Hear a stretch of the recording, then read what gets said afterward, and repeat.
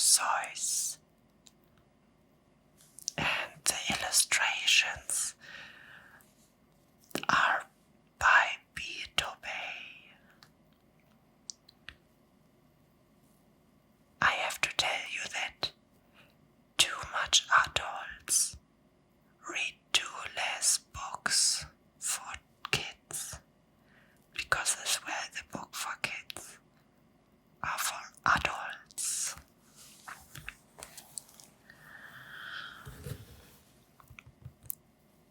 Every time when I try to sleep, I hear someone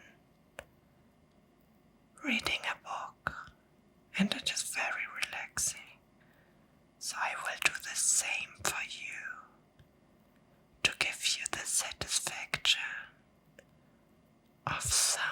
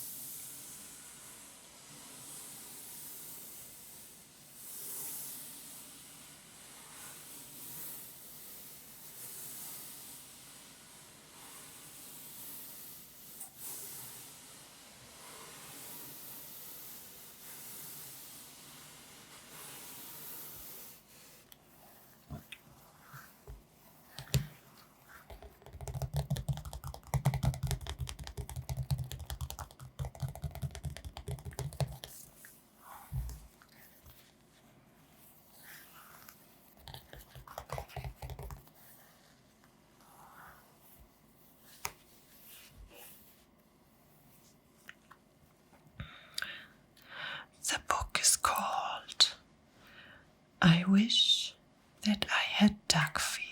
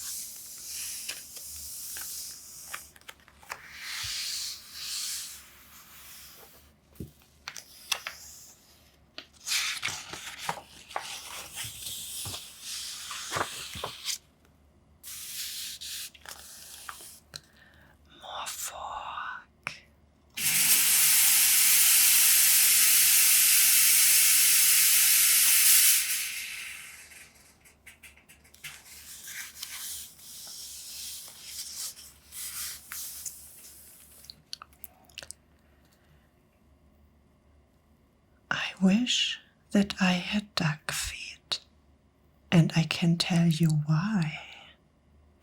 You can splash around in duck feet. You don't have to keep them dry.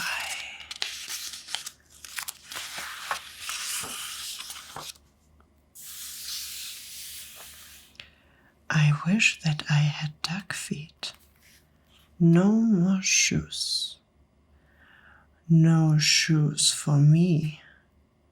The man down at the shoe store would not have my size. You see?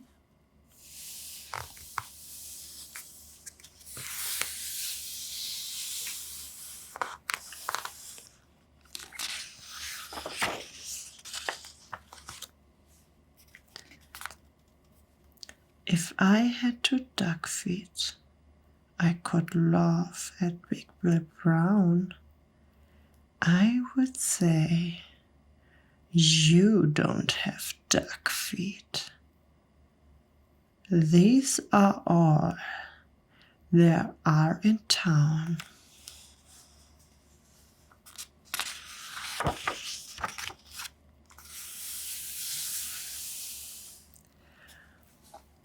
I think it would be very good to have them when I play.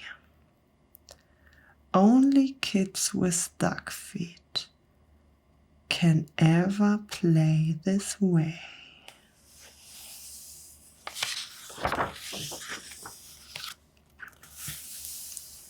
But my mother wouldn't like them.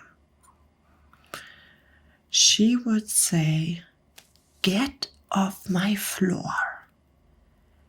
She would say, "You take your duck feet and you take them out that door. Don't ever come in here again with duck feet on. No, don't sew. I guess I can't have duck feet. I would like to, but I won't."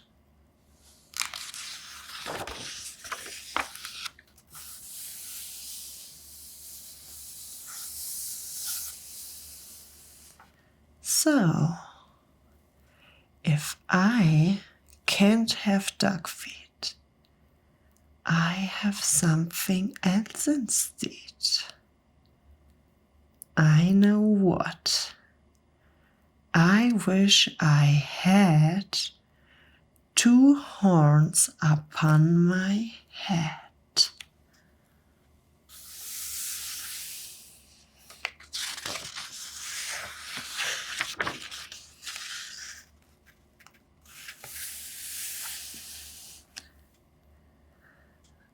I wish I had 2 deer horns.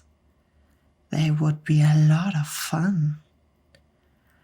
Then I could wear 10 hats up there. Big Bill can just wear 1.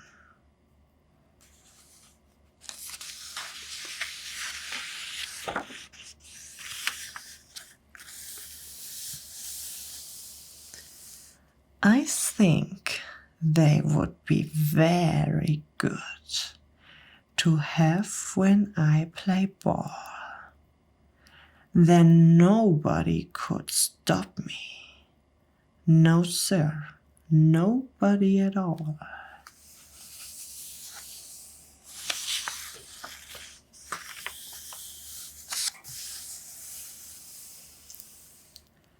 My horns could carry books and stuff, like paper, pens, and strings, and apples for my teacher, and a lot of other things.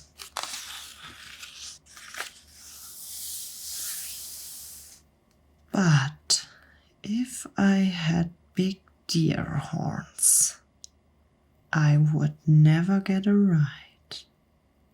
I could never use the school bus. I could never get inside.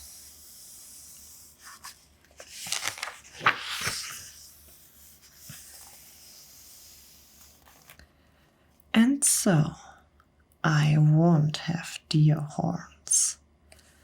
I have something else instead. I wish I had a whale spot on my head.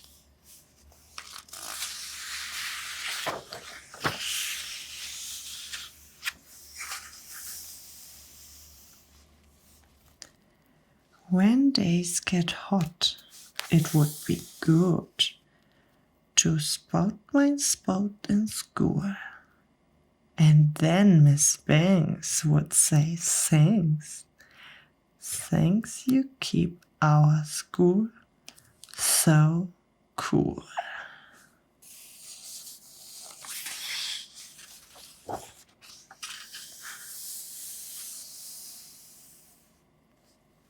I could play all day in summer. I would never feel the heat. I would beat Big Bill at tennis. I would play him off his feet.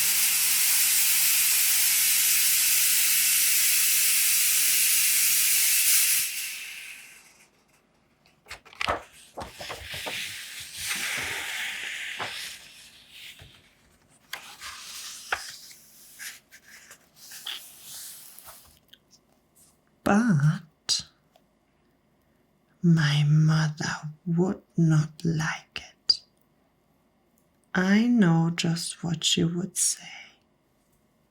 Not in this house. You turn that off. You take that spot away. I know that she would tell me, I don't want that spout about.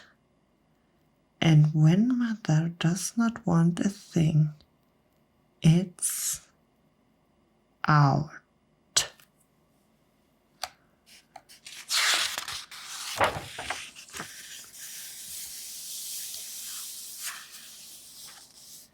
And so I would not have one. I don't wish to be a whale. I think it would be better if I have a long, long tail.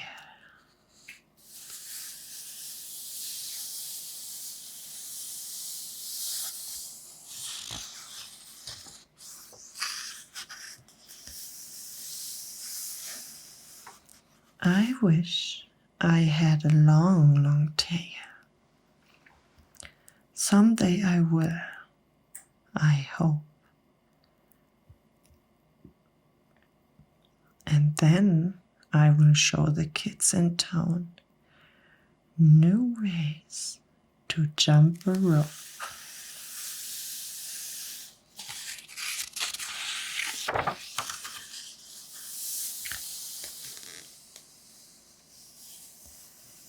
If I had a long, long tail, I know what I would like.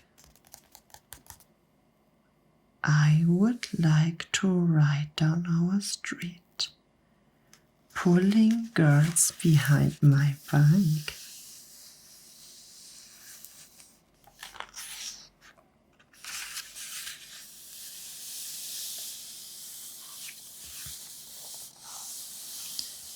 I wish I had a long, long tail, and I can tell you why. I could hit a fly 10 feet away and hit him in the eye. I know Miss Banks would like this. She would smile and she would say, no other boy in town can hit a fly so far away.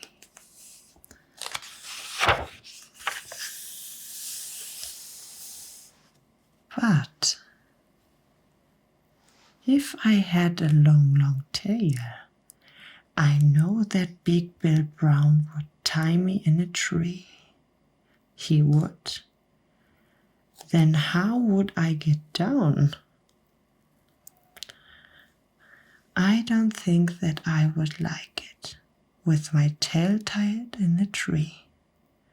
The more I think about it, no. No long, long tail for me.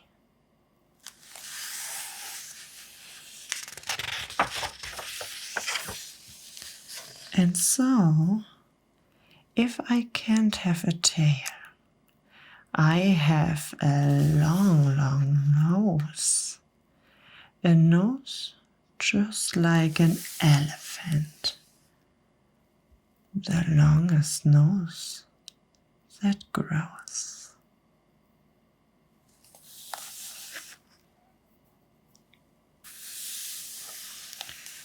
I wish I had a long, long nose, and I can tell you why. I think it would be very good to get at things up high.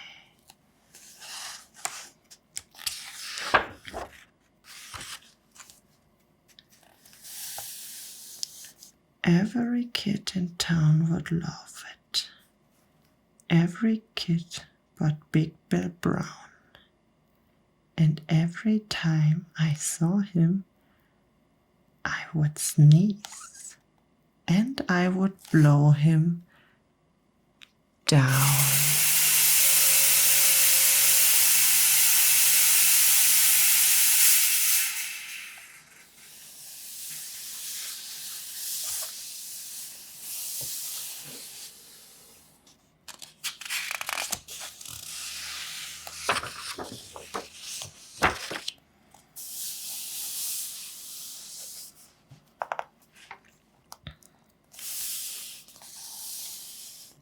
I could have the fireman.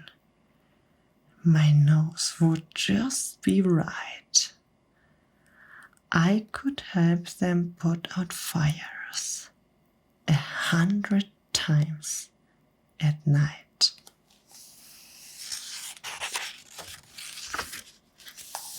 Oh, I would do a lot of things that no one ever did. And every one in town would say, just watch that long-nosed kid.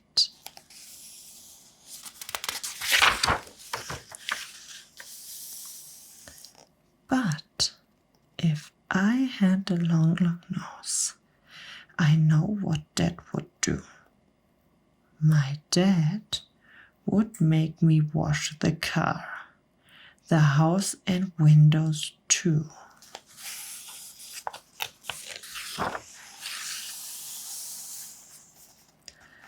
My dad would make me work all day and wash things with that hose. I guess it would not be so good to have a long, long nose.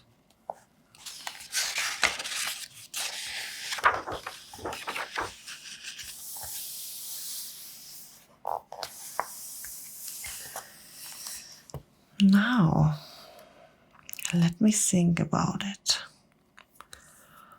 All these things I want are bad. And so I wish, what do I wish I had?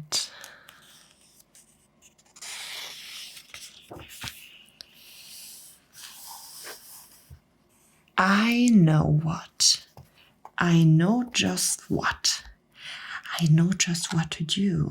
I wish that I had all those things. I'd be a witch. What? Who? If I could be a witch, what who? I'd jump high in the air. I'd splash and spout and run about.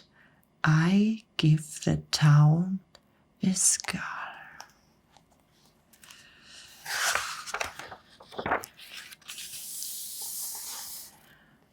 But the people would not like it. They would be scared, I bet. They would call the town policemen. They would catch me in a net. They would put me in the zoo house with my horns and nose and feet. And hay, just hay, 2 times a day is all I'd got to eat.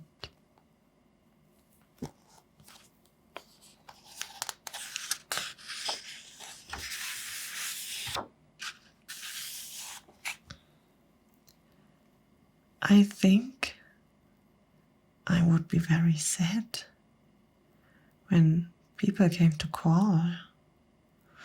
So I don't think a witch, who would me fun at all.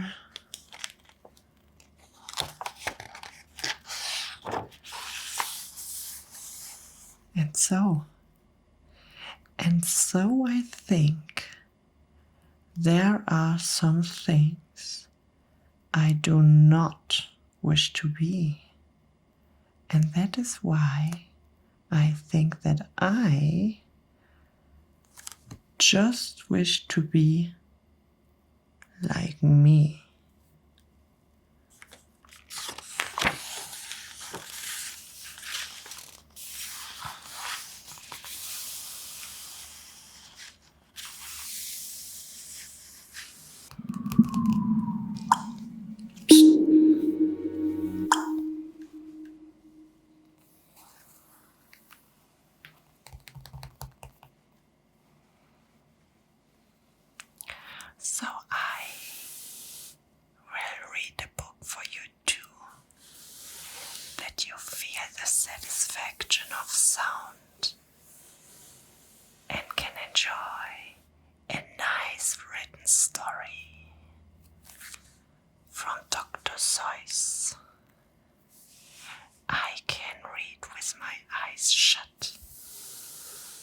is the name of the story.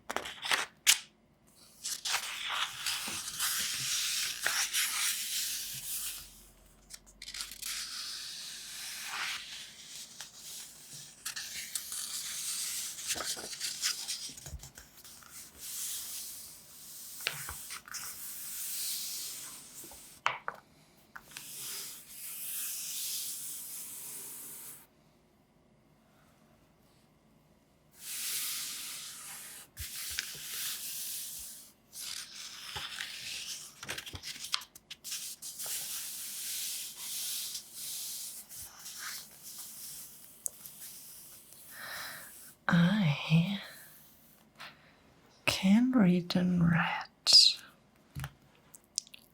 I can read in blue. I can read in pickle color.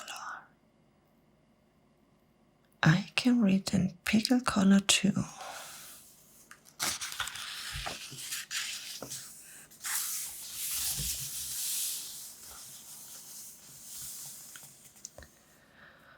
I can read in bed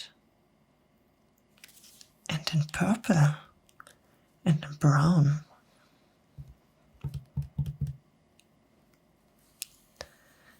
I can read in a circle and upside down.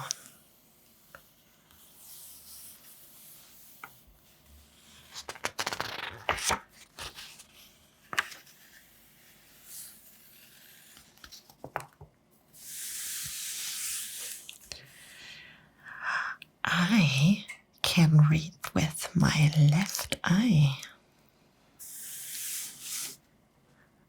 I can read with my right.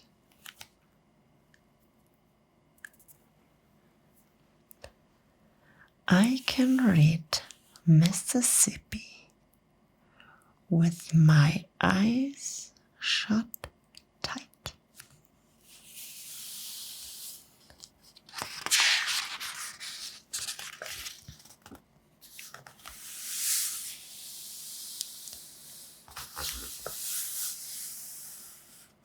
Mississippi, Indianapolis, and Hallelujah too.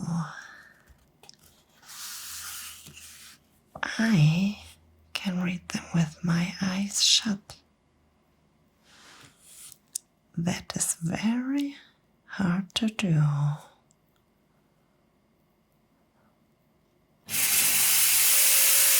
big fork.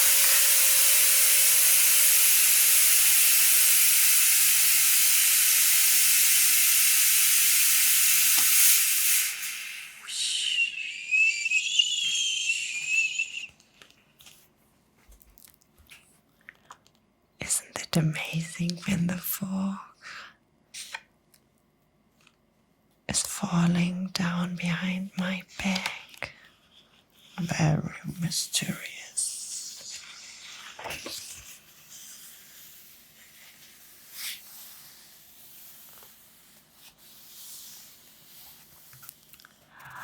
But it's bad for my hat and makes my eyebrows get red hot. So, reading with my eyes shut, I don't do an awful lot.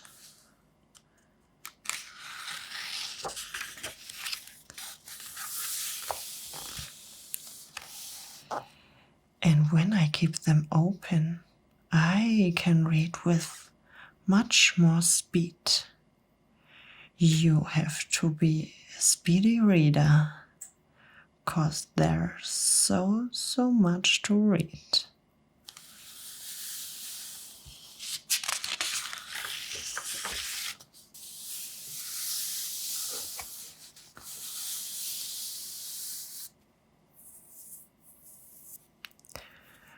You can read about trees and bees and knees on trees and bees on trees.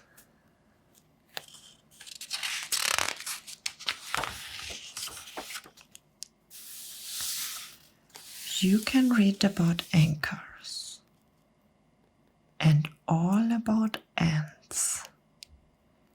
You can read about anuskatzz and crocodile pens.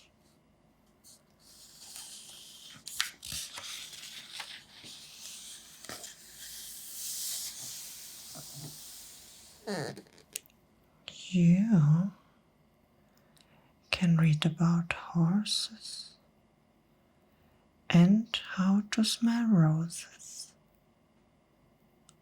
and what you should do about owls and noses.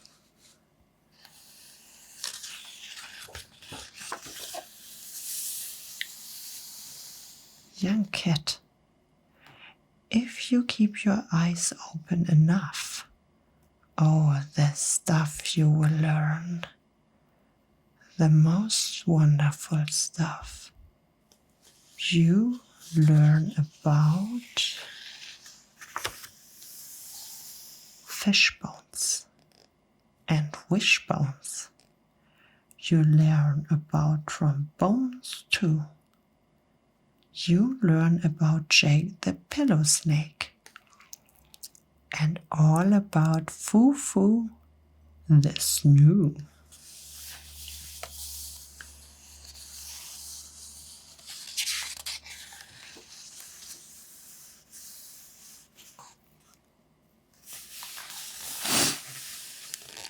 You can learn about ice. You can learn about mice. Mice on ice and ice on mice. You can learn about the price of ice. Nice ice for sale, 10 cents a pail.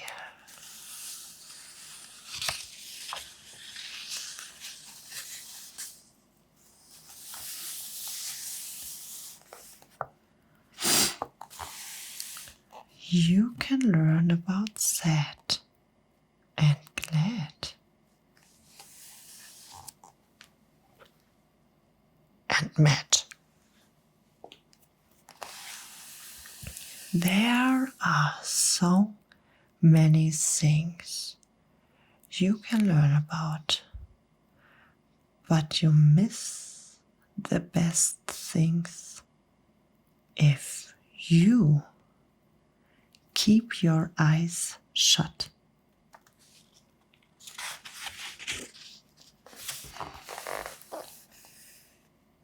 The more that you read, the more things you will know, the more that you learn,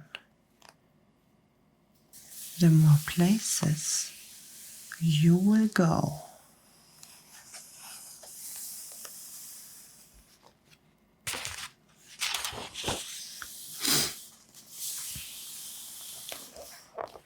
You might learn a way to earn a few dollars, or how to make donuts,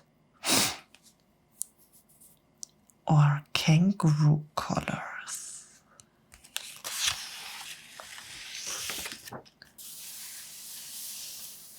You can learn to read music and play a anuskatzz if you keep your eyes open, but not with them shut.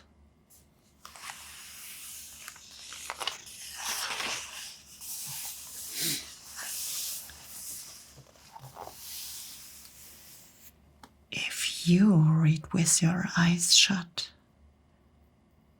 you'll likely find that place where you're going is far, far behind.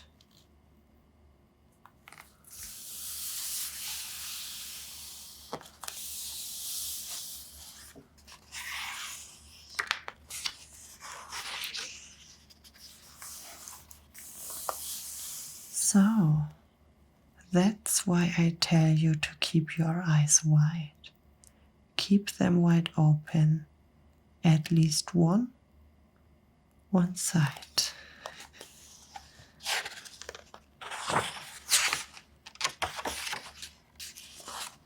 Green eggs and ham.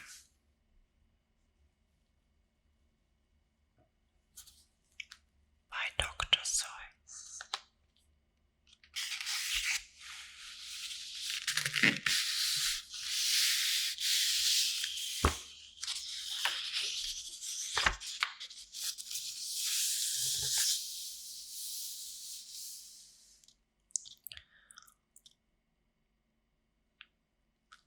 I am Sam.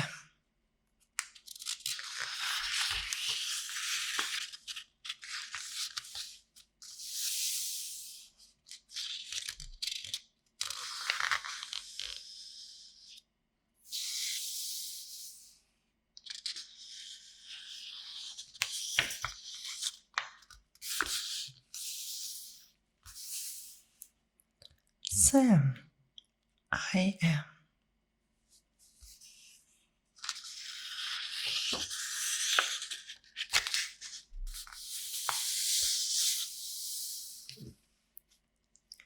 That's Sam. That's Sam, I am. I do not like that, Sam, I am.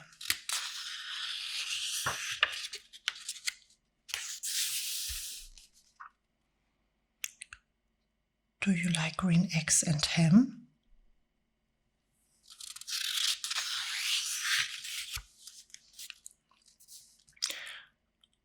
I do not like them, Sam, I am. I do not like green eggs and ham.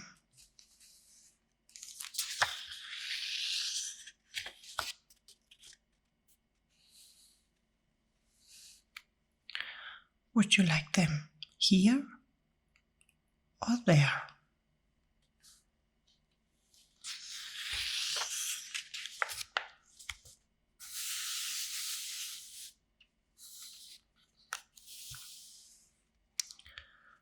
I would not like them here or there.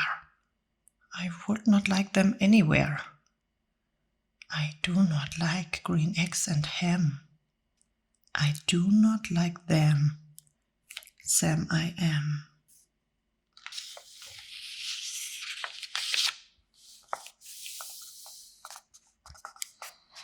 Would you like them in a house? Would you like them with a mouse?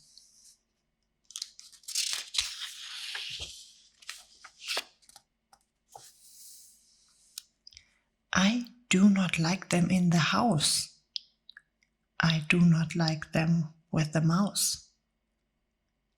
I don't like them here or there. I do not like them anywhere. I do not like green eggs and ham. I do not like them, Sam, I am.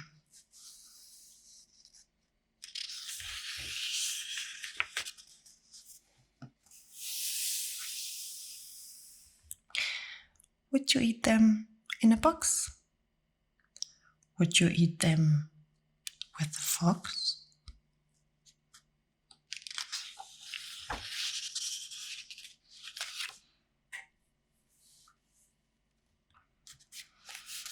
Not in a box, not with a fox, not in a house, not with a mouse. I would not eat them here or there. I would not eat them anywhere. I would not eat green eggs and ham. I do not like them, Sam I am.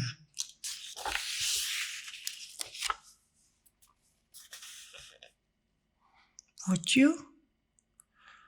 Could you? In a car? Eat them, eat them. Here they are. I would not, could not, in a car. You may like them, you will see. You might like them in a tree. I would not, could not in a tree. Not in a car. You let me be. I do not like them in a box. I do not like them with a fox. I do not like them in a house. I do not like them with a mouse. I do not like them here or there. I do not like them anywhere. I do not like green eggs and ham. I do not like them, Sam I am.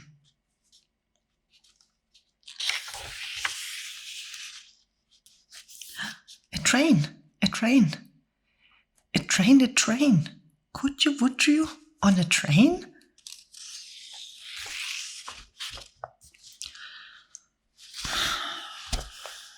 Not in a train. Not in a tree. Not in a car. Sam, let me be. I would not, could not in a box. I could not, would not with a fox. I would not eat them with a mouse. I would not eat them in a house. I would not eat them here or there. I would not eat them anywhere. I do not eat green eggs and ham. I do not like them, Sam I am.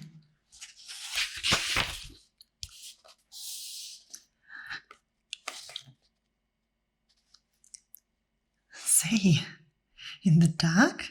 Here in the dark. Would you? Could you in the dark? I would not, could not, in the dark. Would you? Could you in the rain? I would not, could not in the rain. Not in the dark, not in a train. Not in a car, not in a tree. I do not like them, Sam, you see. Not in a house, not in a box, not with a mouse, not with a fox. I would not eat them here or there. I do not like them anywhere.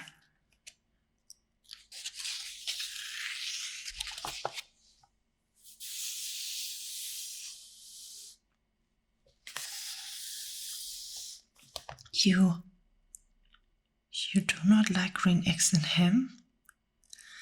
I do not like them, Sam I am.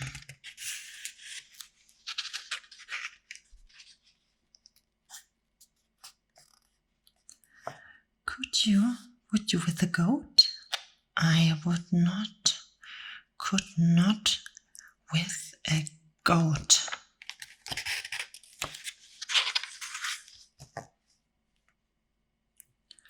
Would you, could you on a boat?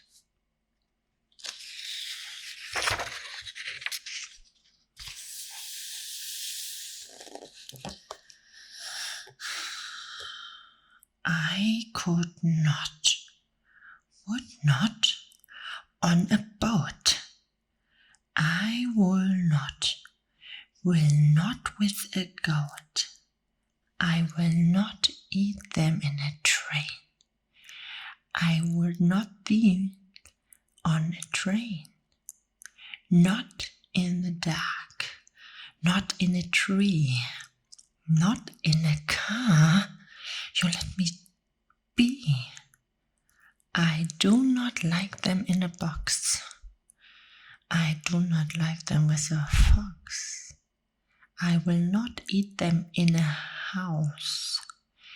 I do not like them with a mouse. I do not like them here or there. I do not like them anywhere.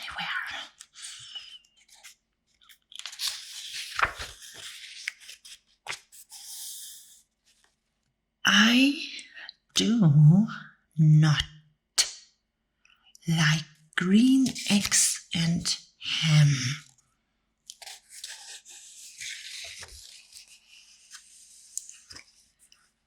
I do not like them. Sam, I am.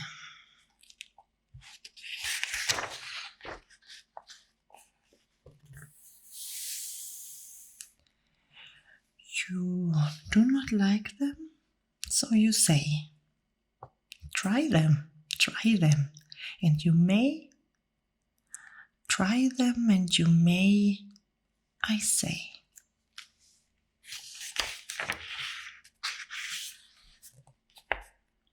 Sam, if you will let me be, I will try them.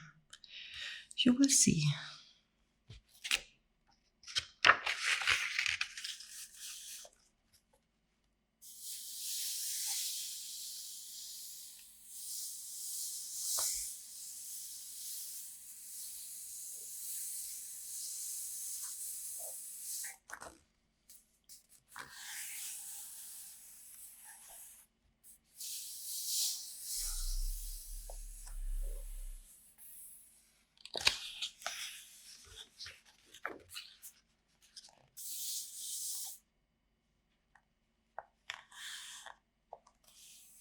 Sam, I like green eggs and ham. I do. I like them, Sam, I am. And I would eat them in a boat. And I would eat them with a goat. And I would eat them in a train. And in the dark and on the train. And in a car and in a tree. They are so good. So good, you see? So will I eat them in a box, and I will eat them with a fox, and I will eat them in a house, and I will eat them with a mouse, and I will eat them here and there. I will eat them anywhere.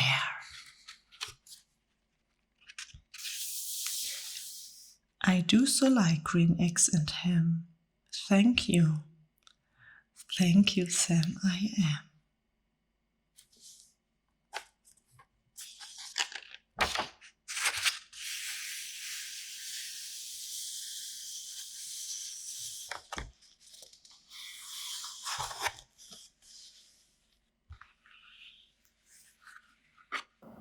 Oh, the places you go.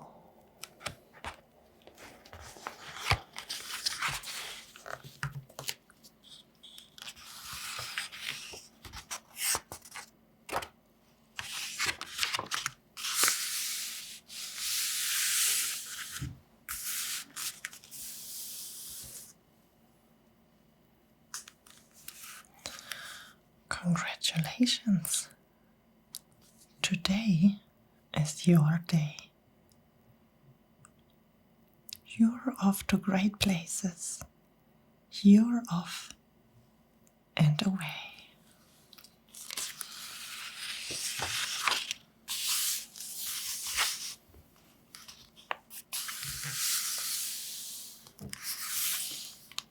You have brains in your head. You have feet in your shoes. You can steer yourself and direction you choose. You are on your own way. And you know what you know. And you are the guy who will decide where to go?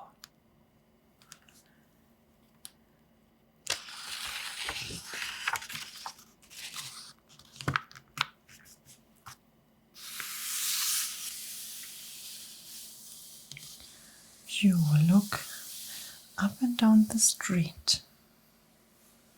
Look him over with the car. About some you will say, I don't choose to go there. With your head full of brains and your shoes full of feet, you're too smart to go down any not so good street. And you may not find any you want to go down. In that case, of course, you're head straight out of town.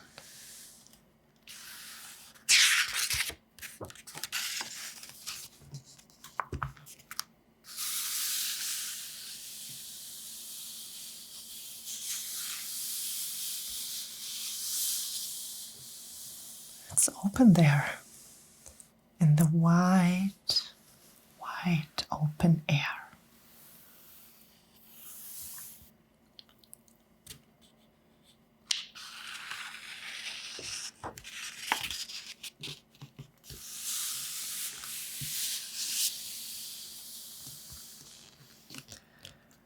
Out there, things can happen, and frequently do, to people as brainy and footsy as you. And when things start to happen, don't worry, don't stew, just go right along. You start happening too.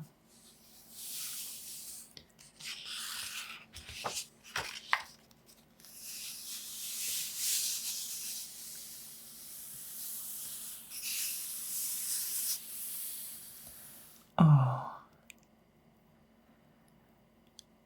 the places you will go.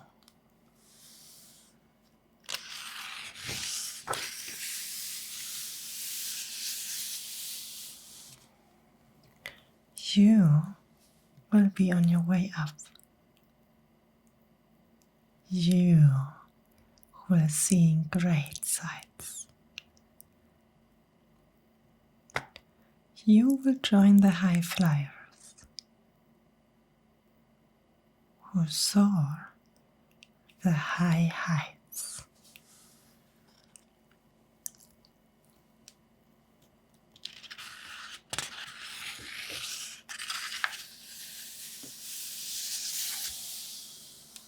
You won't lag behind because you will have the speed.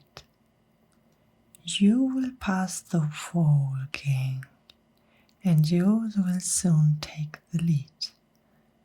Wherever you will fly, you will be the best of the best. Wherever you go, you will top all the rest.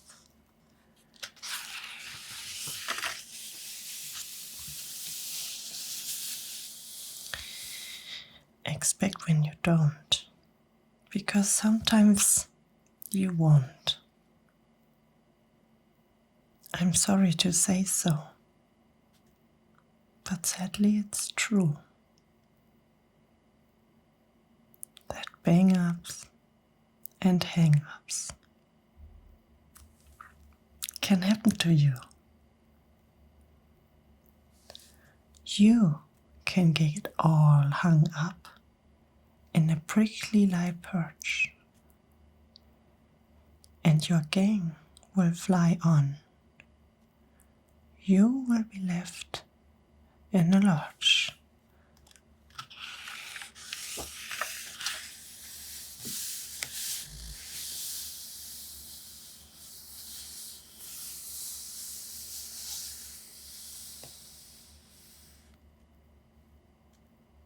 You will come down from the lurch with an unpleasant bump. And the changes are then that you'll be in a slump. And when you are in the slump, you're not in for much fun. Unslump yourself. It is not easily done.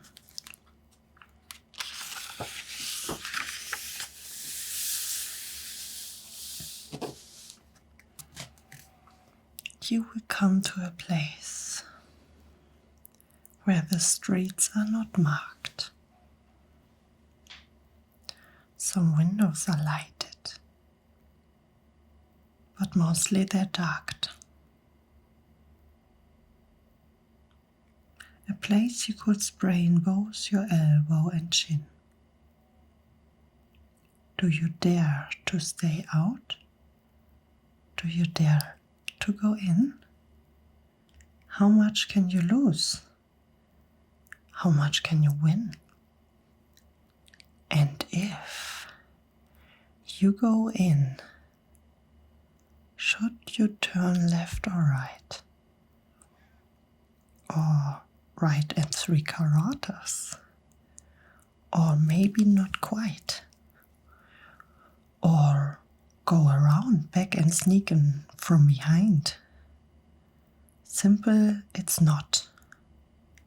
I'm afraid you will find for a mind maker upper to make up his mind.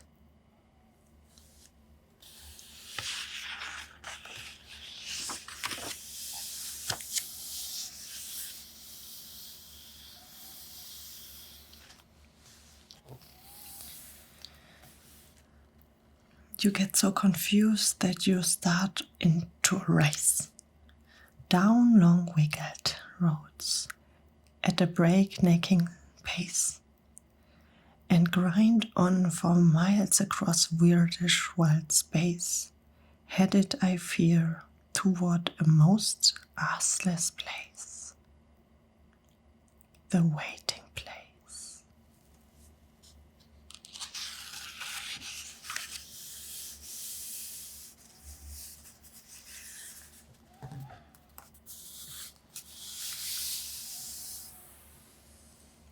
More fog because the story is so nice.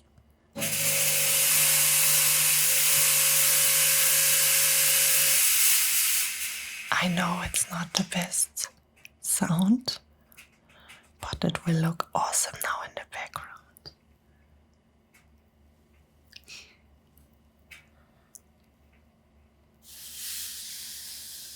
For people just waiting for a train to go, or bus to come, or plane to go, or the mail to come, or the rain to go, or the phone to ring, or the snow to sun, or waiting around for a yes or no, or waiting for their hair to grow.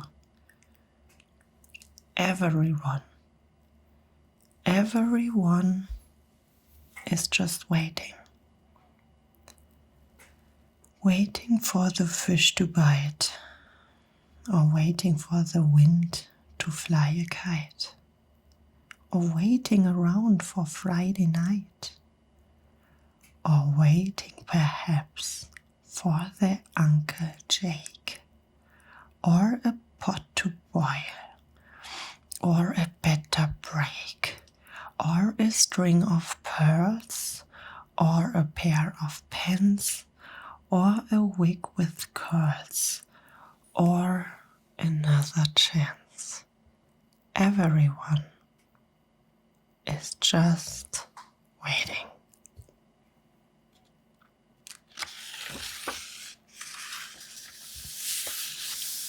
No, that's not for you.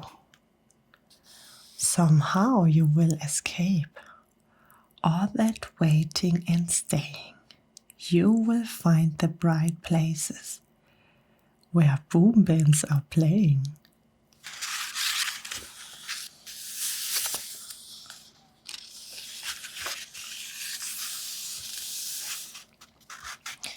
with banner flip-flapping, once more you will ride high, ready for anything under this sky. Ready because you're that kind of guy.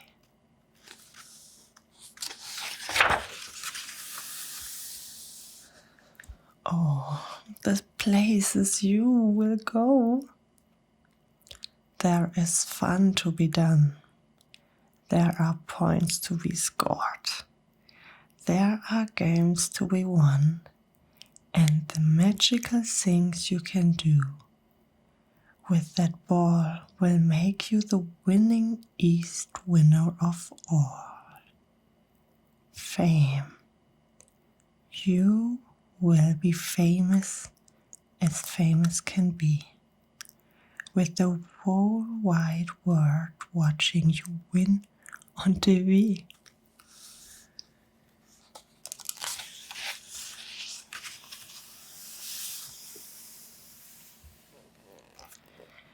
Except when they don't, because sometimes they won't. I'm afraid that sometimes you play lonely games too. Games you can't win, because you will play against you.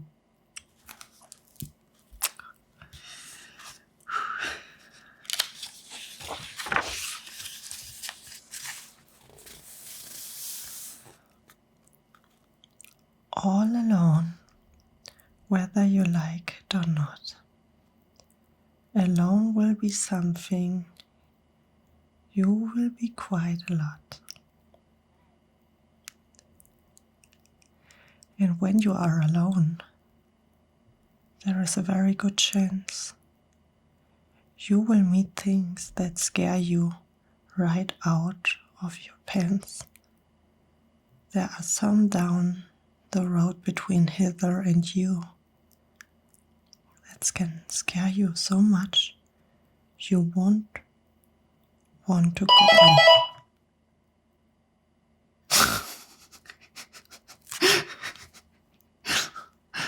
I was already so deep in the story and then I just heard the sound of somebody is ringing the bell here.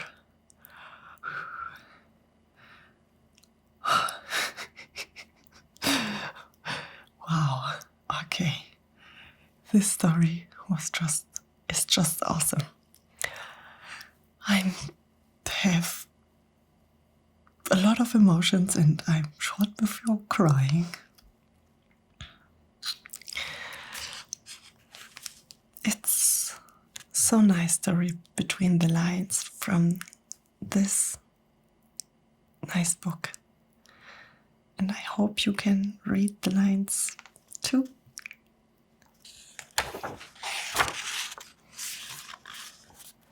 Okay, next page.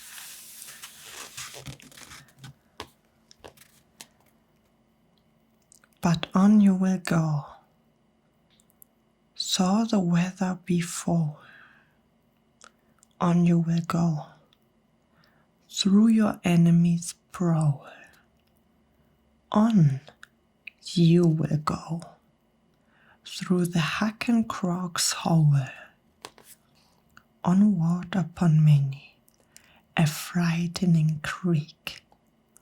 Saw your arms made to get sore, and your sneakers may leak.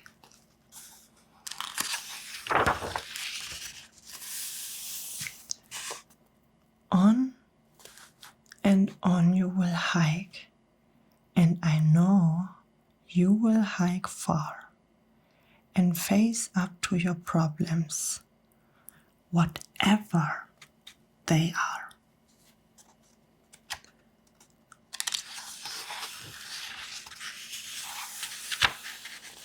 You will get mixed up, of course.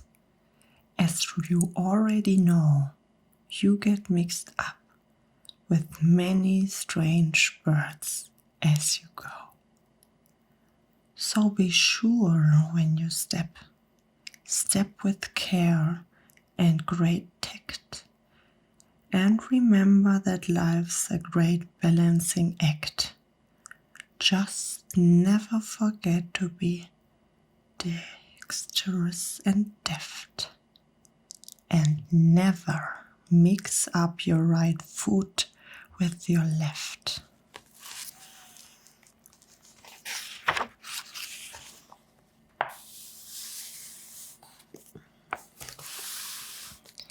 And will you succeed? Yes, you will indeed. 99 and 34% guaranteed. Kid, you will move mountains.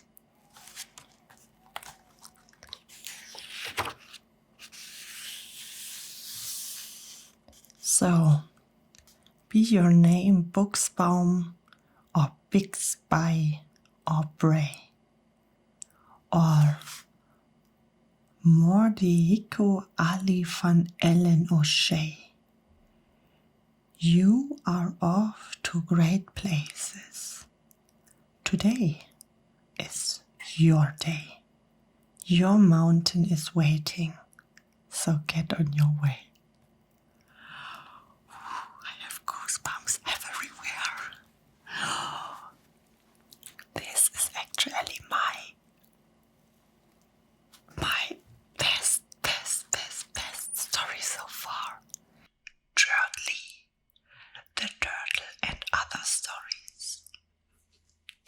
It is a pretty big book from Dr. Seuss.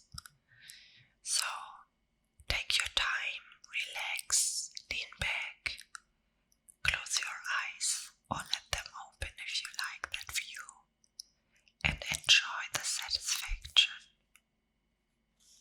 of sound.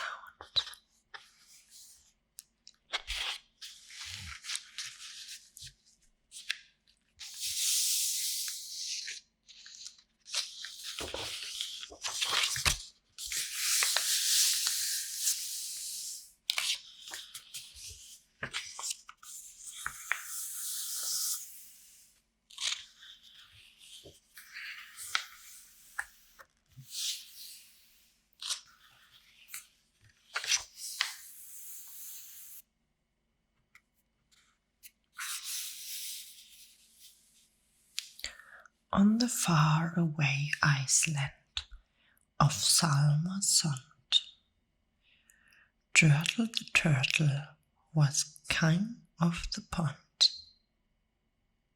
A nice little pond, it was clean. It was neat. The water was warm. There was plenty to eat. The turtles have everything turtles might need. And they were all happy, quite happy indeed.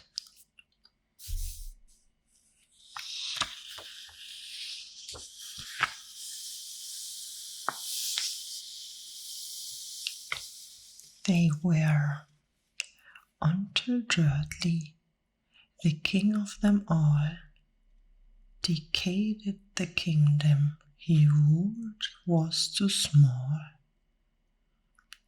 I'm a ruler, said Turtle, of all that I see, but I don't see enough.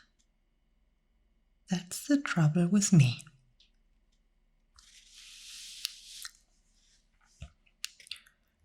With the stone for a throne, I look down on my pond, but I cannot look down on the places beyond. This throne that I sit on is too low down. It ought to be higher, he said with a frown. If I could sit high, how much greater it would be. What a king I'd be, ruler of all I could see.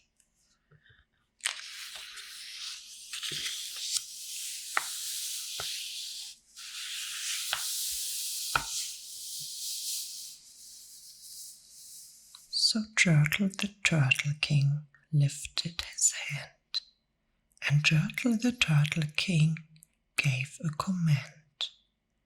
He ordered 9 turtles to swim to his stone, and using these turtles, he built a new throne. He made each turtle stand on another one's back, and he piled them all up in 9 turtle stack. And then Turtle climbed up. He sat down on the pile. What a wonderful view! He could see most a mile.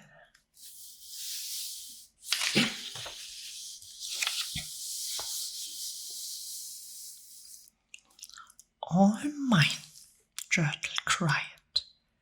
Oh, the things I now rule. I'm king of a cow, and I'm king of a mule. I'm king of a house, and what's more beyond that, I'm king of a blueberry bush and a cat. I am Turtle the Turtle, oh marvelous me, for I am the ruler of all that I see.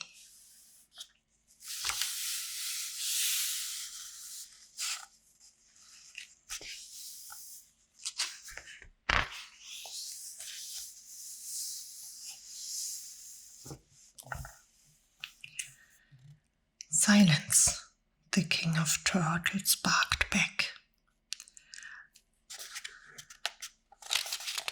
I am king, and you are only a turtle named Mac. You stay in your place while I sit here and rule. I'm king of a cow, and I'm king of a mule. I'm king of a house, and a bush, and a cat. But that isn't all. I will do better than that. My throne shall be higher, his royal voice thundered. So peel up more turtles, I won't bow 200.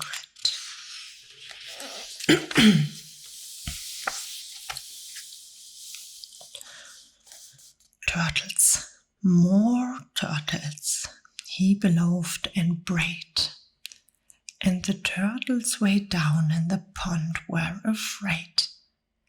The tremblet they shook, but they came, they obeyed from all over the pond. They came swimming by dozens, whole families of turtles with uncles and cousins, and all of them stepped on the head of poor Mac. One after another, they climbed up the stack.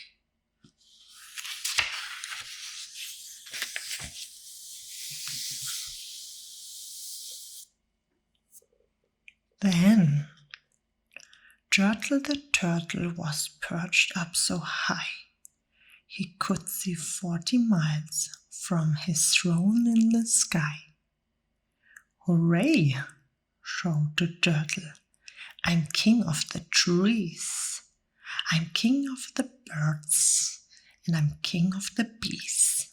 I'm king of the butterflies, king of the air.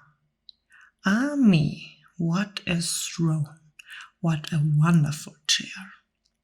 I'm Turtle the Turtle, oh marvelous me, for I am the ruler of all that I see.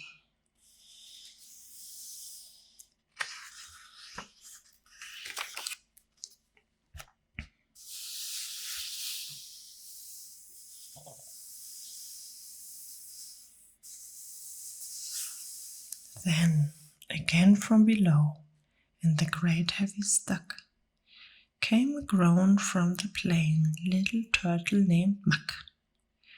Your Majesty, please, I don't like to complain, But down here below we are feeling great pain.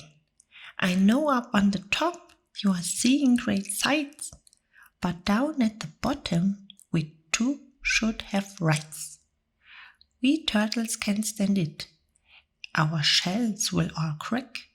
Besides we need food. We are starving, groaned Meg.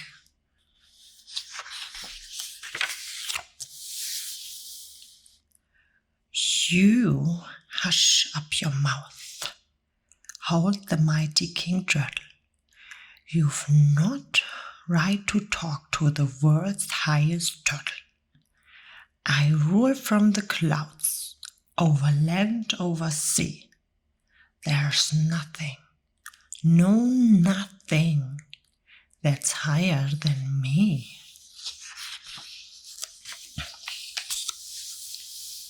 But while he was shouting, he saw with surprise that the moon of the evening was starting to rise. Up over his head in the darkening skies. What's that? Snortled Turtle. What is that kind of thing that dares to be higher than Turtle the King? I shall not allow it. I go higher still. I will build my throne higher. I can and I will. I call some more turtles. I stuck 'em to heaven. I need but 5,607.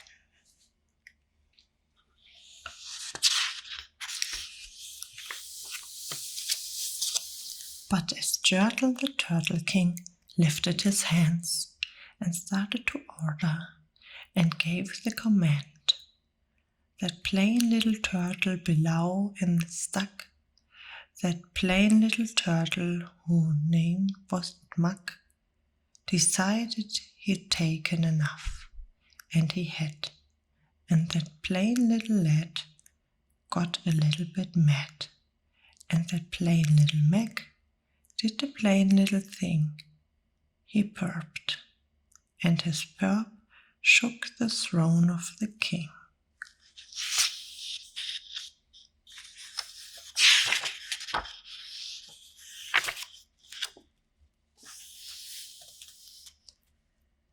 And Turtle the Turtle, the king of the trees, the king of the air, and the birds and the bees, the king of a house, and a cow and a mole, well, that was the end of the Turtle King's rule. For Turtle the king of all Salamasund fell off his high throne and fell plunk in the pond.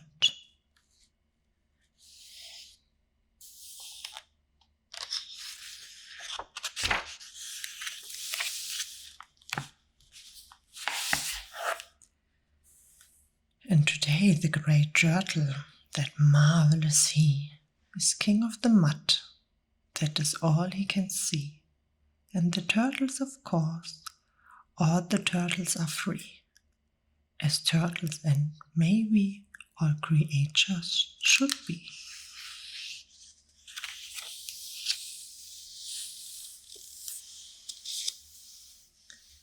The next story is called Gertrude McFuss.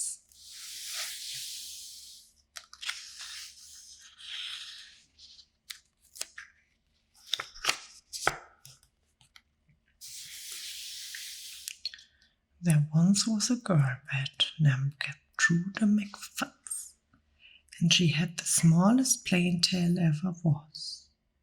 One droppy drop feather, that's all that she had, and oh, that one feather made Gertrude so sad. For there was another young bird that she knew, a fancy young birdie named Lola Liloo. And instead of one feather, behind she had two. Poor Gertrude, whenever she happened to spy Miss Lola Liloo flying by in the sky, She got very jealous. She frowned and she pouted. Then one day she got awfully cross and she shouted, "This isn't fair. I have one, she has two. I must have a tail just like Lola-Liloo."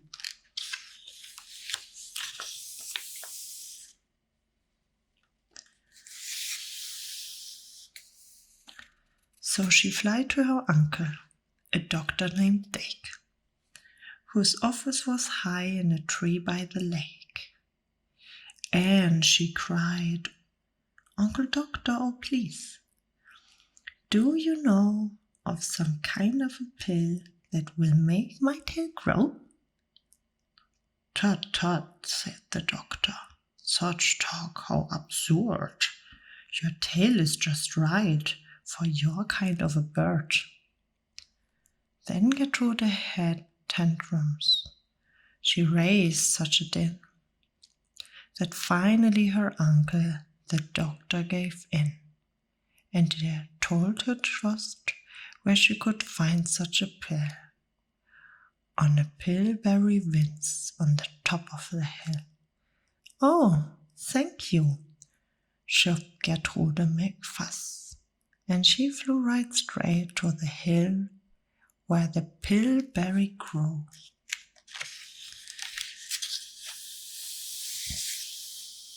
Yes, there was the wine, and so she saw it. She plucked off the berry. She started to gnaw it.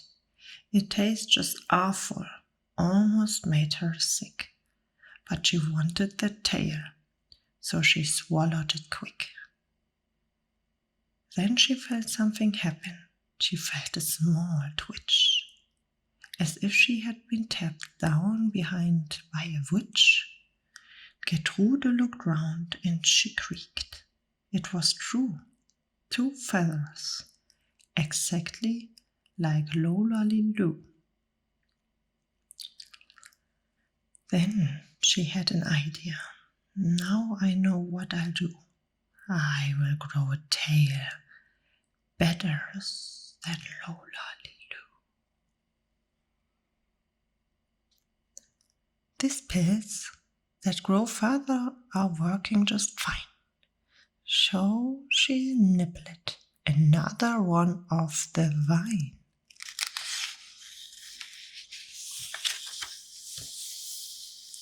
She felt a twitch, and then Gertrude yelled, "Wee!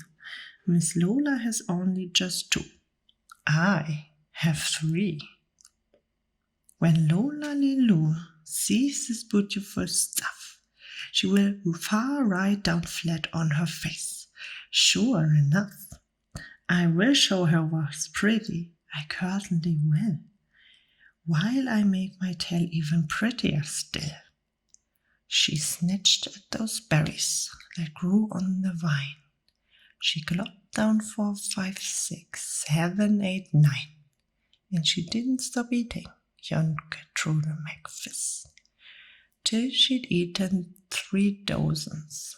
That's all that 3 was.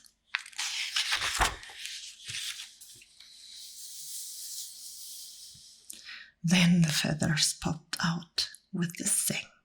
With the zing, they blossomed like flowers that bloom in the spring, all fit for a queen. What a sight to behold! They sparkled like diamonds and gumdrops and gold, like silk, like spaghetti, like satin, like lace. They burst out like rockets all over the place. They waved in the air and they swished in the breeze, and some were as long as the branches of trees. And still they kept growing. They popped and they popped, until round about sundown, when finally they stopped. "And now," giggled Gertrude, "the next thing to do is to fly right home and show Lola-Loo. And when Lola sees this, why, her face will get red, and she let out a scream, and she will fall right down dead.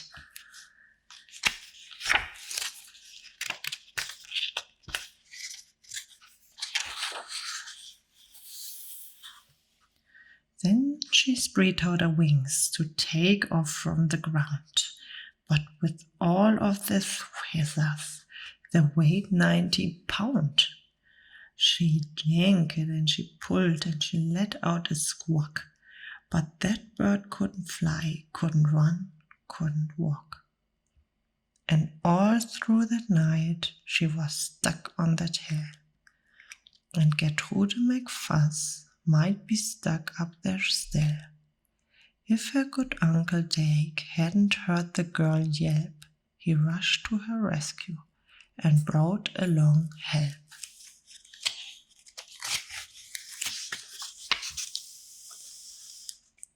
To lift Gertrude up almost broke all their backs, and to fly her back home it took almost 2 weeks, and then it took almost another week more to pull out those feathers. My, Gertrude was sore.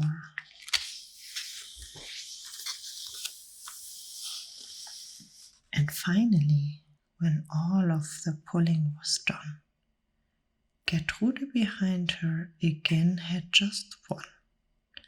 That one little feather. She had a star, but no shows enough, because now she is smarter.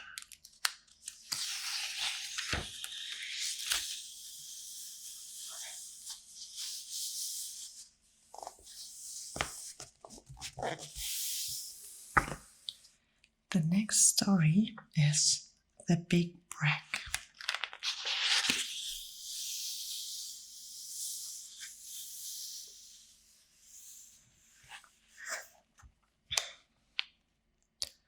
The rabbit felt mighty important that day, on the top of the hill in the sun where he lay. He felt so important up there on that hill that he started to brag, as animals will, and he boasted out loud as he threw out his chest.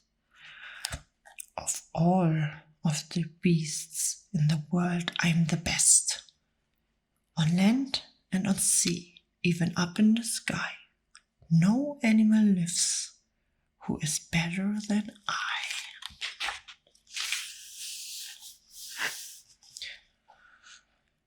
What's that? Growled a voice that was terrible gruff. No, why do you say such ridiculous stuff? The rabbit looked down and he saw a big bear. I'm beast of the beast, said the bear, and so there. You're not, snapped the rabbit. I'm better than you. Pooh, the bear snorted. Again I saw pooh. You thought might be big, Mr. Rabbit, that's true. But how can you provide it? Just what can you do? Thought the rabbit. No, what can I do? He thought and he thought, then he finally said, Mr. Bear, do you see these 2 ears on my head? My ears are so keen and so sharp and so fine. No ears in the world can hear further than mine.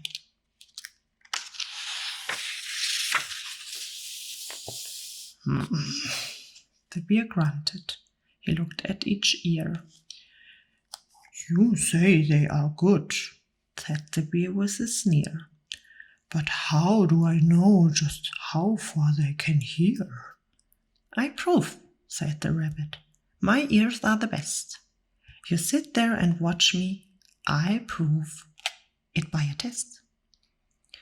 Then he stiffened his ears till they bored, stood up high and pointed straight up the blue of the sky. He stretched his ears open as wide as could. "Shh, I'm listening," he said as he stood. He listened so hard that he started to sweat, and the fur on his ears, on his forehead, got wet.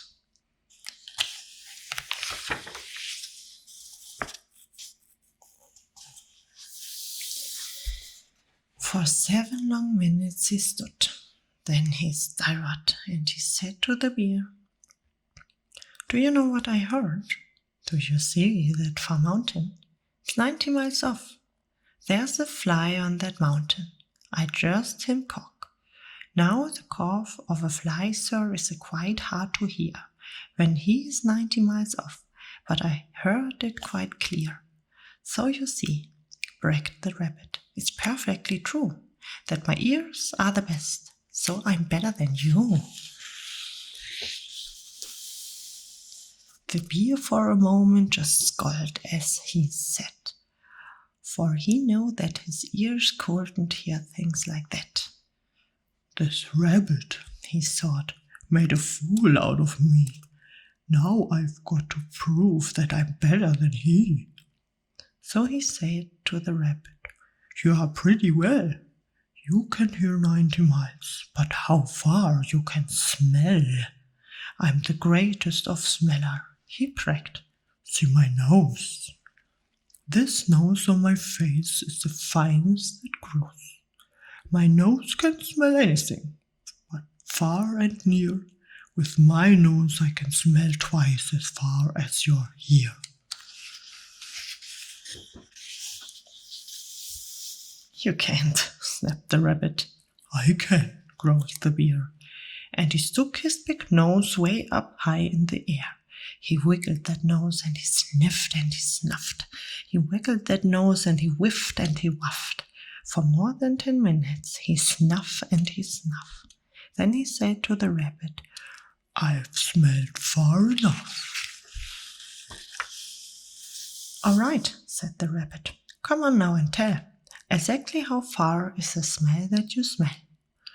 "Oh, I'm smelling a very far smell," said the bear.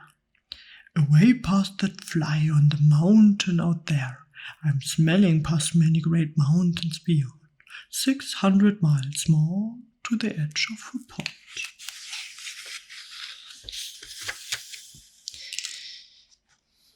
"And why way out there by the pond?"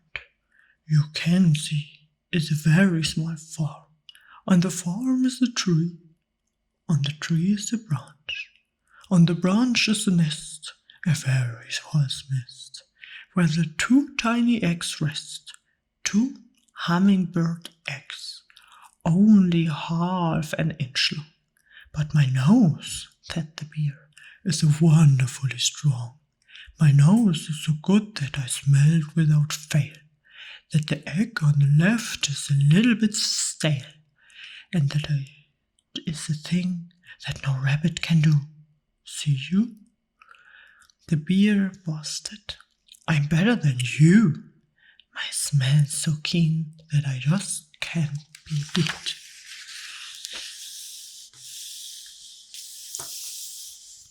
"What's that?" called a voice from down by his feet. The bear and the rabbit looked down at the sound, and they saw an old worm crawling off the ground. "No, boys," said the worm, "you've been bragging a lot. You both think you're great, but I think you are not. You are not half as good as a fellow like me. You hear and you smell, but how far you can see. Now I am here to provide to you, big boasting guys, that your nose and your ears aren't as good as my eyes."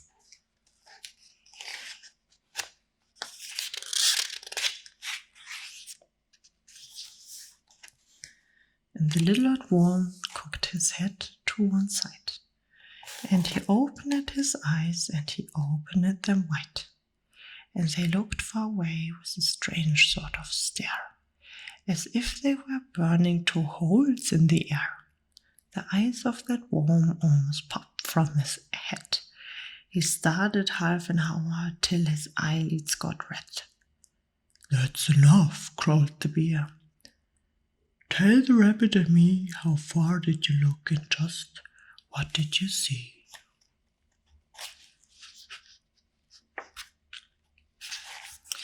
"Well, boys," the worm answered, "that look that I took was a look that I looked farther than you ever will look. I looked across the ocean, way up to Japan, for I can see further than anyone can. There's no one on earth who has eyesight that finer. I looked past Japan, then I looked across China. I looked across Egypt, then took a quick glance across the 2 countries of Holland and France. Then I looked across England and also Brazil. But I didn't stop there. I looked much farther still."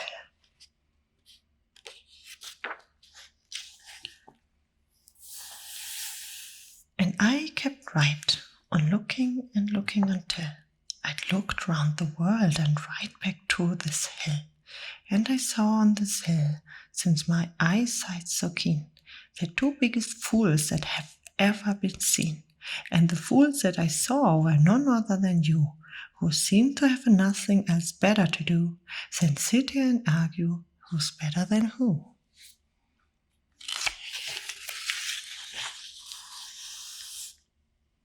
Then the little old worm gave his head a small jog, and he dived in his hole and went back to his work.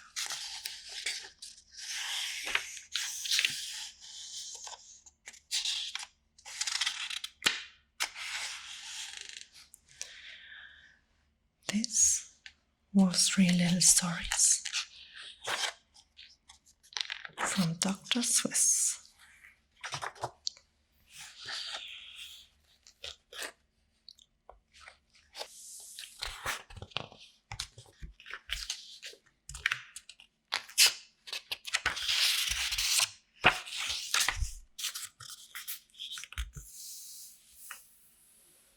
Lay down.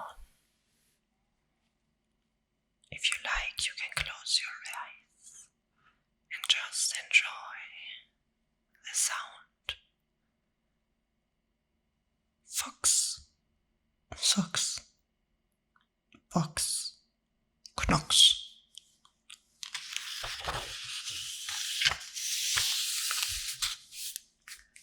Knocks in a box. Fox in socks. Knocks on fox, in socks, in box.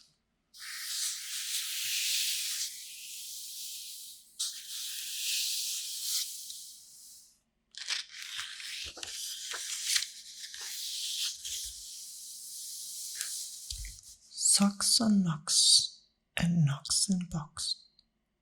Fox in socks, and box on knocks.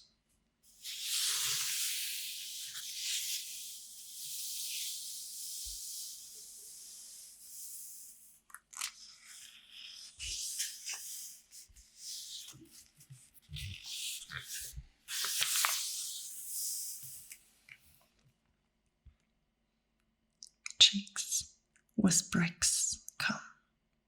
Chicks with blocks come. Chicks with bricks and blocks and clocks come. Look, sir, Mr. Knox, sir. Let's do tricks with the bricks and blocks, sir. Let's do tricks with chicks and clocks, sir.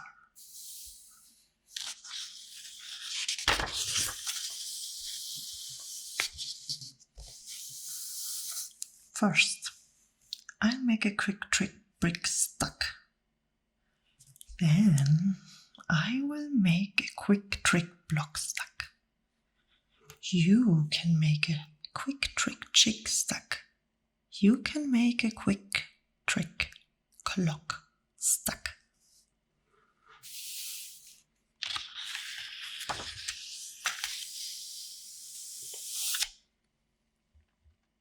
And here's a new trick mix. Socks on chicks and chicks on fox, fox on clocks, on bricks, on blocks, bricks and blocks and knocks on box.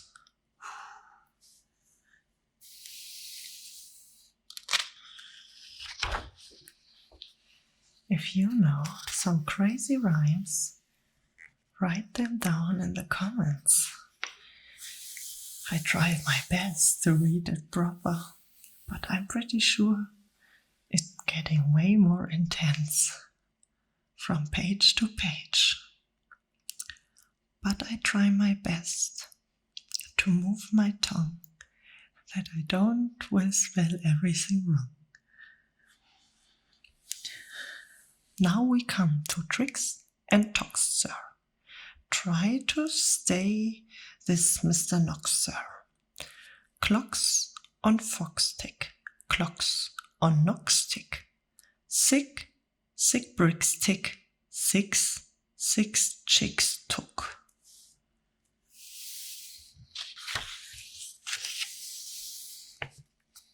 Please, sir, I don't like this trick, sir.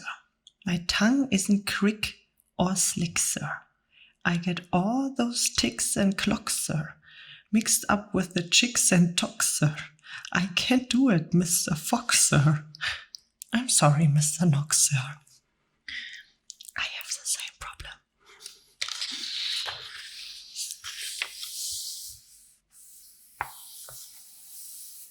Here's an easy game to play.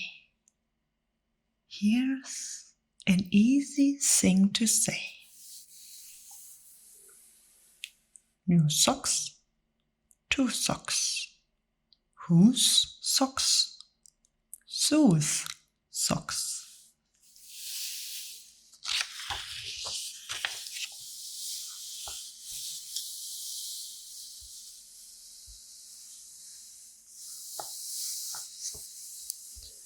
Whose socks? Seuss socks. Who sees who see? Whose new socks, sir? You see see. Seuss new socks, sir. That's not easy, Mr. Fox, sir.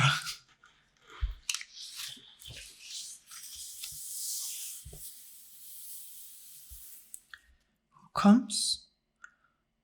Crow comes. Slow Joe Crow comes. Who sews crow's clothes? Sews crow's clothes. Slow Joey Crow. Sews whose clothes? Sews clothes.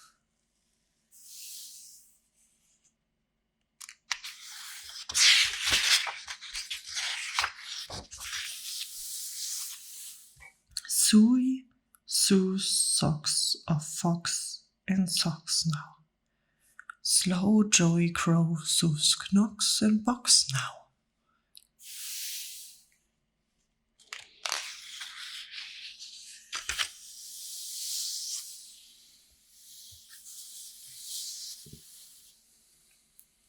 Suey sews rose on Slow Joe Crow's clothes.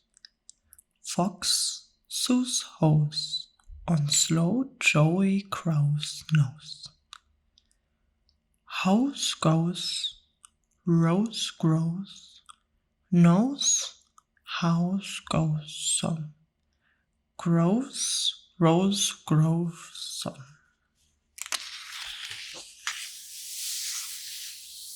Mr. Fox, I hate this game, sir. These games make my tongue quite lame, sir. Mr. Knox, sir. What a shame, sir.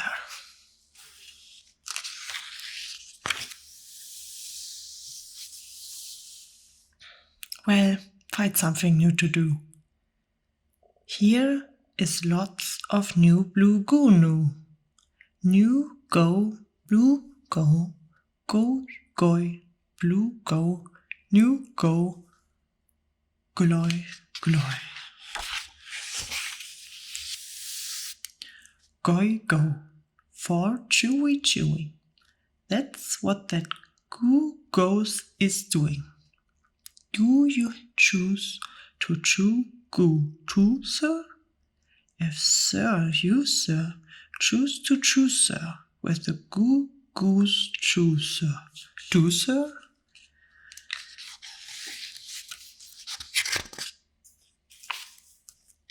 Mr. Fox, sir, I won't do it. I can say it. I won't chew it. Very well, sir. Step this way. We find another game to play. Bim comes, Ben comes. Bim brings Ben broom. Ben brings Bim broom. Ben bends Bim's broom.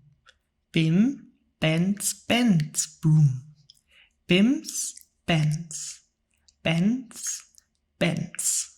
Ben's bent broom breaks. Bim's bent broom breaks.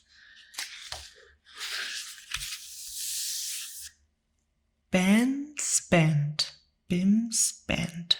Big Ben's pig bends. Bim and Bam lead Bens with brooms.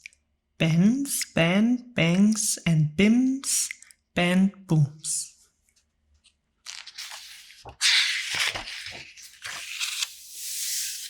Pig bent, boom bent, big bent, broom bent. My poor mouth can't say that. No, sir, my poor mouth is much too slow, sir.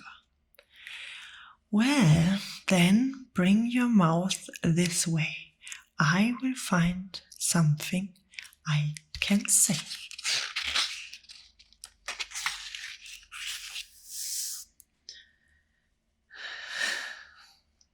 Luke, luck, likes, lakes. Luke's duck likes lakes. Luke, luck, licks, lays. Luke's duck licks lakes. Duck takes licks in lakes. Luke, look, likes. Luke, look, take licks in likes. Duck licks.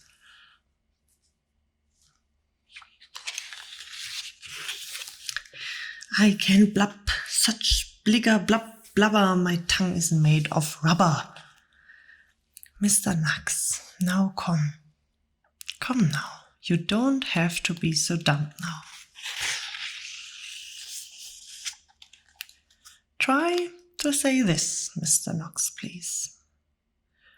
Through 3 cheesy trees, 3 free fleas flee. While these fleas flee, freezy breezy blee. Freezy breezy mate, these 3 trees freezy.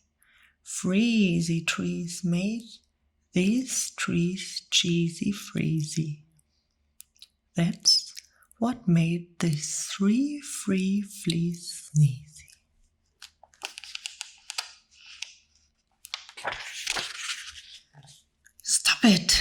Stop it, that's enough, sir. I can't say such silly stuff, sir. Well, then, Mr. Knox, sir, let's have a little talk about Tweedle Beetles. I'm already afraid. What do you know about Tweedle Beetles? Well, when Tweedle Beetles fight, it's called a Tweedle Beetle battle. And when they battle in a puddle, it's a Tweedle battle puddle battle. And when Tweedle paddle with the puddles in a puddle, they call it a Tweedle Beetle Buddle Paddle Puddle. And when beetles battle beetles, in a puddle, pedal, puddle. And the beetle, battle, puddle is a puddle in a bottle. They call this a tweedle, beetle, bottle, puddle, puddle, battle, muddle. And when beetles fight these battles in a bottle with their paddles and the bottles on a puddle and the puddles eating noodles. They call this a muddle, puddle, tweedle, poodle, beetle, noodle, bottle, puddle, battle. And now, wait a minute, Mr. Socks Fox. When a fox is in the bottle, where the tweedle beetles battle, with their paddles in a puddle on a noodle-eating pole, this is what they call a tweedle, beetle, noodle, puddle, paddle, muddle, duddle, fuddle, woodle, fox and socks, sir.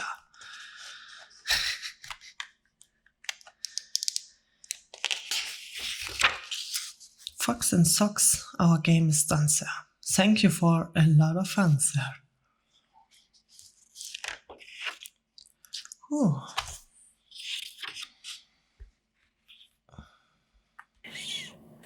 Two fish, red fish and blue fish from Dr. Seuss.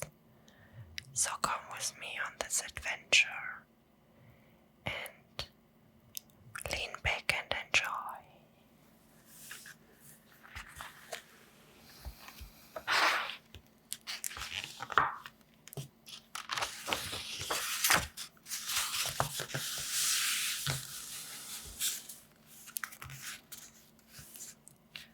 One fish, two fish, red fish, blue fish.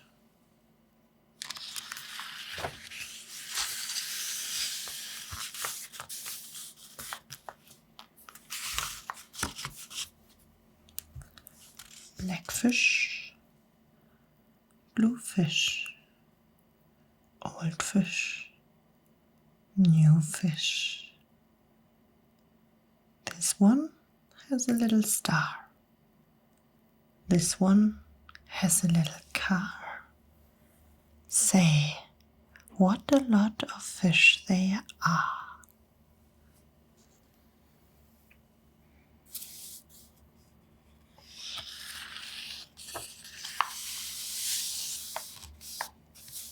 Yes, some are red and some are blue. Some are old and some are new. Some are sad and some are glad. And some are very bad. Why are they sad and glad and bad and do not know? Go ask your dad.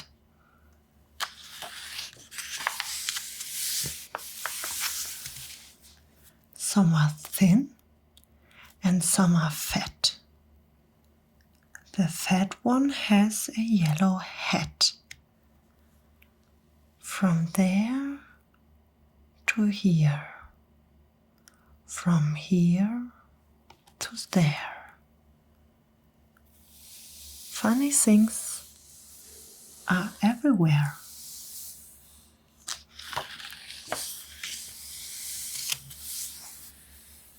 Here are some who like to run. They run for run in the hot, hot sun. Oh me, oh my, oh me, oh my, what a lot of funny things go by.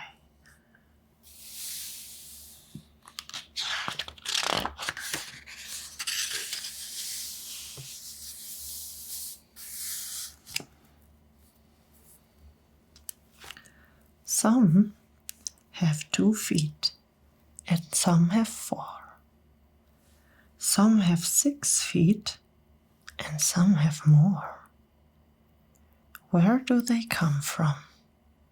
I can say, but I bet they have come a long, long way.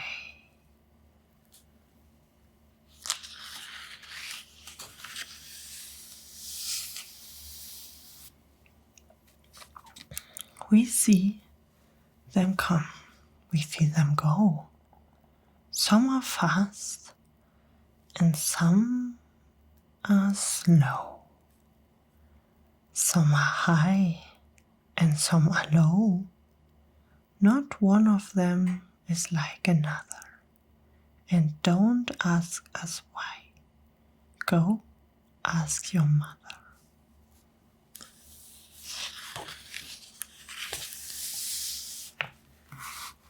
Say, look at these fingers. 1, 2, 3. How many fingers do I see? 1, 2, 3, 4, 5, 6, 7, 8, 9, 10. He has 11. 11. This is something new. I wish I had 11 too.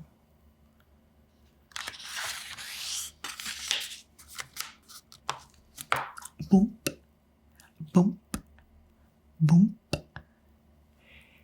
Did you ever ride a whoop? We have a whoop with just one hump.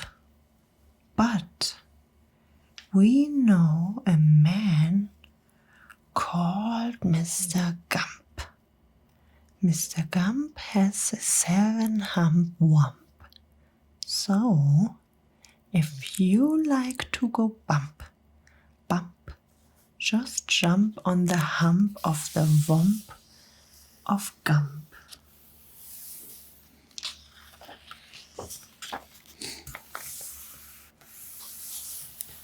Who I am? My name is Ned. I do not like my little bed. This is no good. This is not right. My feet stick out of bed all night. And when I pull them in, oh dear, my head sticks out of the bed up here.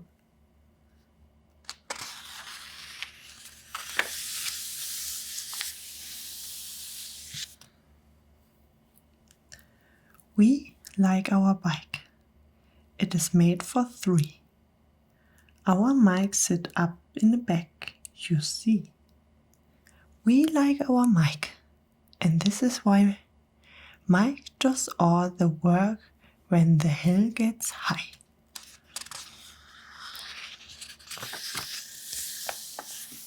Hello there, Ned. How do you do? Tell me, what is new? How are the things in your little bed? What is new? Please tell me, Ned.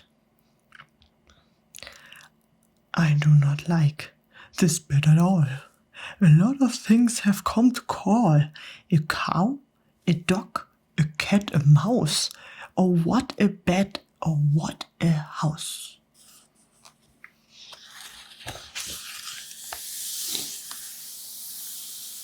Oh dear, I cannot hear. Will you please come over near? Will you please look in my ear? There must be something there, I fear. Say, look, a bird was in your ear, but he's out, so have no fear.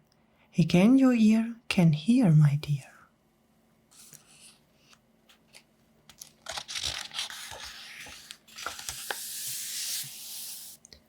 My head is old, my teeth are gold. I have a bird I like to hold. My shoes off, my food is cold. My shoes off, my food is cold. I have a bird I like to hold. My head is old, my teeth are gold, and now my story is all told.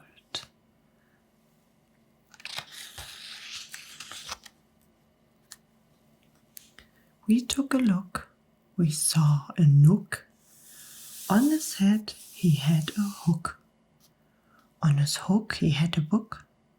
On his book was how to cook. We saw him sit and try to cook. He took a look at the book on the hook. But a nook can't read, so a nook can't cook. So what good to a nook is a hook cookbook?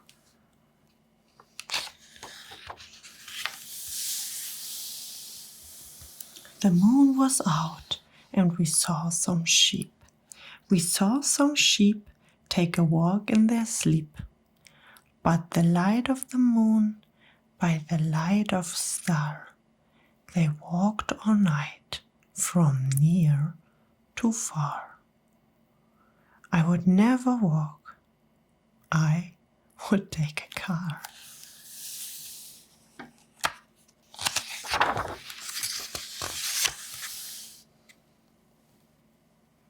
I do not like this one so well. All he does is yell, yell, yell. I will not have this one about. When he comes in, I put him out. This one is quiet as a mouse. I like to have him in the house.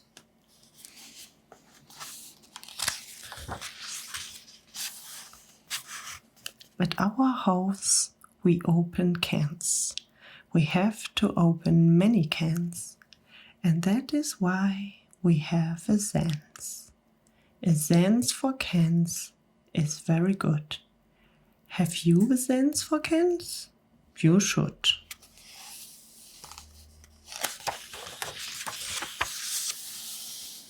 I like to box.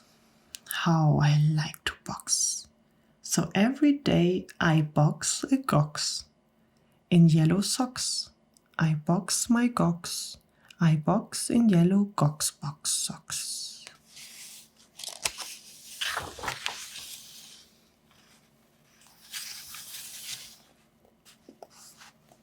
It is fun to sing. If you sing with a yin, my yin can sing like anything. I sing high and my zing sings low. And we are not too bad, you know.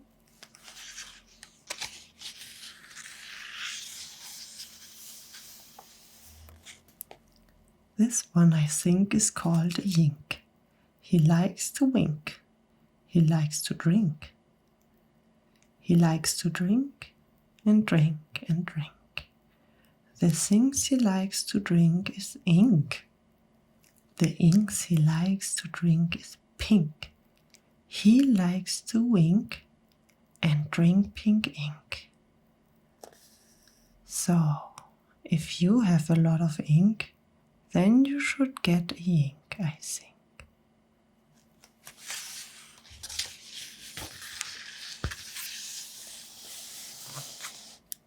Hop, hop, hop.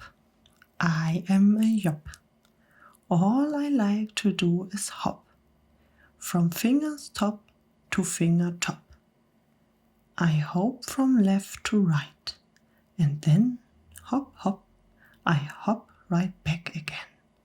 I like to hop all day and night, from right to left and left to right. Why do I like to hop, hop, hop? I do not know. Go ask your pop.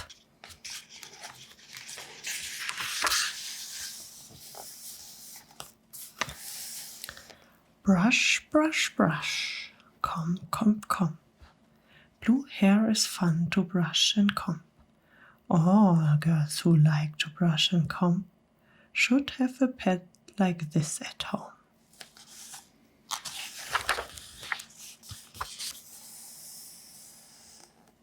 Oh, this pet. Say, here's wet. You never yet met a pet, I bet, as wet as they let this wet pet get.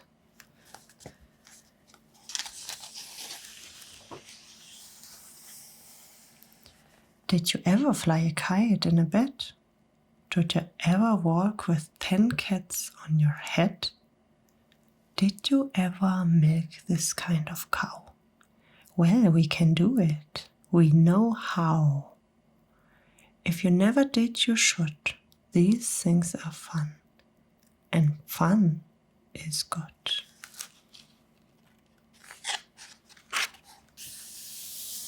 Hello? Hello? Are you there? Hello. I called you up to say hello. I said hello. Can you hear me, Joe? Oh no, I can't hear your call. I cannot hear your call at all. This is not good and I know why. A mouse has cut the wire. Goodbye.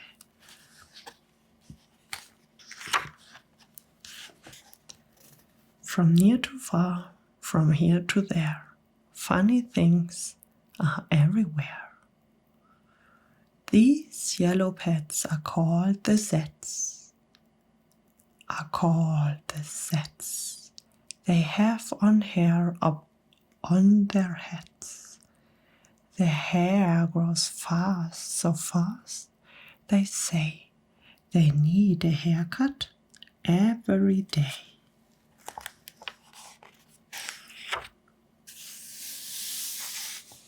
Who am I? My name is Ish. On my hand I have a dish. I have this dish to help me wish when I wish to make a wish. I wave my hand with a big swish, swish. Then I say, I wish for fish. And I get fish right on my dish. So, if you wish to wish a wish, you may wish for a fish with my Ish wish dish.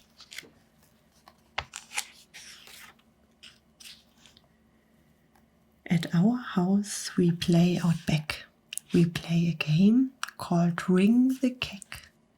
Would you like to play this game? Come down, we have the only gag in town.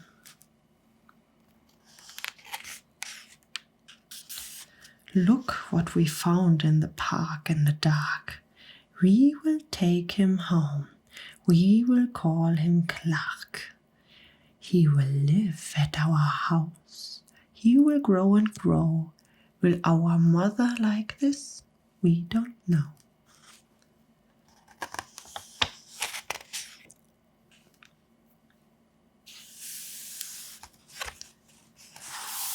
And now, good night.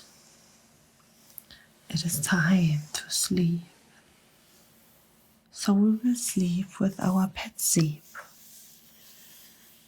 Today is gone. Today was fun. Tomorrow is another day. Every day from here to there. Funny things are everywhere.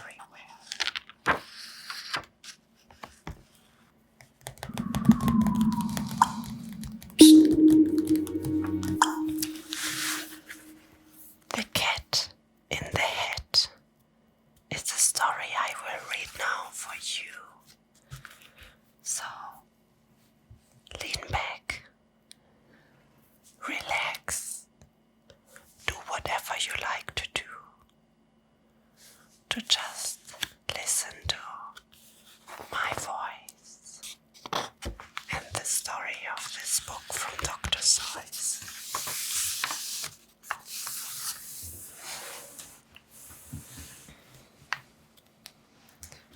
The sun did not shine. It was too wet to play. So we sat in the house all that cold, cold, wet day. I sat there with Sally. We sat there, we two. And I said, how I wish we had something to do. Too wet to go out and too cold to play ball. So we sat in the house, we did nothing at all. So all we could do was to sit, sit, sit, and we did not look it, not one little bit.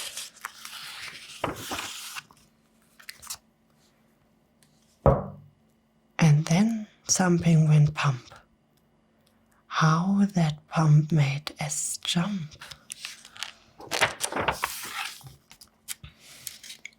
We looked, then we saw him step into the mat. We looked, and we saw him, the cat, in the hat. And he said to us, "Why do you sit there like that? I know it is wet, and the sun is not sunny, but we can have lots of good fun. That is funny." "I know some good games we could play," said the cat. "I know some new tricks," said the cat in the hat. "A lot of good tricks, I will show them to you. Your mother will not mind at all if I do." Then Sally and I did not know what to say. Our mother was out of the house for the day. But our fish said, "No, no, make that cat go away. Tell that cat in the hat you do not want to play. He should not be there. He should not be about. He should not be here when your mother is out."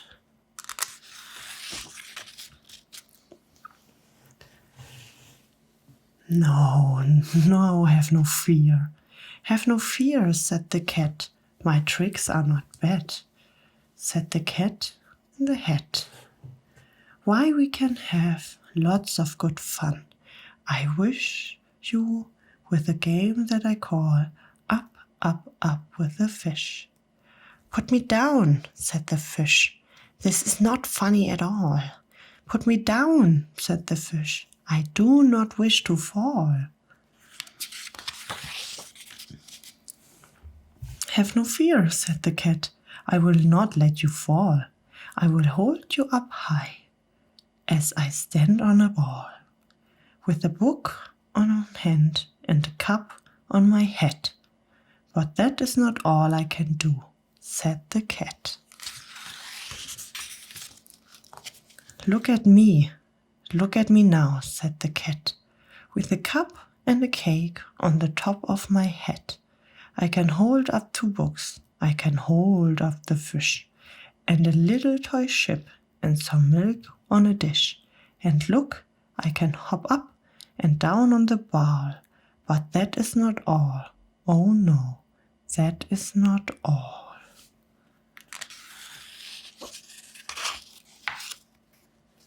Look at me now. It is fun to have fun, but you have to know how. I can hold up the cup and the milk and the cake.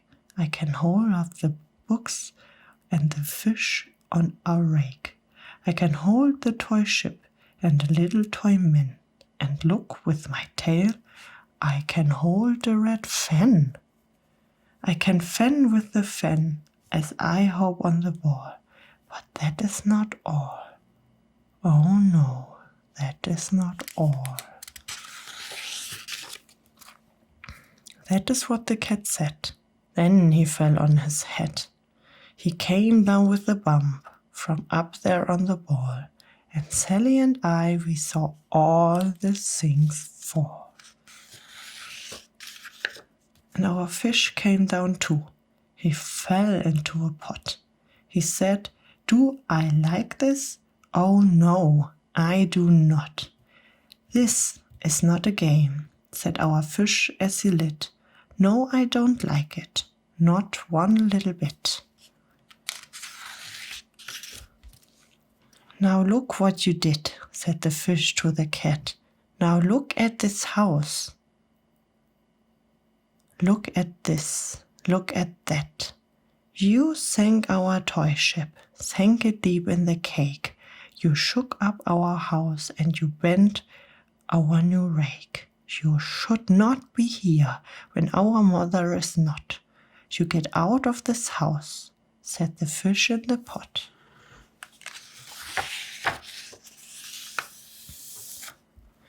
"But I like to be here. Oh, I like it a lot," said the cat in the hat to the fish in the pot. I will not go away, I do not wish to go. And so, said the cat in the hat, so, I will wish you another good game that I know. And then he ran out, and then fast as a fox, the cat in the hat came back in with the box, a big red box, wood box. It was shut with a hook. Now look at this trick, said the cat. Take a look.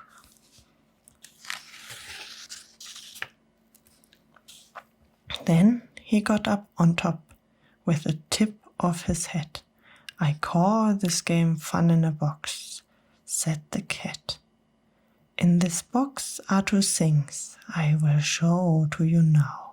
You will like these 2 things, said the cat with a bow.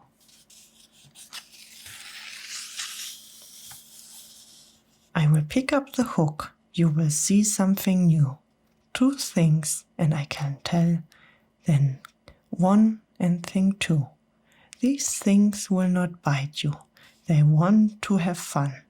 Then out of the box came the thing 2 and the thing 1, and they ran to us fast. They said, how do you do? Would you like to shake hands with thing 1 and thing 2? And Sally and I did not know what to do, so we had to shake hands with thing 1 and thing 2. We shook their 2 hands, but our fish said, no, those things should not be here in this house. Make them go. They should not be here when your mother is not. Put them out, said the fish in the pot. Have no fear, little fish, said the cat in the hat. These things are good things, and he gave them a pat. They are tame, oh so tame. They have come here to play. They will give you some fun on this wet day. Now here's the game that they like, said the cat. They like to fly kites, said the cat in the hat. No, not in the house, said the fish in the pot. They should not fly kites in a house, they should not. Oh, the things they will bump, or the things they will hit. Oh, I don't like it. No, I don't like it a bit. Then Sally and I saw them run down the hall. We saw those 2 things bump their kites on the wall. Bump, thump, dump, bump, down the wall in the hall.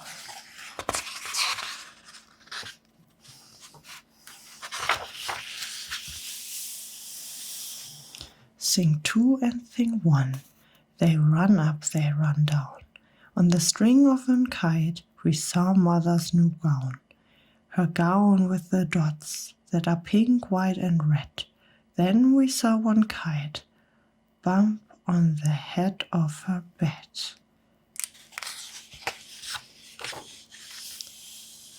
Then those things run about with big bumps, jumps and kicks, and with hops and big thumps and all kind of bad tricks.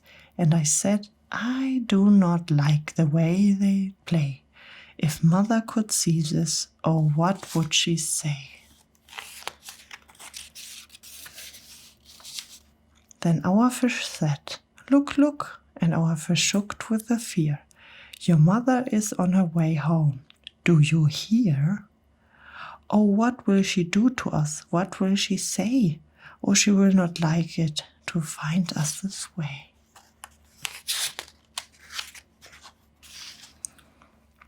So do something fast, said the fish. Do you hear? I saw her, your mother is near. So as fast as you can, think of something to do. You will have to get rid of thing 1 and thing 2.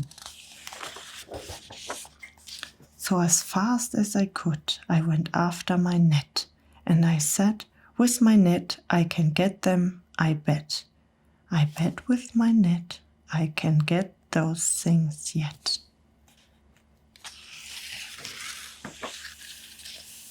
Then I let down my net. It came down with a plop, and I had them at last. Those 2 things had to stop. Then I said to the cat, "Now you do as I say. You pack up those things and you take them away." "Oh dear," said the cat, "you did not like our game? Oh dear, what a shame, what a shame, what a shame." Then I shut up the things in the box with a hook, and the cat went away with a sad kind of look. "That is good," said the fish. "He was gone away, yes, but your mother will come. She will find this big mess. And this mess is so big and so deep and so tall, we cannot pick it up.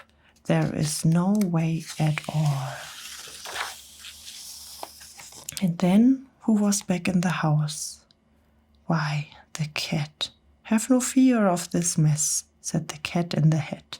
"I always pick all my playthings, and so I will show you another good trick that I know." Then we saw him pick up all the things that we've done. He picked up the cake and the rake and the groan, and the milk and the strings, and the books and the dish, and the fan and the cup, and the ship and the fish, and he put them away. Then he said, "That is that," and then he was gone with the tip of his hat.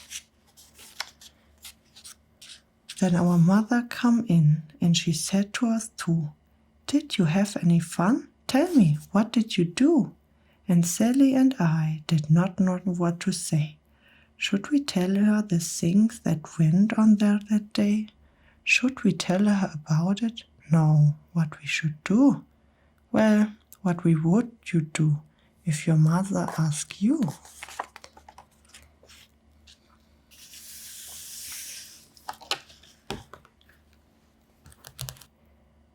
Is on my reading plan. So feel invited to lean back, enjoy and relax. To my RSMR book reading.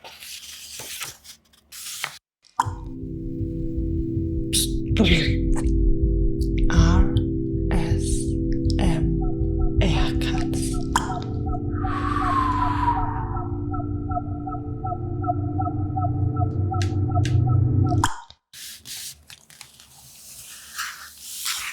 And if you would fall asleep, have some satisfying dreams.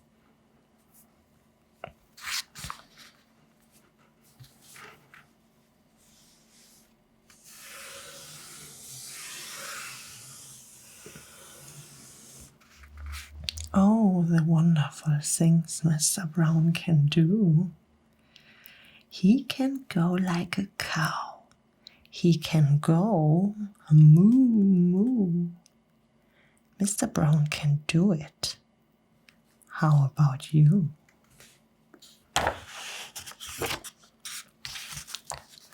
He can go like a bee. Mr. Brown can.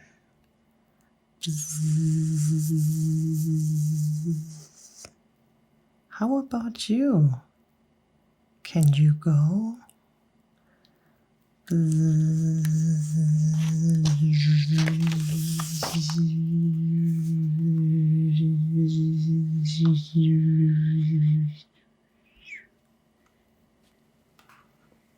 He can go like a cork. Pop, pop.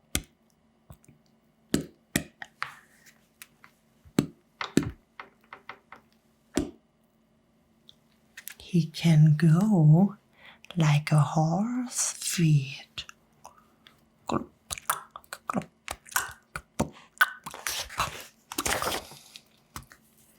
He can go eek, eek, eek, eek, like a squeaky shoe. He can go like a rooster. Doodle-dee-doo. He can go like an owl. Ooh, ooh, ooh, ooh, ooh, ooh. Eep, eep, eep. Cock-a-doodle-doo. Ooh, ooh, ooh, ooh. How about you?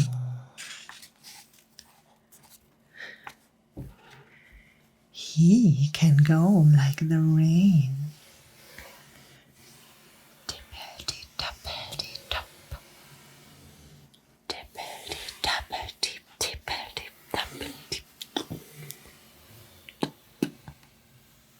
Tap. Tap.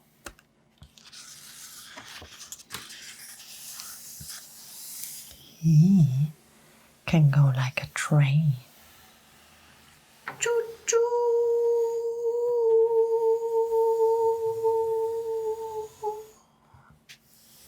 Oh, the wonderful things Mr. Brown can do. Moo-moo. Putz, putz. Pop, pop, pop. Eh. Ooh, ooh. Glop, glop, glop. Dippity-dippity-dappity-dap. Cock-a-doodle-doo. Mr. Brown can do it. How about you?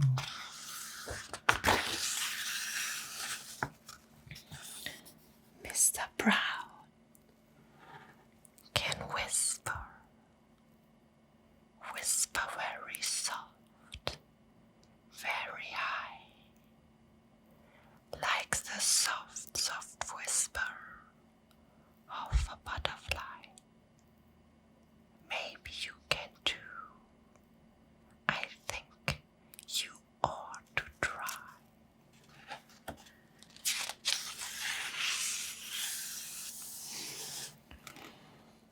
He can go like a horn.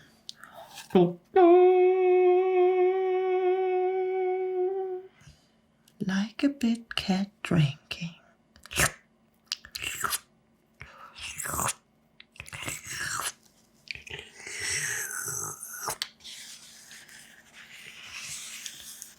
He can go like a clock.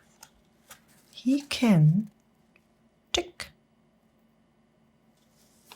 tick. He can tock, tick tock, tick tock, tick tock, tick tock, tick tock. He can go like a hand on a door. Knock, knock. Tick tock, tick tock, knock, knock. Oh, the wonderful things Mr. Brown can do. Blop, blop. Cock-a-dee-doodle-dee-doo. Knock, knock. Knock, knock. And ooh, ooh, ooh. He can even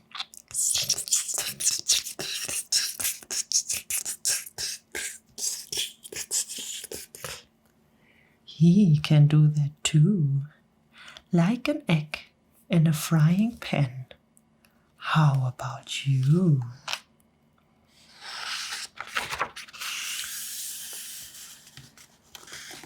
Mr. Brown is smart. As smart as they come. He can do a hippopotamus chewing gum.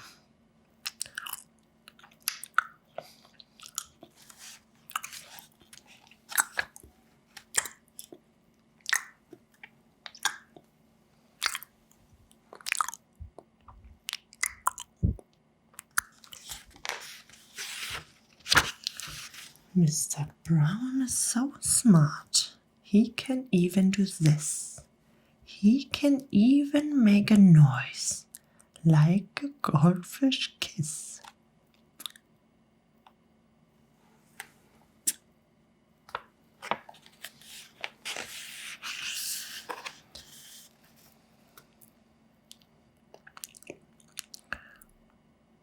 Boom. Boom. Boom. Mr. Brown is a wonder. Mr. Brown makes thunder. He makes lightning. And it is very, very hard to make a noise like this. Oh, the wonderful things Mr. Brown can do. Moo, moo. Psst, psst. Ik, ooh, ooh. Cluck, cluck. Dippity dippity dop, dop, cockatee doodle dee doo. Choo choo. Boom. Splat. Tick tock. Tick tock. Bloop. Bloop. Knack. A slurp and a wisp and a fish kiss too. Mr. Brown can do it. How about you?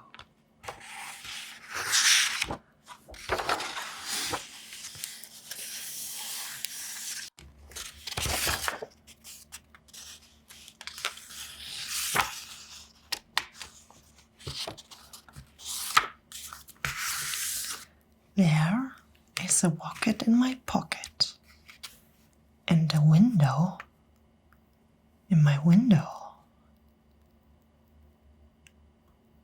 and a bookcase in my bookcase.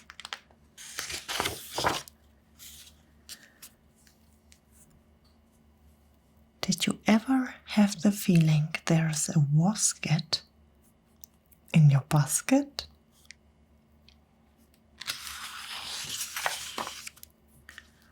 Or a Nurio in your burrito? Or a Vorzet in your closet?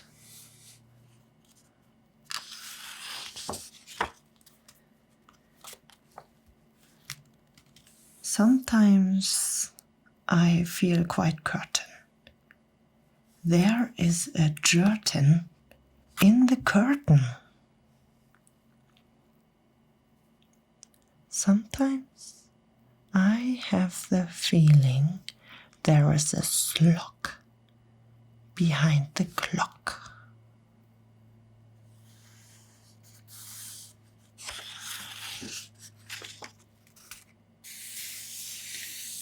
And that self upon the shelf,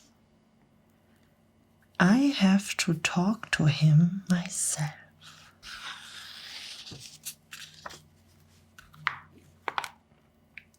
That's the kind of house I live in. There is a nink in the sink and a samp in the lamp, and they're rather nice, I think.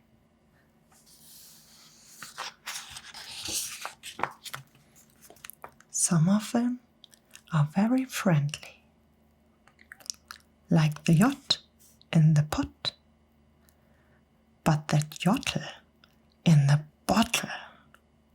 Some are friendly, some are not.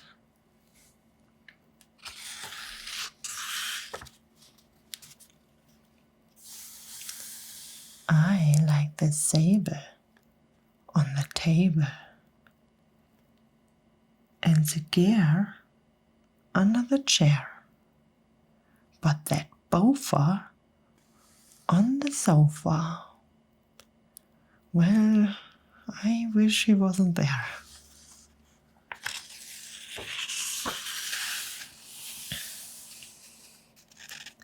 All those nutboards in the cupboards, they are good fun to have about. But that new scrush on my toothbrush, him I could do without.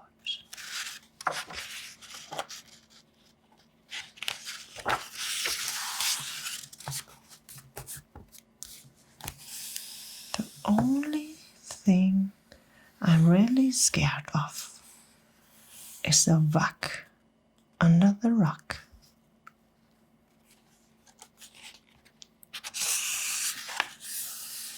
And the chimney up the chimney, I don't like him.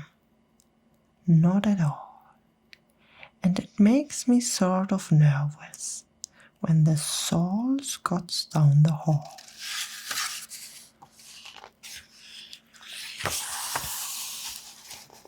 But the yaps on the steps, they are great fun to have around. And so are many, many other friends that I have found.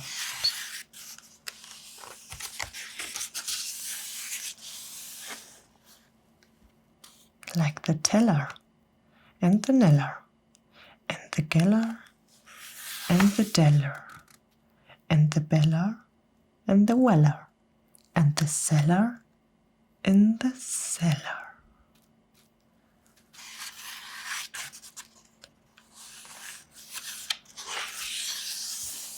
And the geeling on the ceiling and the super in my shower.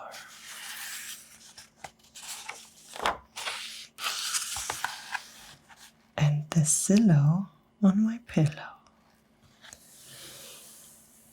I don't care if you believe it. That's kind of house I live in, and I hope we never leave it.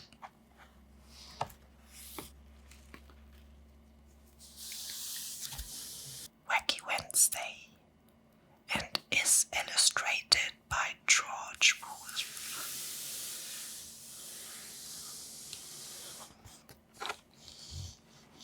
Lean back and enjoy. And maybe when you fall asleep, have amazing dreams.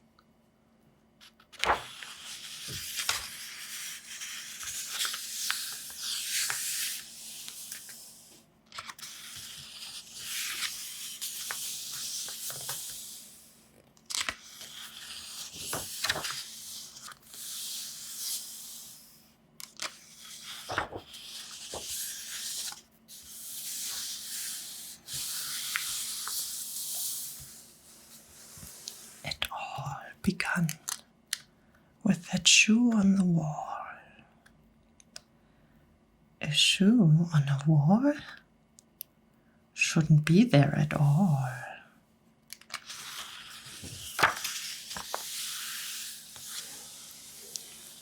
Then I looked up and I said, "Oh man." And that's how Wacky Wednesday began.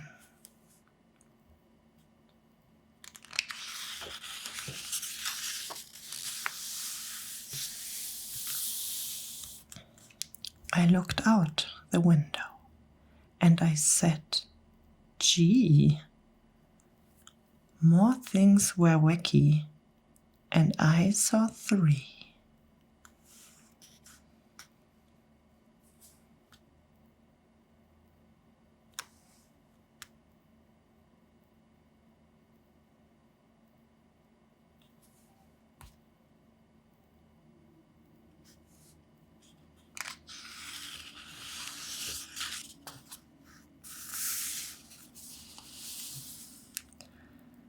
I went down the hall and I said, hey, 3 more things were wacky today.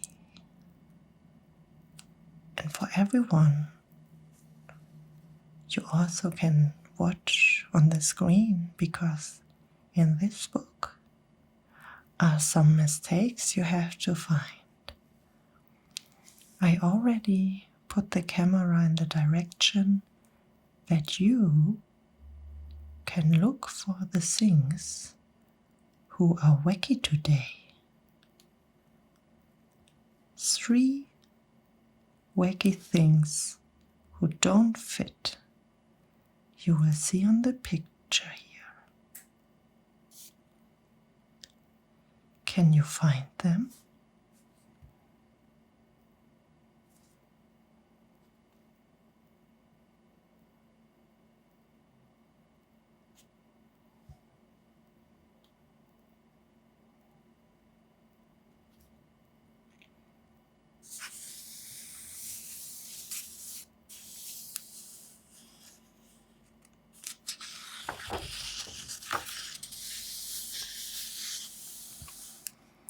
In the bathroom, more. In the bathroom, 4.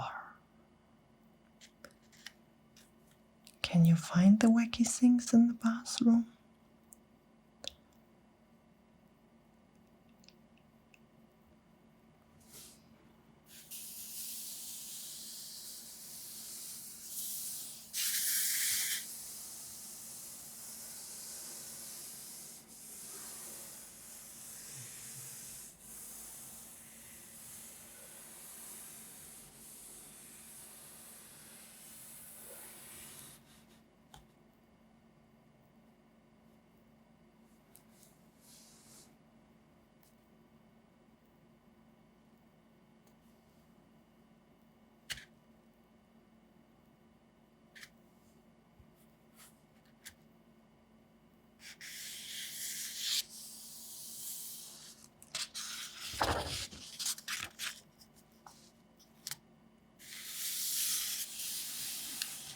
I began to dress. Then I said, wow, 4 more things were wacky now. Can you find them?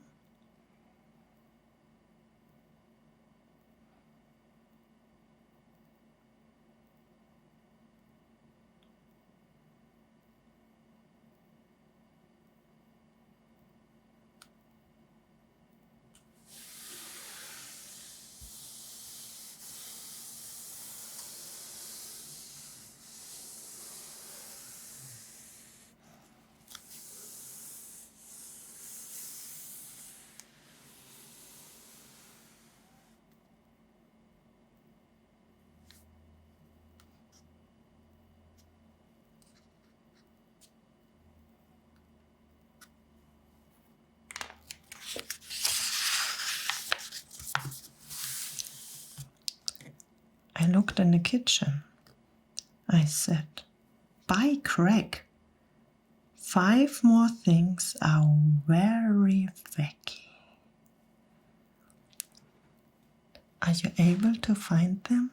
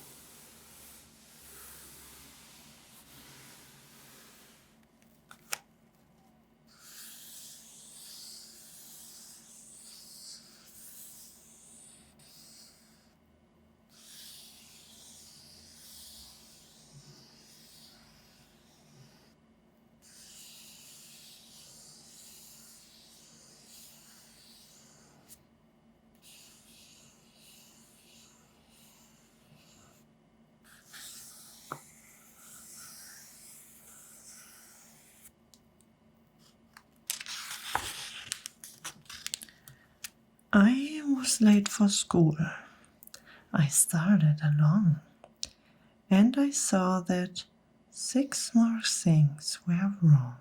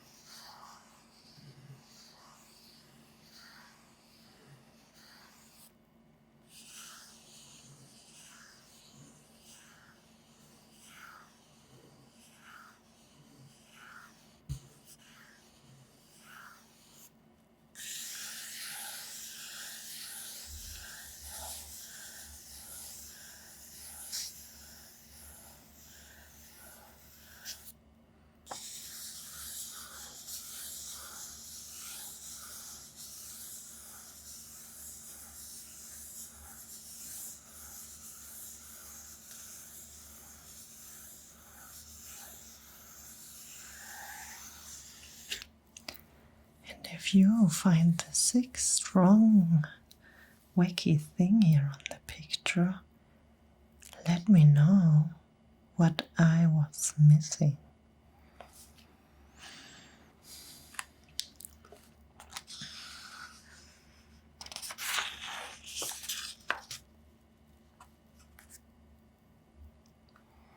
And then 7 more.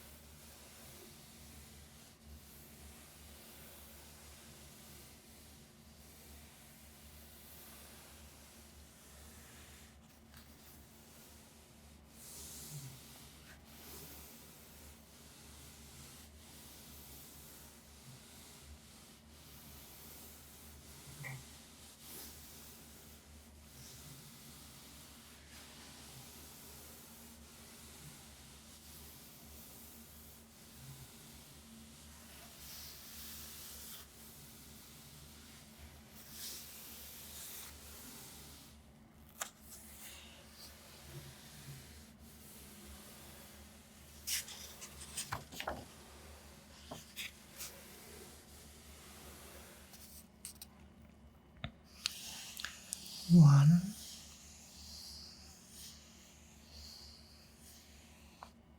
2, 3, 4, 5,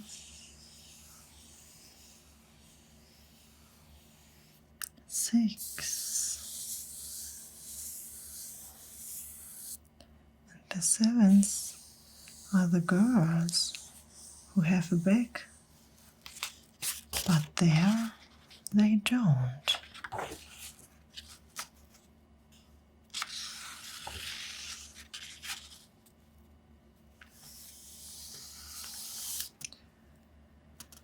And the Sutherland sisters, they will look wacky too. They said nothing is wacky around here but you.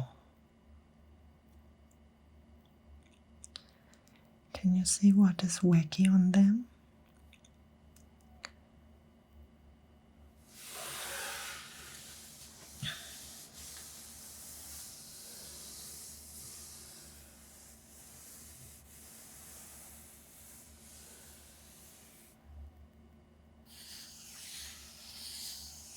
1,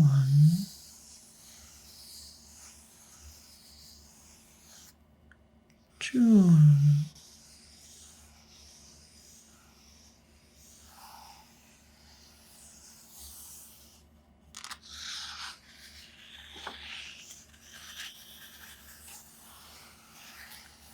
but look, I yelled.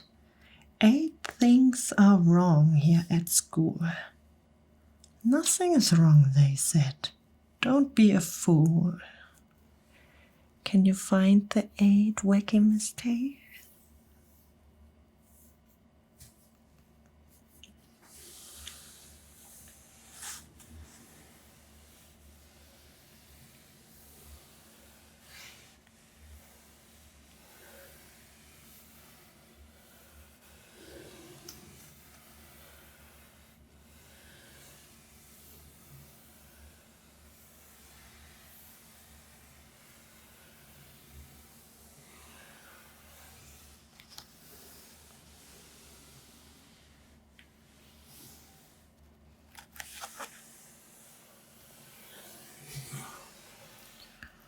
One,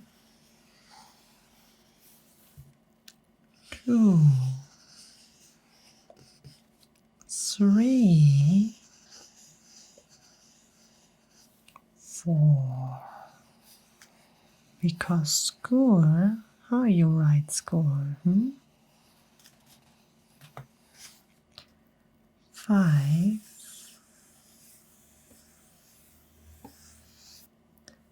6, Sayer. How do you write this? 7, 8.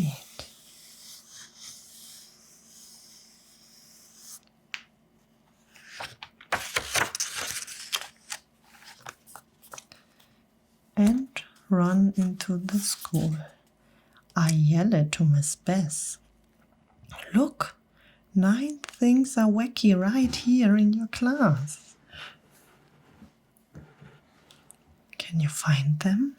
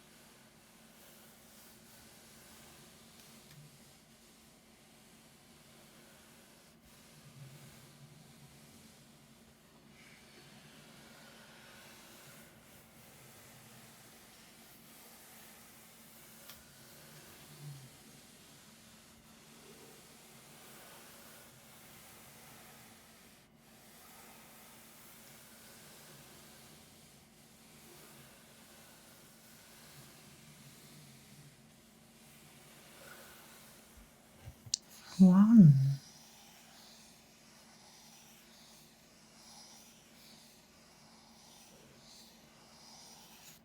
2,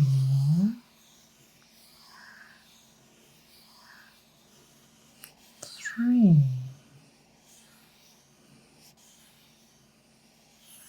4,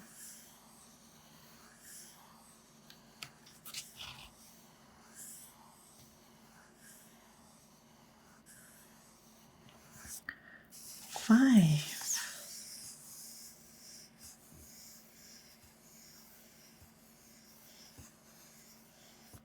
6,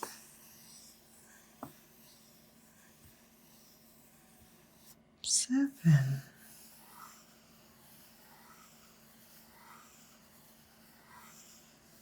Can you find the rest?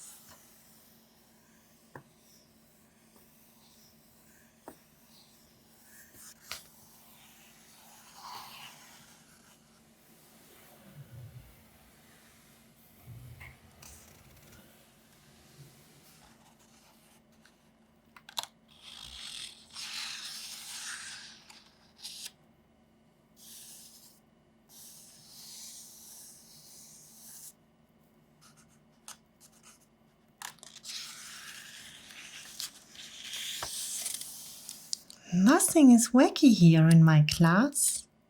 Get out. You're the wacky one. Out, said Miss Bass.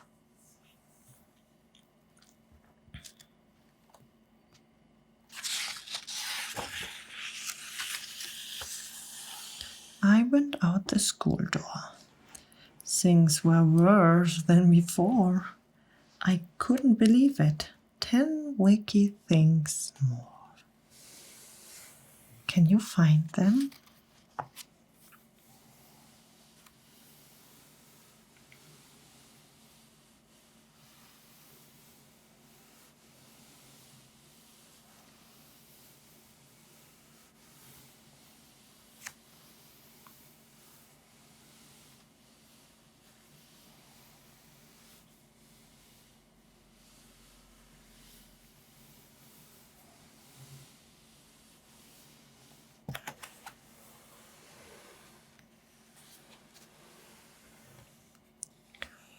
One,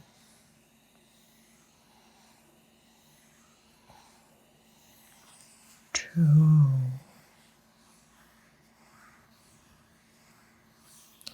three,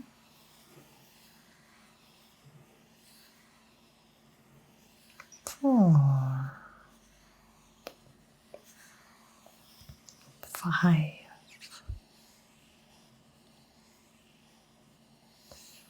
six, seven,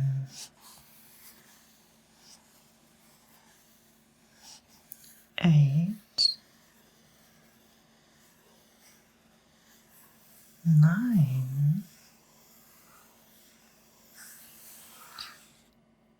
and 10.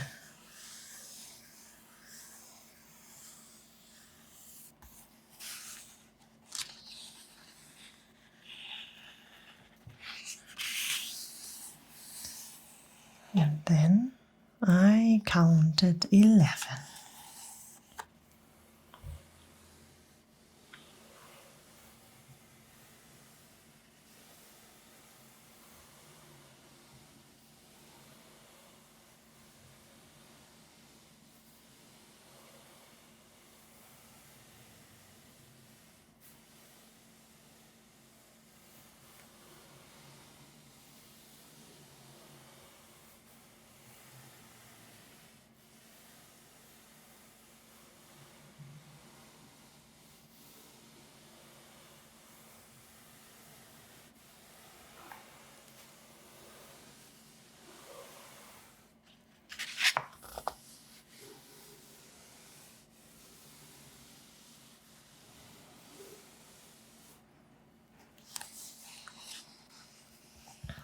One,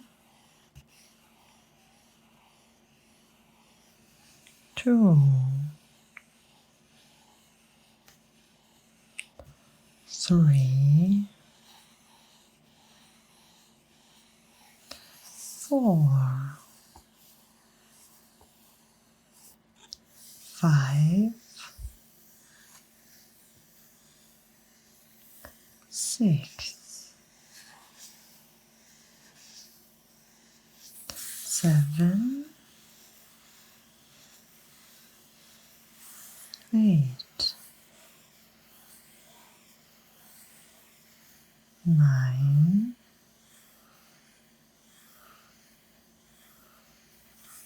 10, 11.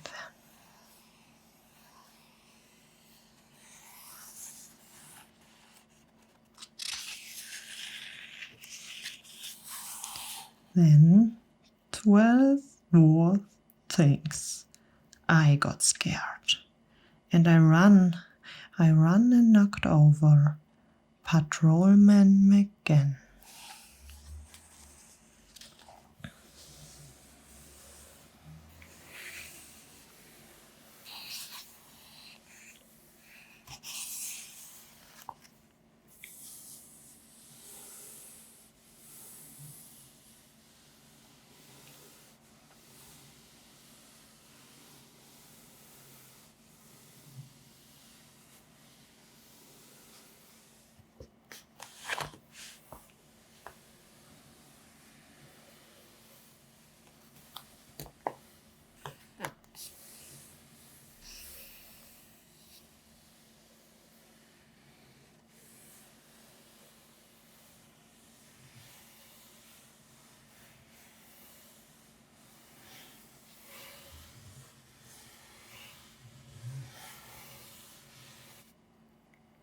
1,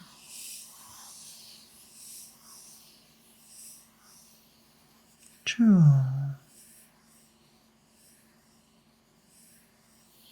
3, 4,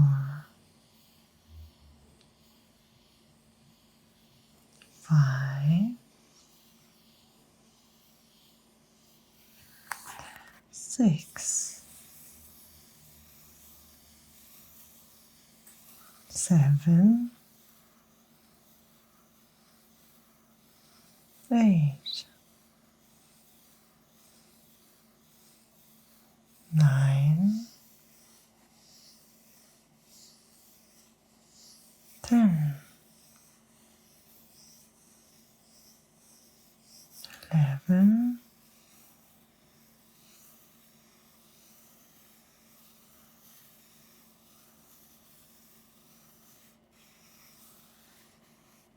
12. Do you know the 12th?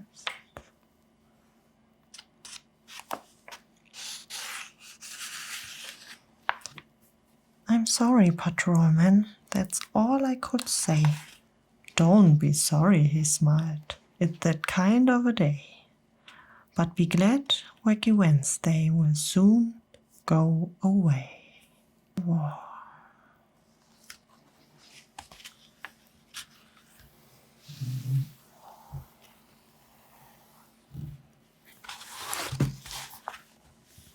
Hop on pop.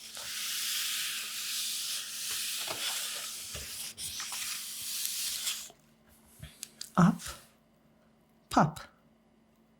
Pop is up.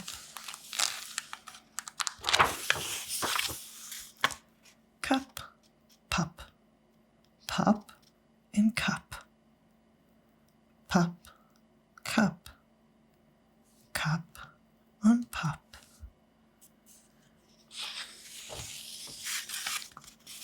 Mouse, house. Mouse on house. House, mouse. House on mouse.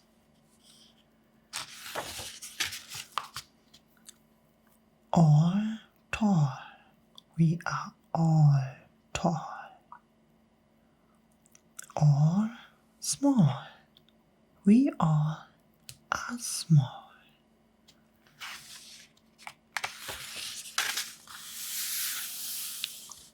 All ball. We all play ball. Ball, wall. Up on a wall.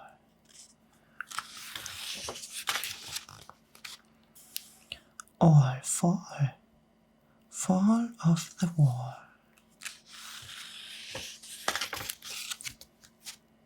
Day, play. We play all day. Night, fight. We fight all night.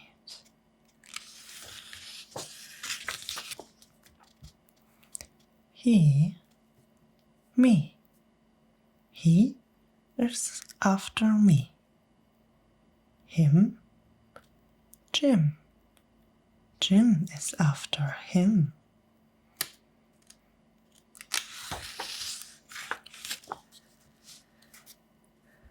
C, B. We see a bee. C, B, 3. Now we see 3.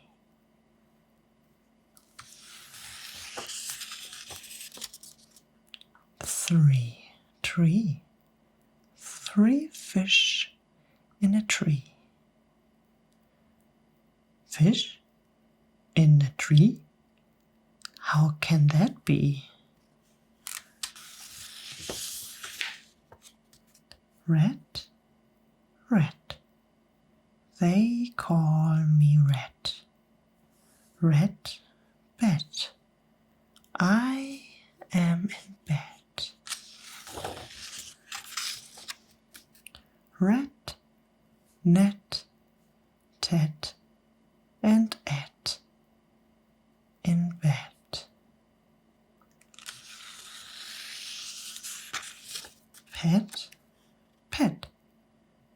they call him Pet. Pet sat. Pet sat on hat. Pet cat. Pet sat on a cat. Pet bed. Pet sat on a bed. No, Pet, no. Don't sit on that.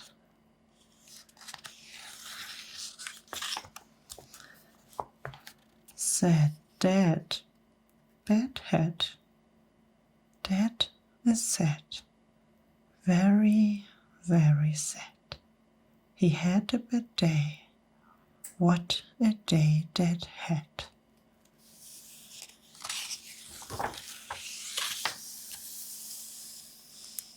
Thing. Thing? What is that thing? Thing, sing. That thing can sing.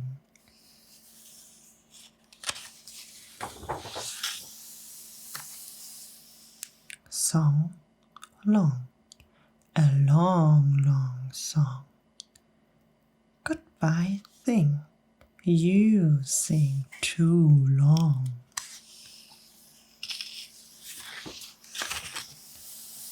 Walk, walk. We like to walk. Walk, talk. We like to talk. Hop, pop. We like to hop. We like to hop on the top of a pop. Stop! You must not hop on pop. Mr. Brown, Mrs. Brown. Mr. Brown upside down. Pop, up. Brown down. Pop is down. Where is Brown? Where is Brown? There is Brown. Mr. Brown is out of town.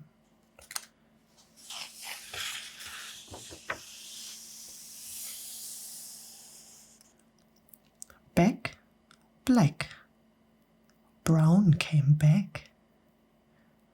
Brown came back with Mr. Black.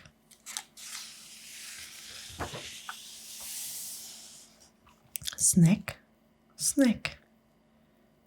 Eat a snack. Eat a snack with Brown and Black. Jump, bump. He jumped, he bumped. Fast, past. He went past fast. Went, tent. Sent. He went into the tent. I sent him out of the tent. Wet, get. Two dogs get wet. Help, yelp. They yelp for help. Hill, well. Will went up the hill. Will, hill, still. Will is up the hill still. Father, mother, sister, brother. That one is my other brother.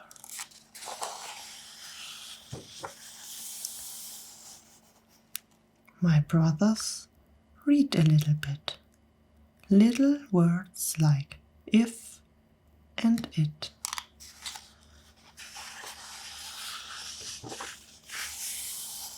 My father can read big words too, like Constantinople and Timbuktu.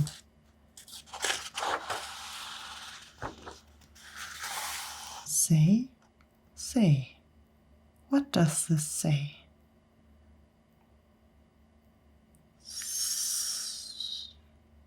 see him, me, wee, pat, pop, pop, head, 3, tree, bee, top, hop, stop.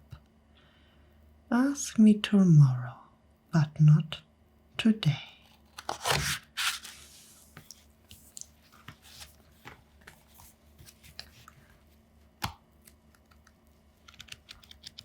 Big A, little a. What begins with A? Aunt Annie's alligator. A, A, A. Big B, little b. What begins with B? Barber, baby, Bubbles and Bumblebee.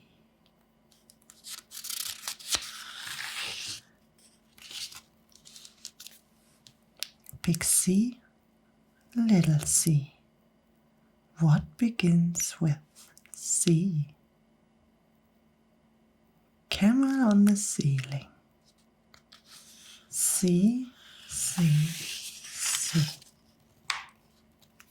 Big D, little d. David Donald do dreamed a dozen donuts and a duck dog too. A, B, C, D, E. Ear, egg, elephant, E, E, E. Big F, little f, F, F, F. 4 fluffy feathers on a feather, feather, feather.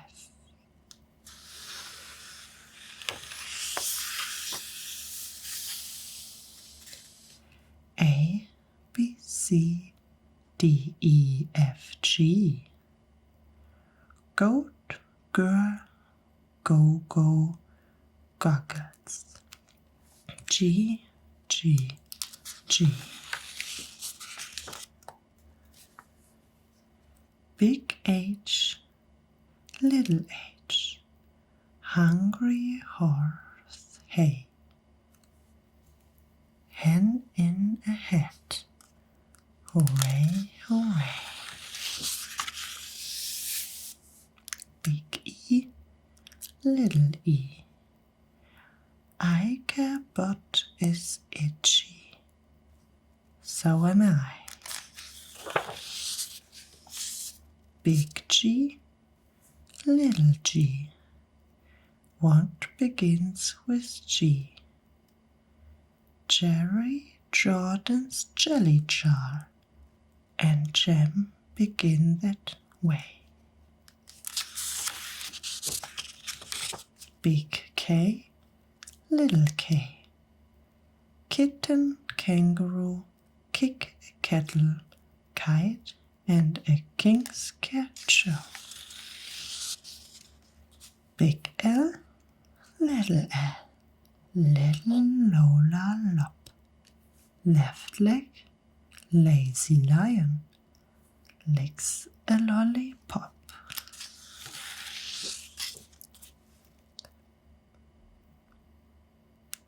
Big M, little m.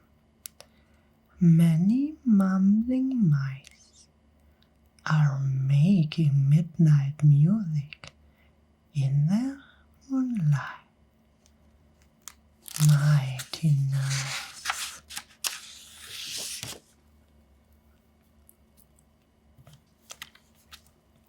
Big N, little n. What begins with those? 9 new neckties and a nightshort and a nose. O is very useful. You use it when you say, Oscar's only ostrich, oiled an orange old today.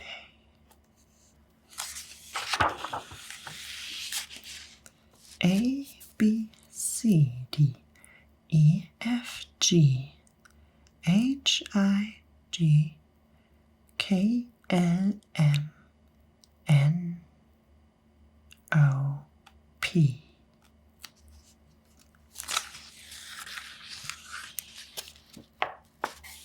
Painting pink pajamas. Policeman in a pail. Peter Pepper's puppy. And now Papa's in the pail. Big Q, little q. What begins with Q? The quick Queen of Queensy and her quacking crackeroo.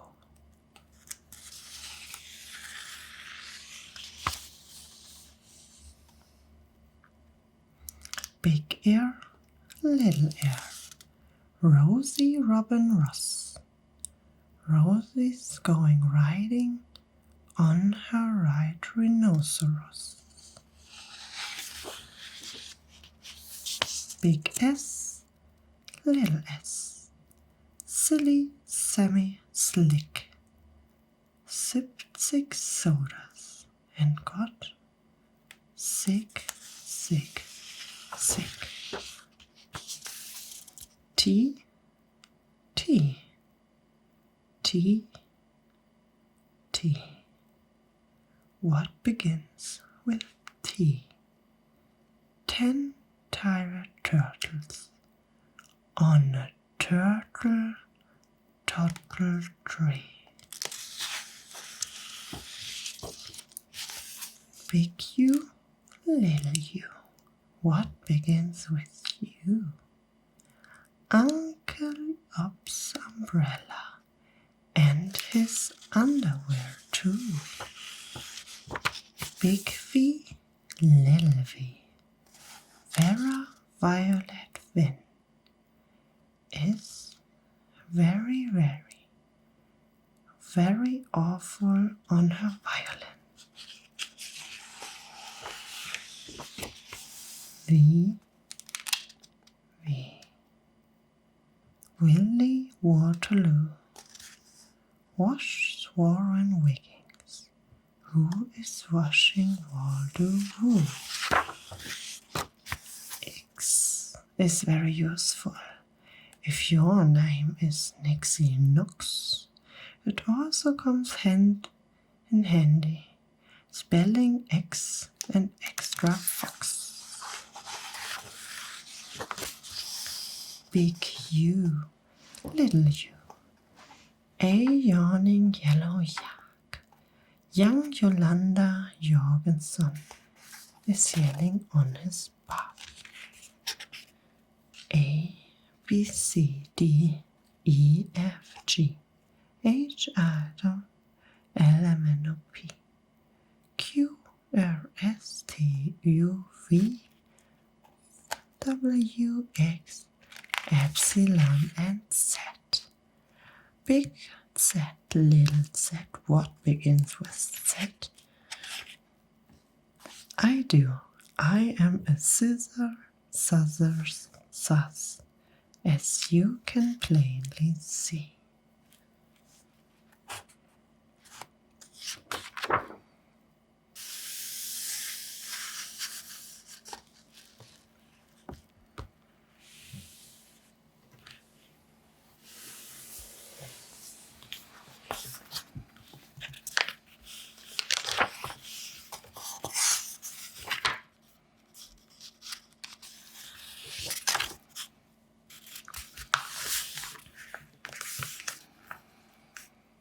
On the 15th of May, in the jungle of Nool, in the heat of the day, in the cool of the pool, he was splashing, enjoying the jungle's great joys, when Horton the elephant heard a small noise.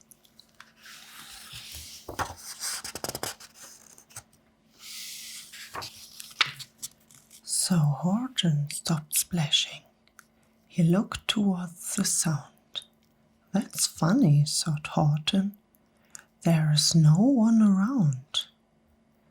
Then he heard again, just a very faint yelp, as if some tiny person were calling for help. I help you, said Horton, but who are you? Where? He looked and looked. He could see nothing there but a small speck of dust blowing past through the air.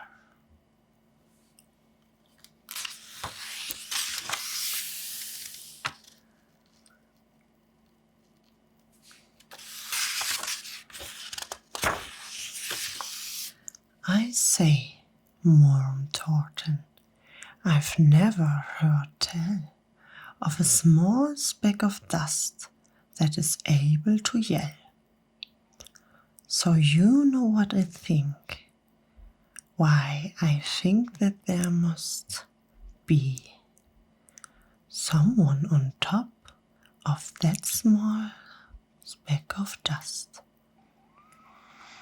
Some sort of creature of a very small size, too small to be seen by elephants' eyes.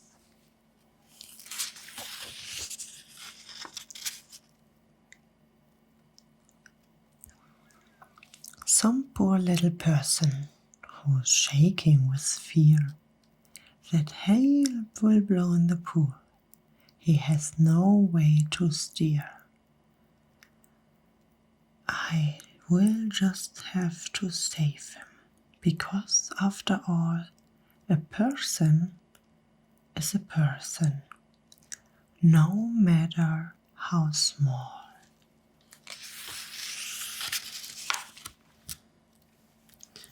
So gently and using the greatest of care, the elephant stretched his grey trunk through the air, and he lifted the dust, and carried it over, and placed it down safe on a very soft clover.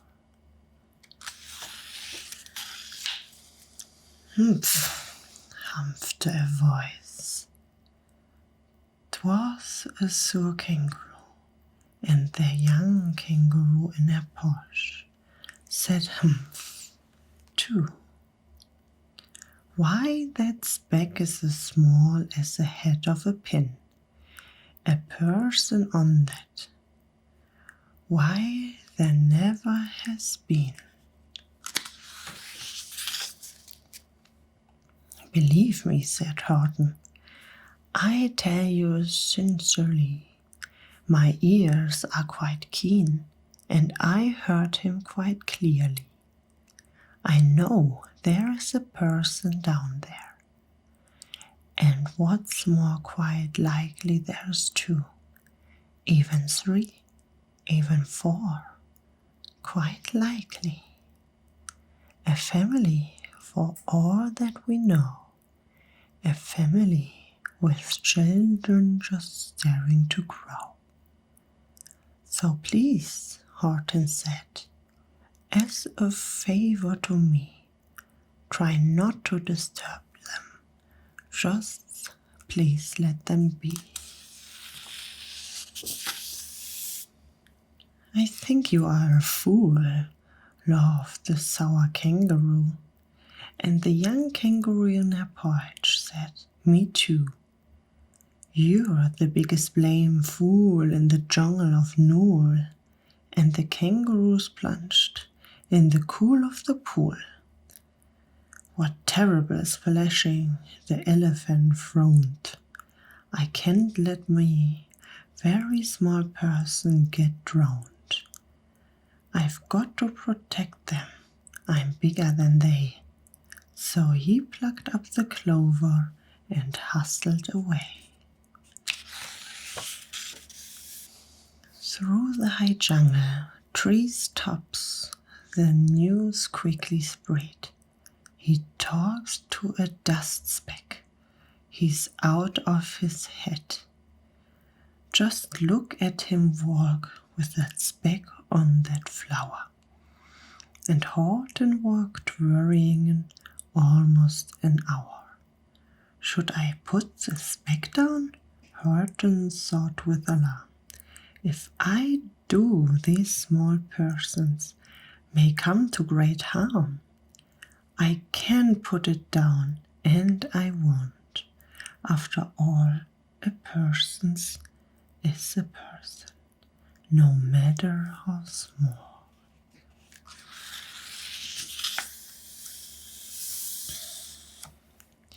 Then Horton stopped walking. The speck voice was talking. The voice was so faint he could just barely hear it. Speak up, please, said Horton. He put his ear near it. My friend, came to the voice. You are a very fine friend.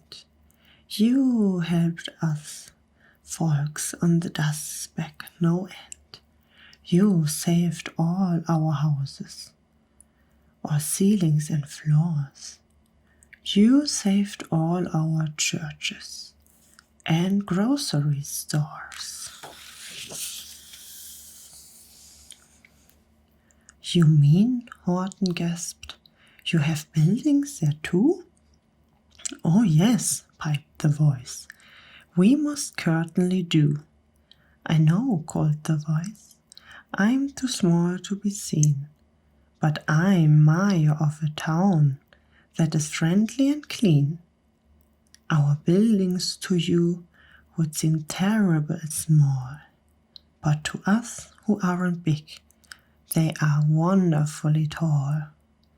My town is called Whoville, for I am a Who, and we Whos are all thankful and grateful to you.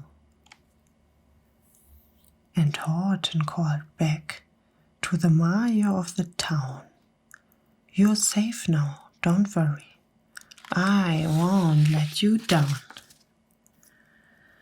But just as he spoke to the mayor of the speck, 3 big jungle monkeys climbed up Horton's neck. The Wickersham brothers came shouting, What rot! This elephant's talking to whos who are not.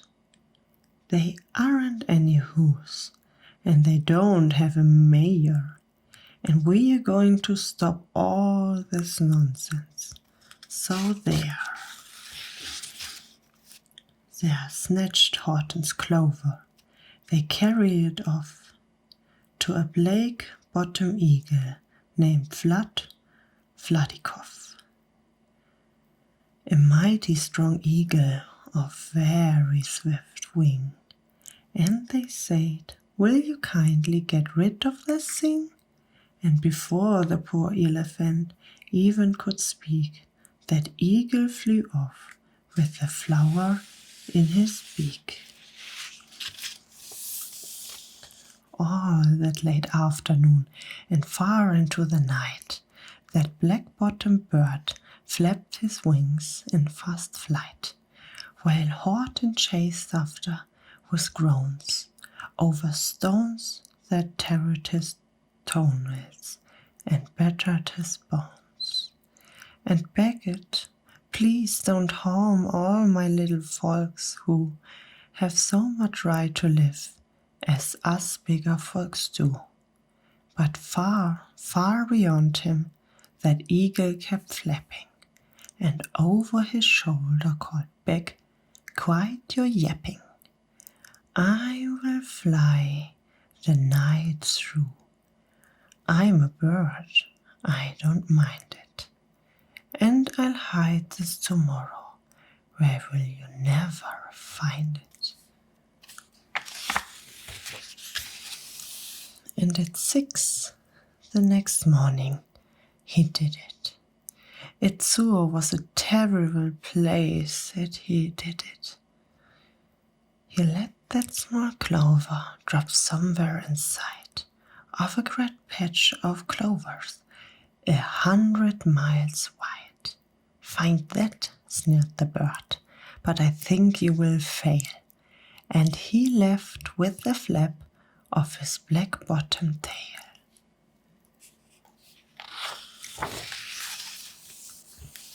I find it, cried Horton. I find it our bust. I shall find my friends on my small speck of dust. And clover by clover with care, he picked up and searched them and called, Are you there? But clover by clover he found that the one that he sought for was just not around. And by noon poor old Horton, more dead than alive, had picked, searched, and piled up 9,005.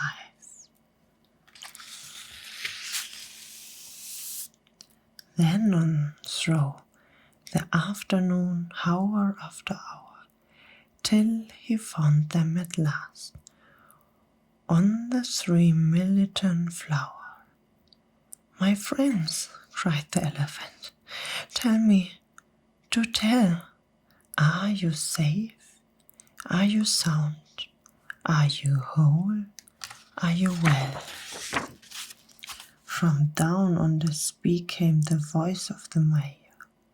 We really had trouble, much more than our share. When that black-bottom birdie let go and we dropped, we landed so hard that our clocks have all stopped. Our teapots are broken, our rocking chairs smashed, and our bicycle tires all blew up when we was crashed. So Horton, please, pleaded the voice of the mayors, will you stick by us who's while we're making repairs? Of course, Horton answered, of course I will stick. I stick by you small folks, through thin and through thick. Humph, the voice. For almost 2 days you've run wild inside, and chatting with persons who never existed. Such caragons in our peaceable jungle. We've had quite enough of your beloved bungle. And I'm here to state, snapped the big kangaroo, that your silly nonsensical game is all through. And the young kangaroo in his perch said, Me too.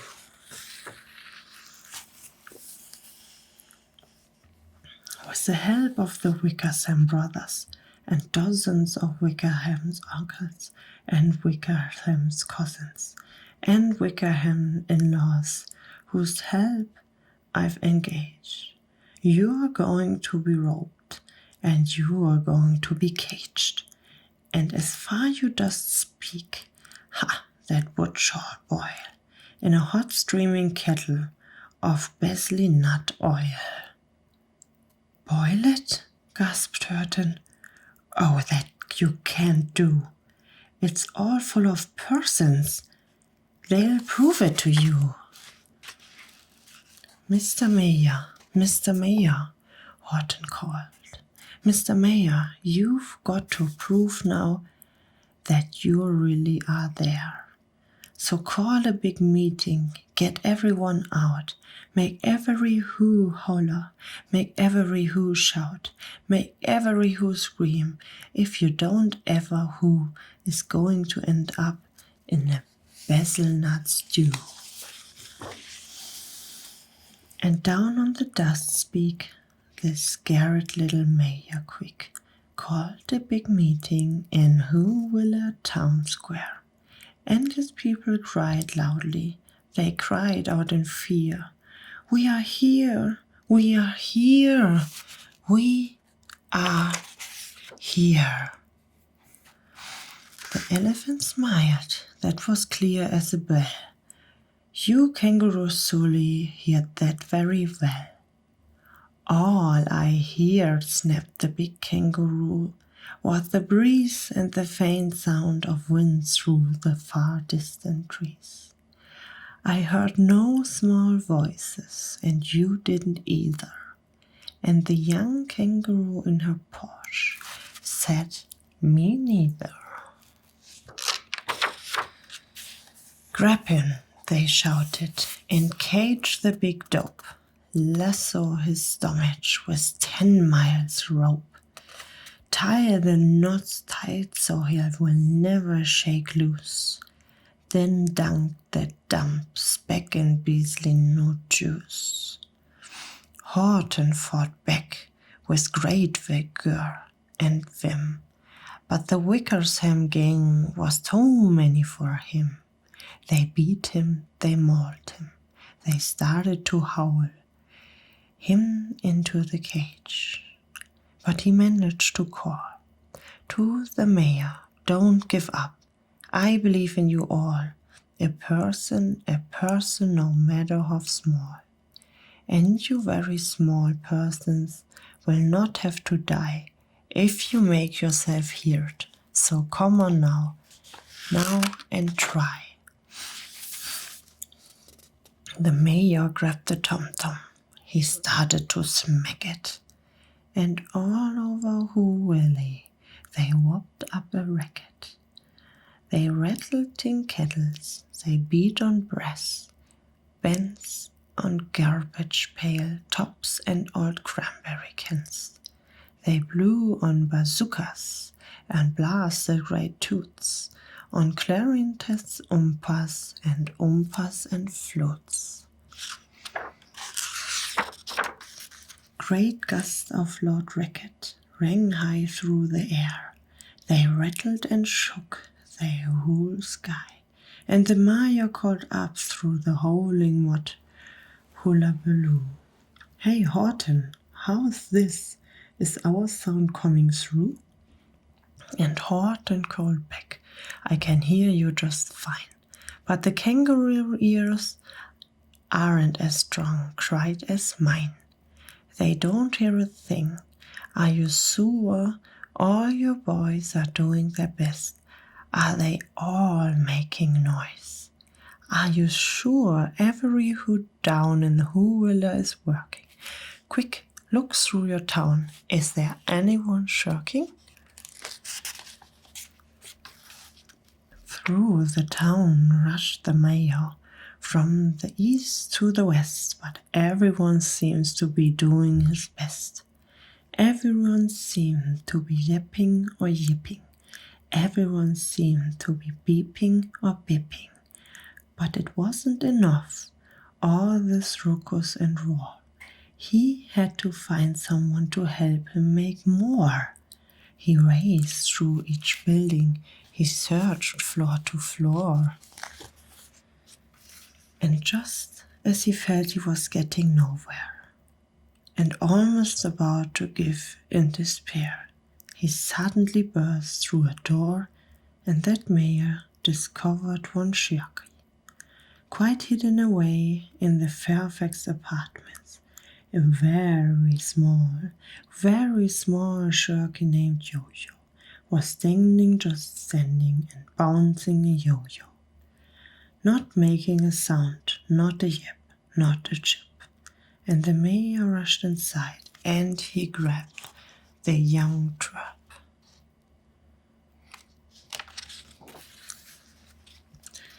And he climbed with the lad up the Eiffelberg Tower.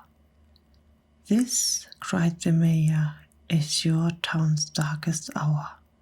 The time for all who have blood that is red to come to the aid of the country," he said. "We've got to make noises in greater amounts, so open your mouth, lad, for everyone's voice counts." Thus he spoke as he climbed. When they got to the top, the lad cleared his throat, and he shouted out, "Yo!"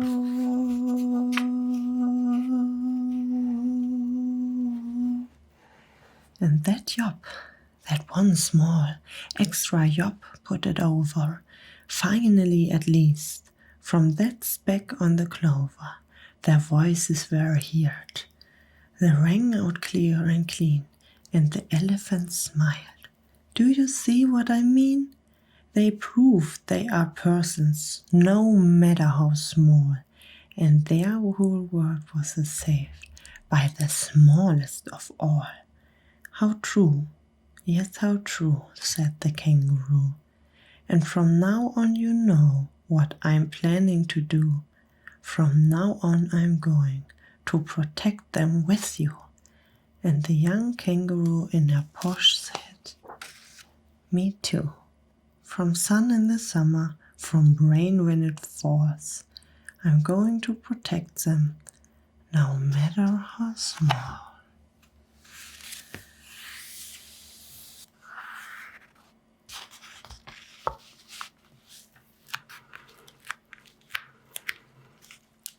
The Snatches and Other Stories by Dr. Seuss.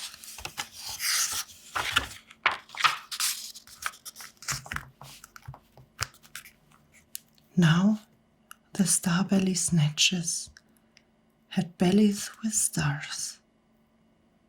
The plain belly snatches had none upon theirs. Those stars weren't so big. They were really so small. You might think such a thing wouldn't matter at all.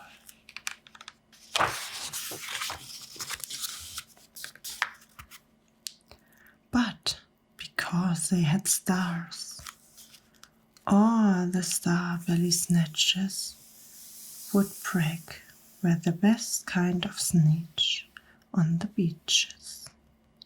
With their snoots in the air, they would sniff and they'd snort. Well, have nothing to do with the plain belly sort.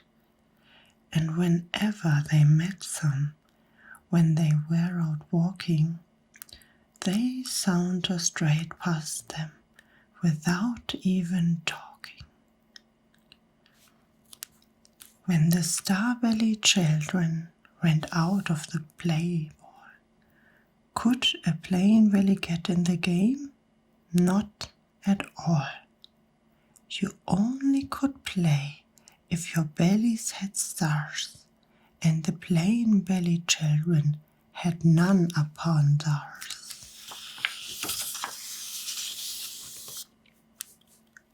When the star-belly sneetched had Frankfurter roasts, or picnics or parties, or marshmallow toast, they never invited the plain belly sneetches.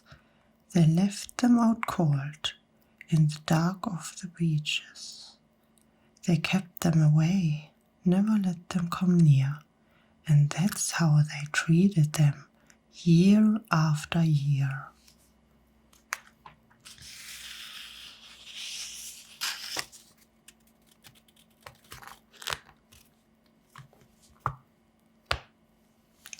Then one day it seems, while the plain belly sneetches, we are mopping and dopping alone on the beach, just sitting there wishing their bellies had stars.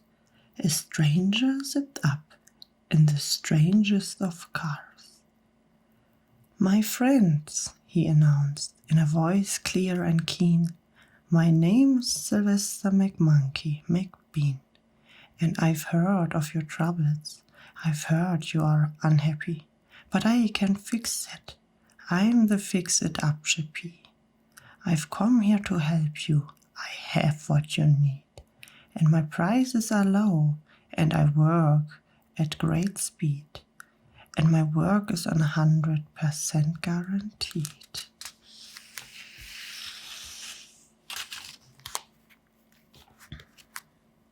Then, quickly Sylvester McMoney McBean put together a very peculiar machine, and he said, you want stars like a belly snatch?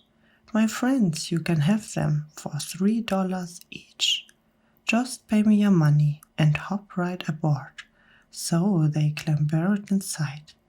Then the big machine roared, and it clonked, and it bonked, and it jerked, and it perked, and it bobbed them out. But the thing really worked. When the plain belly snatches popped out, they had stars. They actually did. They had stars upon theirs.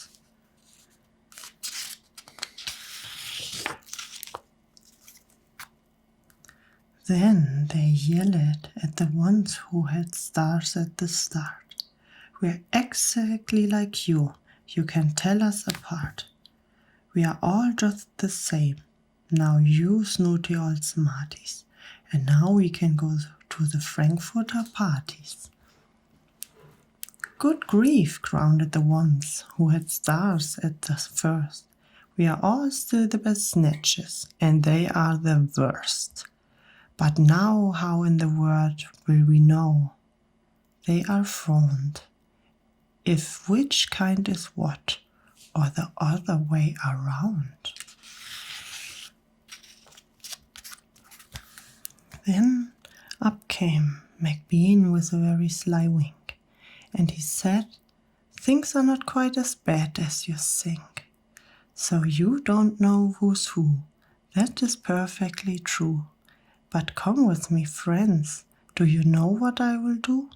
I make you again the best snitches on the beaches, and all it will cost you is $10 each."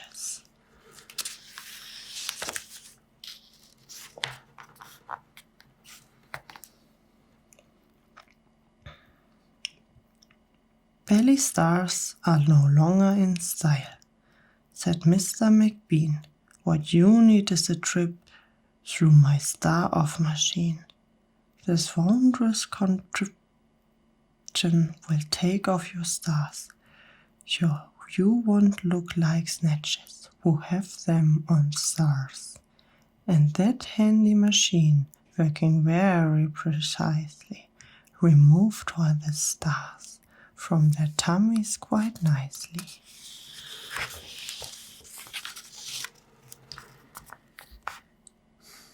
Then, with snoots in the air, they parried about and upended their beaks, and they let out a shout, "We know who is who. Now there isn't a doubt, the best kind of sneetches are the sneetches without." Then, of course, those with stars all got frightful. To be wearing a star now was frightfully bad. Then, of course, old Sylvester McCain, Make Money McBean, invited them into his star-off machine. Then, of course, from then on, as you probably guess, things really got into a horrible mess.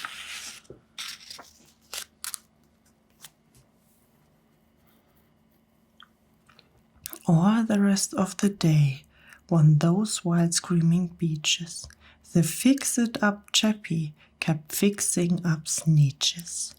Off again, on again, in again, out again. Through the machines they raced round and about again, changing their stars every minute or two. They kept paying money. They kept running through until neither the plane nor the star bellies knew whether this one was that one, or that one was this one, or which one was what one, or what one was who.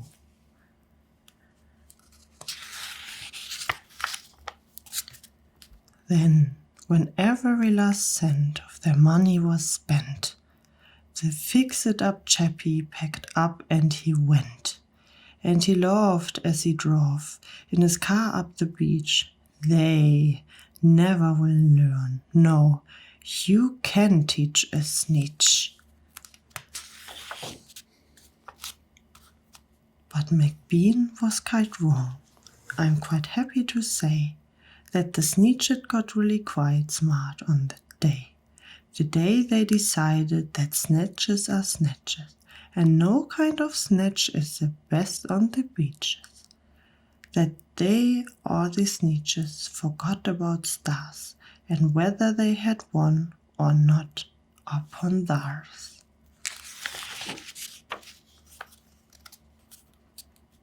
Next story.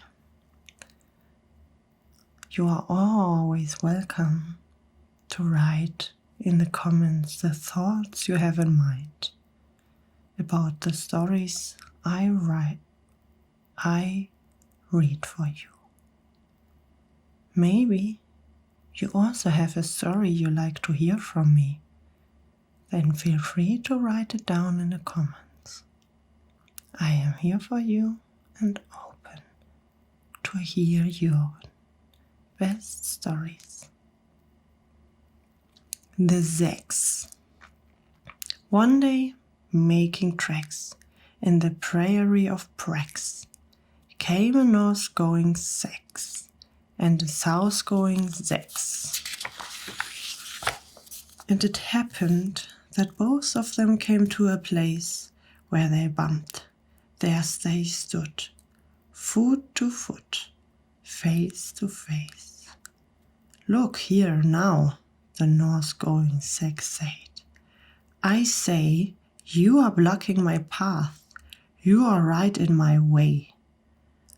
I'm a north-going Seuss, and I always go north. Get out of my way now, and let me go forth.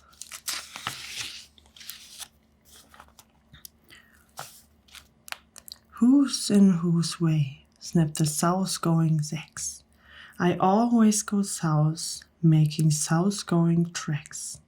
So you're in my way, and I ask you to move, and let me go south in my south-going groove.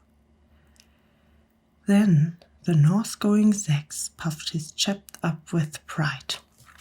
I never, he said, take a step on this side, and I will prove to you that I won't change my ways if I have to keep standing here 59 days.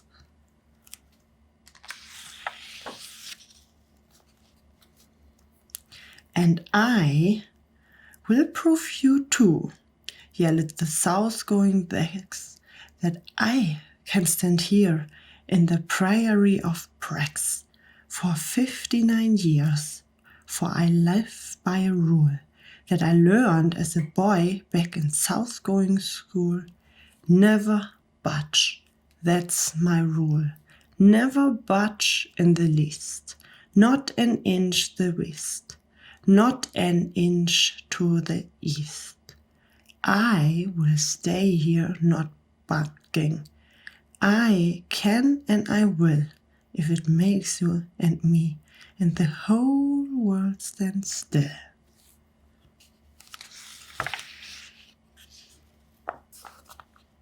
Well, of course the world didn't stand still. The world grew. In a couple of years, the new highway came through, and they built it right over those two stubborn Seuss and left them there standing, unbudged in their tracks.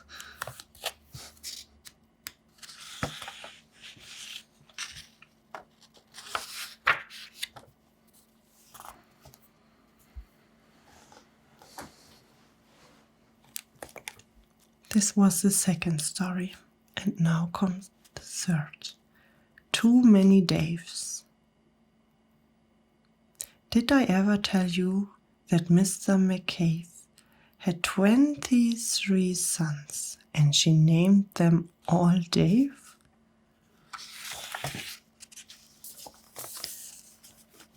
Well, she did, and that wasn't a smart thing to do.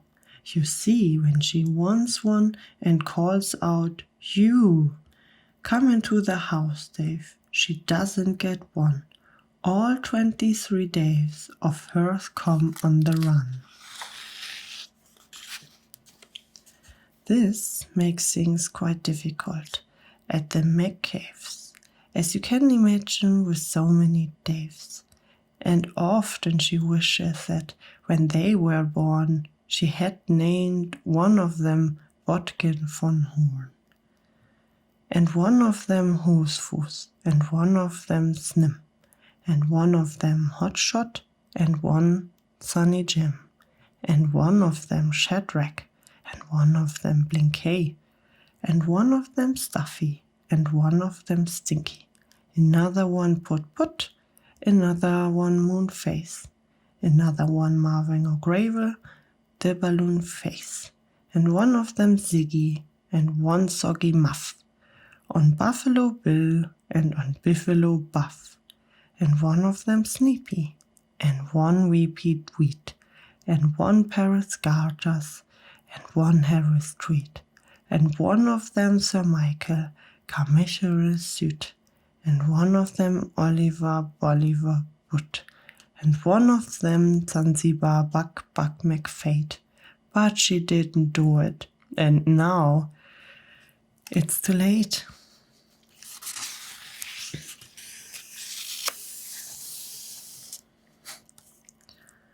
This was a quite short story. So we are already at the fourth story. What was I scared of?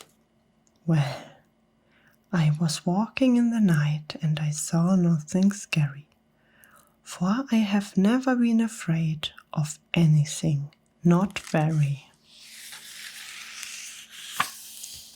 Then I was deep within the woods, when suddenly I spied them. I saw a pair of pale green pens with nobody inside them. I wasn't scared, but yet I stopped. What could those pens be there for? What could a pair of pens at night be standing in the air for? And then they moved, those empty pens. They kind of started jumping, and then my heart, I must admit, it kind of started thumping. So I got out. I got out fast as I could go, sir. I wasn't scared, but pens like that I did not care for. No, sir. After that, a week went by. Then one dark night in Greenwich, I had to do an errand there and fetch some Greenwich Spanish. Well, I had fetched in Spanish. I was starting back through town when those pens raced round a corner and they almost knocked me down. I lost my Greenwich Spinach, but I don't even care. I run for home. Believe me, I had really had a scare. No bicycles were never made for pale green pens to ride them, especially spooky pale green pens with nobody inside them.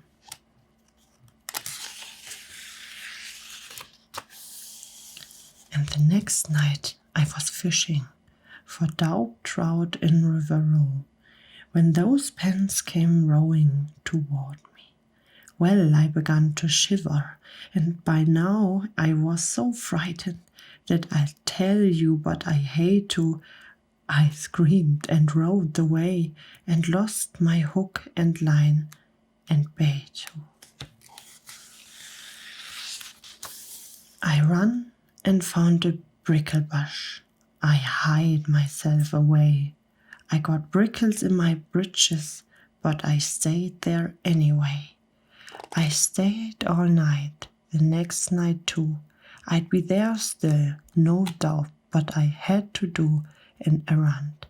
So the next night I went out. I had to an errand, had to pick a peck of snipe in a dark and gloomy snipefield that was almost 9 miles wide. I said, I do not fear those pens with nobody inside them. I said and said and said those words.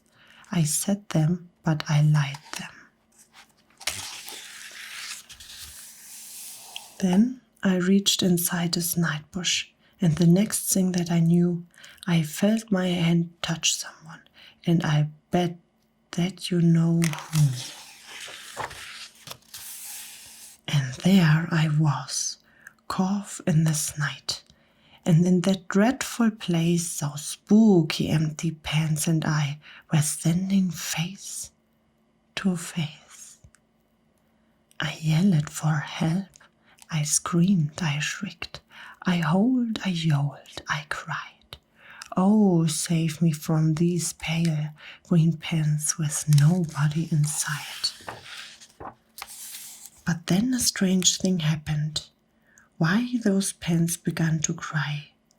Those pants began to tremble. They were just as scared as I. I never heard such whimpering, and I began to see that I was just as strange to them as they were strange to me. I put my arm around their waist and sat right down beside them. I calmed them down, poor empty pants with nobody inside them.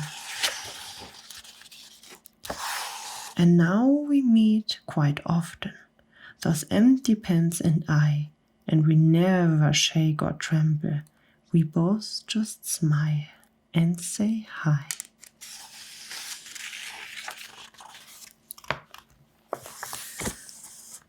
There was 4 stories in this nice book. Close your eyes and enjoy. The cat in the hat comes back.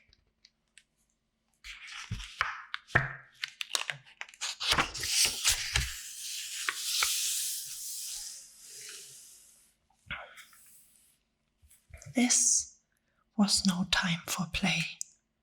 This was no time for fun. This was no time for games. There was work to be done.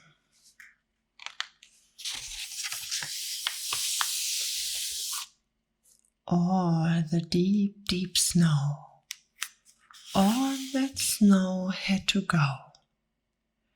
When our mother went down to the town for the day, she said, "Somebody has to clean all this way. Somebody has to, you say." Then she picked out 2 somebodies, Sally and me.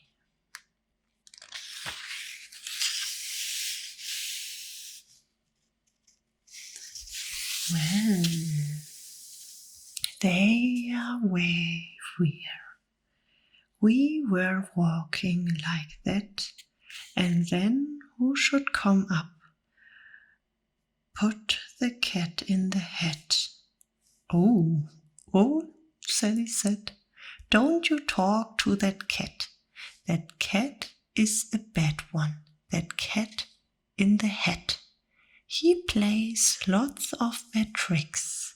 Don't you let him come near. You come, he did the last time he was here."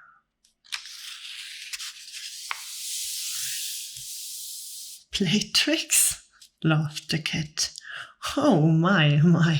No. I just want to go in to get out of the snow. Keep your mind on your work. You just stay there, you two. I will go in the house and I'll find something to do." Then the cat went right in. He was up to no good, so I ran in after as fast as I could.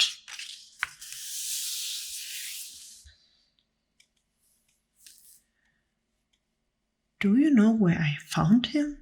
You know where he was? He was eating a cake in the tube. Yes, he was. The hot water was on, and the cold water too. And I said to the cat, "What a bad thing to do." "But I like to eat cake in a tube," laughed the cat. You should try it sometimes, laughed the cat as he said. And then I got mad. This was not time for fun. I said, Cat, you get out, there is work to be done. I have no time for tricks. I must go back and dig. I can't have you in here eating cake like a pig. You get out of this house. We don't want you about. Then I shut off the water and let it run out. The water ran out, and then I saw the ring. A ring in the tube, and oh boy, what a thing! A big long pink cat ring. It looked like pink ink, and I said, will this ever come off? I don't think.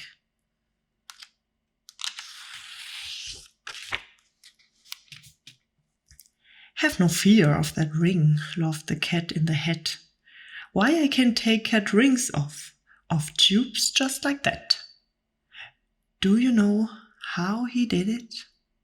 With mother's white dress. Now the tube was clean, but her dress was a mess.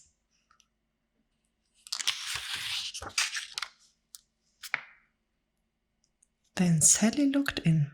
Sally saw the dress too, and Sally and I did not know what to do.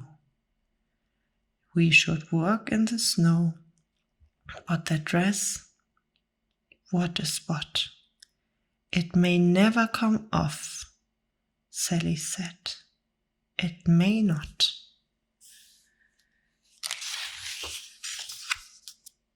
But the cat laughed. No, I can make the spot go. The way I took spots of a dress, it's just so. So here, laughed the cat. It's not hard at all.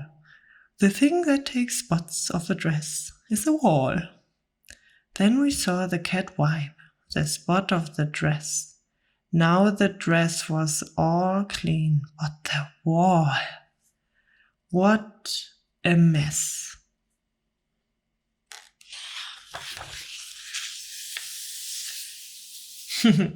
Of wall spots, he laughed. Let me tell you some news. To take spots off a wall, all I need is 2 shoes. Whose shoes did he use? I looked and saw whose. And I say to the cat, this is very bad. Now the spot is all over Dad's shoes.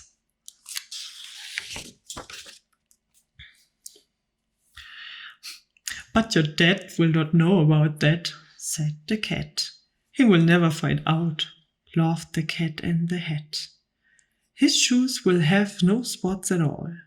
I will rub them right off on this rug in the hall. But now we have Rock Spot, I yelled. What a day! Rock Spot, what next? Can you take them away?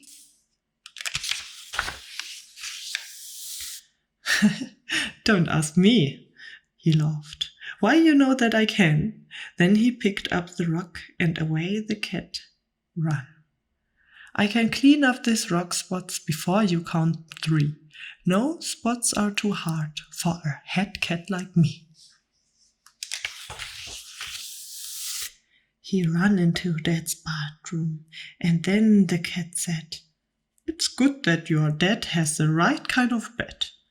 Then he shook the rug, crack. Now the bed had to spot, and all I could say was, No what? Cat, no what? But the cat just stood still. He just looked at the bed. This is not the right kind of bed, the cat said. To take spot off this bed will be hard, said the cat. I can't do it alone, said the cat in the hat. It's good I have someone to help me, he said, right here in my head, on the top of my head. It is a good that I have him here with me today. He helps me a lot. This is little cat A. And then little cat A took the hat off his head. It is good I have someone to help me, he said. This is little cat B, and I keep him about. And when I need help, then I let him come out.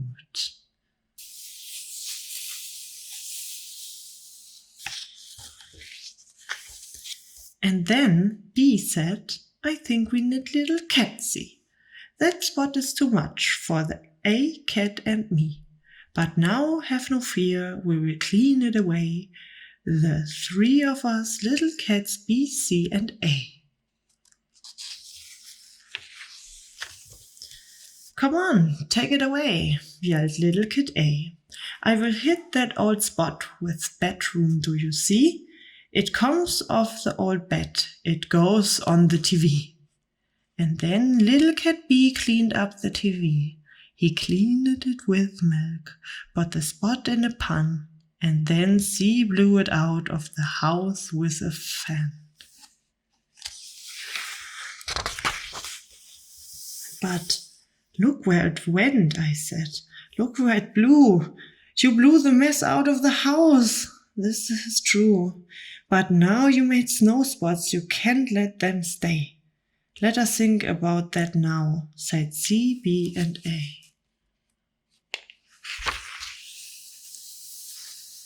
With some help we can do it, said little cat C. Then pop on his head we saw little cat D. Then pop, pop, pop, little cats E, F, and G. We will clean up that snow, if it takes us all day. If it takes us all night, we will clean it away, said little cats G, F, E, D, C, B, A. They run out of the house then, and we run out too. And the big cat laughed. Now you will see something new. My cats are clever. My cats are good shots. My cats have good guns. They will kill all the spots. But this did not look very clever to me. Kill snow spots with pop guns? That just couldn't be.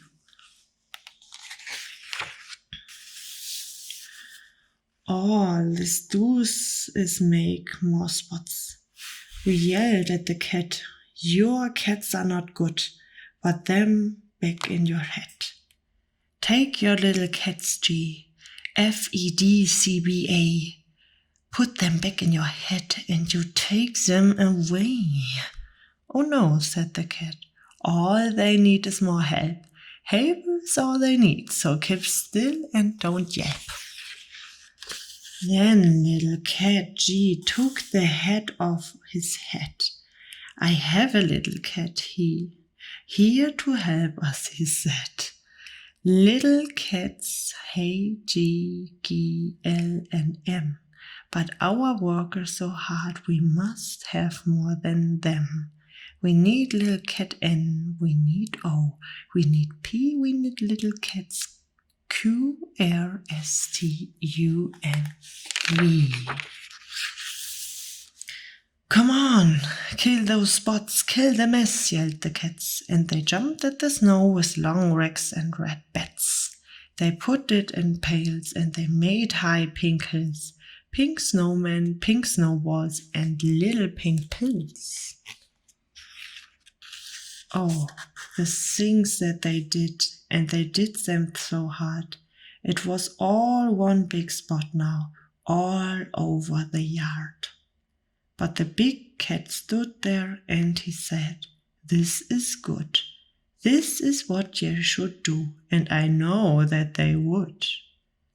With a little more help, all the work will be done. They need one more cat, and I know just one.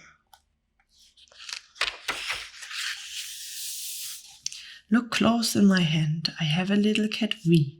On his head are cats' feet, X, Y, and Z. Z is too small to see, so don't try, you cannot. But Z is the cat who will clean up that spot. Now here is Z. You can't see, said the cat, and I bet you can guess what he has in his head. He has something called Voom. Voom is so hard to get. You never saw anything like it, I bet. Why, Voom cleans up anything, clean as can be. Then he'll take your head off now, little cat see. Take the Voom off your head, make it clean up the snow. Hurry, you little cat. 1, 2, 3, go. Then the Voom, it went Voom. And a boo, what a Voom. No, don't ask me what Voom is. I will never know. But boy, let me tell you, it does clean up the snow. So, you see, laughed the cat, now your snow is all white.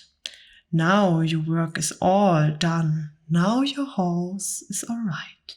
And you know where my little cats are? Said the cat. That Voom blew my little cats back in my head. And so if you ever have spots now and then, I will be very happy to come here again. With little cats A, B, C, D, E, F, G, H, I, J, K, L, M, N, N, O, P, Q, R, S, T, and cat U, and cat V, and little cats W, X, Epsilon, and Z. And the cat?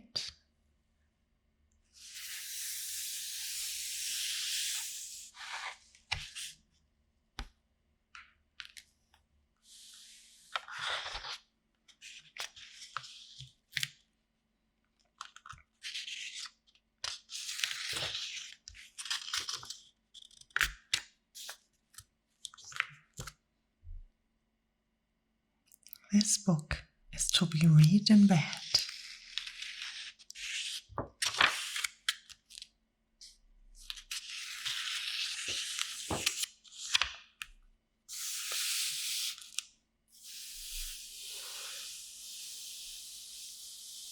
The news just came in from the Count of Keck that a very small bug by the name of Van Vleck is yawning so wide you can look down his neck.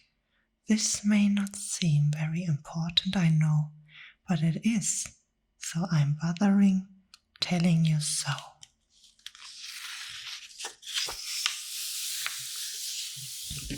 A yawn is quite catching, you see, like a gulf. It just takes one yawn to start the other's yawns off. Now the news has come in that some friends of Van Vlecks are yawning so wide you can look down their necks. At this moment, right now, under 7 more noses, great yawns are in blossom. They are blooming like roses.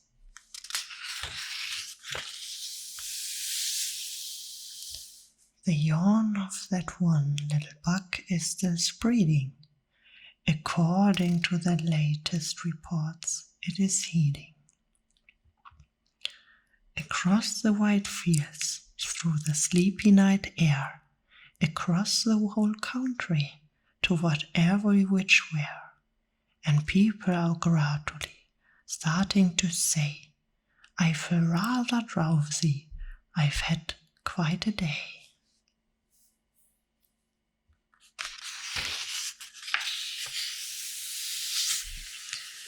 Creatures are starting to think about rest. 2 Biffa-Baum birds are now building their nest. They do it each night, and quite often I wonder how they do this big job without making a blunder. But that is their problem, not yours and not mine. The point is, they are going to bed, and that is fine.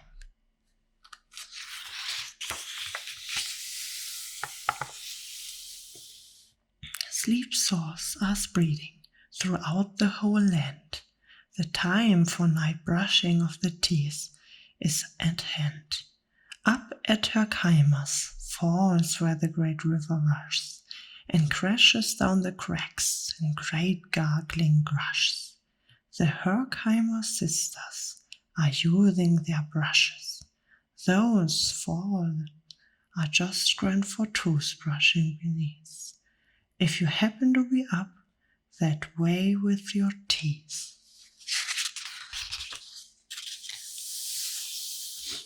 The news just came in from the Castle of Crab that the lights are all out and the draw-bright is up, and the all-draw-bright drawer just said with a yawn, "My draw-bright is drawn, and it's going to stay drawn till the milkman delivers the milk about dawn.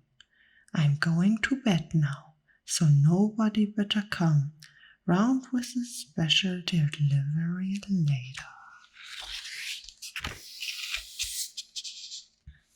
The numbers of sleepers is steadily growing. Bed is where more and more people are going. In Culpeper Springs, in the Stilt-Walkers' Hall, the Stilt-Walker stilts are all stacked on the wall. The Stilt-Walker walkers have called it a day. They are all tucked out and they snoozing away. This is very big news. Is it important to know? And that's why I'm bothering, telling you so.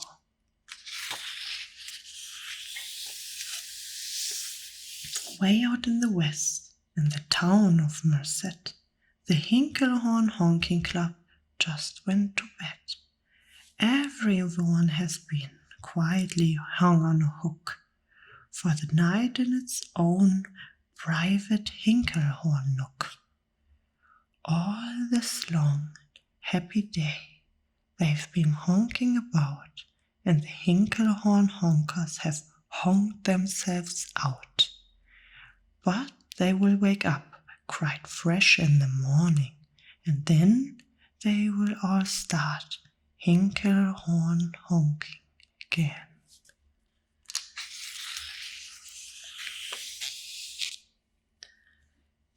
Everywhere creatures are falling asleep. The collapsible frink just collapsed in a head, and by adding the frink to the others before, I am able to give you the Who's Asleep Sore.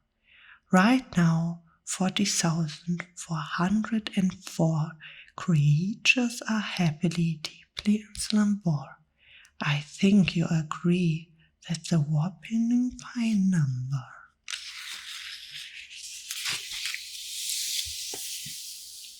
Counting up sleepers, just how do we do it? Really quite simple, there's nothing much to it.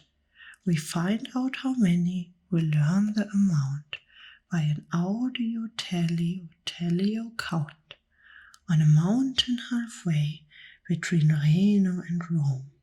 We have a machine in plexiglass dome which listens and looks into everyone's home, and whenever it sees a new sleeper go flop, it jiggles and lets a new biggle-bub drop.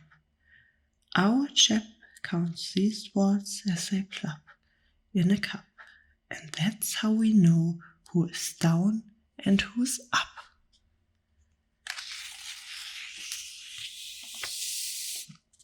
Do you talk in your sleep? It's a wonderful sport, and I have some news of the sport to report. The world champion sleep talkers Joe and Mo Ritzoff have just gone to sleep, and they are all talking their heads off. For 55 years now each chattering brother has bubbled and gobbled all night to the other. They talked about laws and they talked about gauze. They talked about paws and they talked about flaws. They talked a quite lot about old Santa Claus, and the reason I'm telling you this is because you should take up the sport. It's just fine for the yours. Do you walk in your sleep? I just had a report of some interesting news. This popular sport. Near Finnegan Fen, there's a sleepwalking group which not only walks, but it walks a la hoop. Every night they go miles. Why they walk to such length? They have to keep eating to keep up their strength. So every so often one puts down his hoop, stop hooping and does some quick snooping for soup. That's why they are known as the Hoop Soup Snoop Group.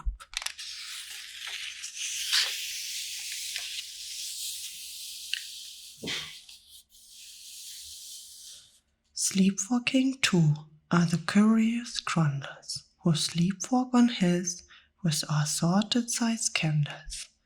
The grundles walk nightly in a slumbering peace, in spite of slight burns from the hot dripping grease.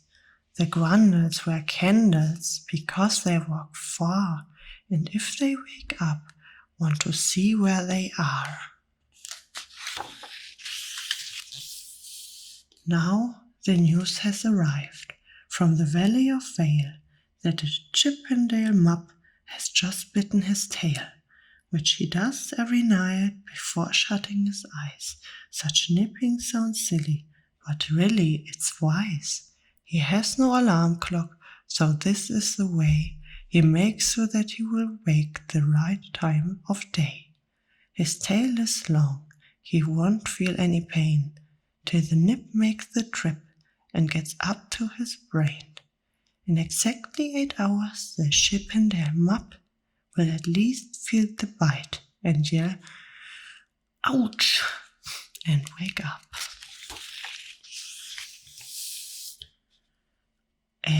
Miss and Mrs. Carmichael Crocks have just gone to bed near the town of Fort Knox, and they, by the way, have the finest of clocks.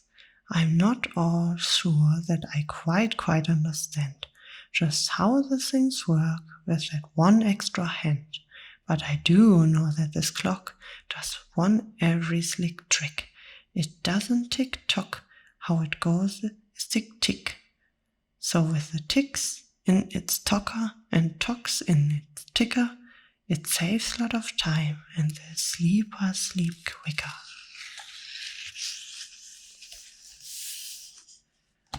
What a fine night for sleeping, from all that I hear. It's the best night for sleeping in many a year.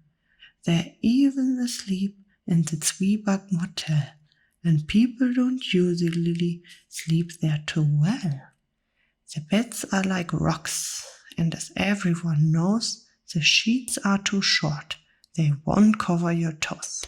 So if people are actually sleeping in there, it's a great night for sleeping. It must be the air.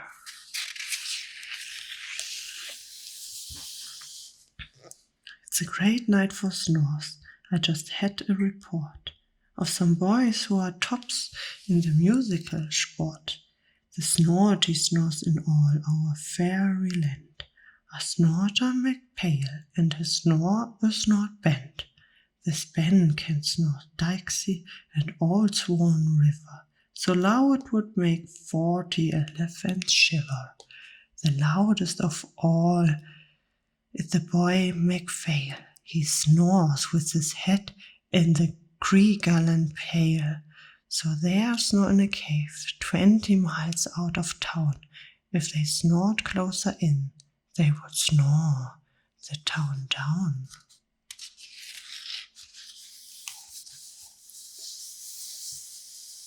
Did you know who's asleep out in Funa Laguna. Two very nice Funa Laguna Babuna. We've added them into our house, a sleep count which has grown to a real amazing amount. Exactly 8,808 creatures are sleeping now. Isn't that great? And Yet is in a bed, and the bed of Yet is the softest of beds in the world, it is said. He makes it from poms he grows on his head, and he's sleeping right now on the softest of fluff, completely exhausted from growing this stuff.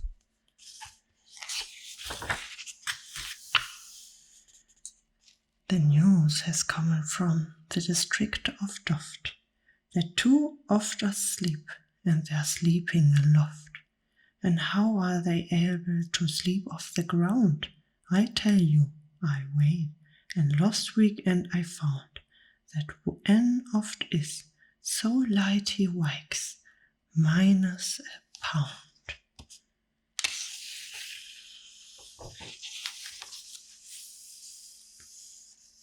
A moose is asleep, he is dreaming of moose drinks. A goose is asleep, he is dreaming of goose strings.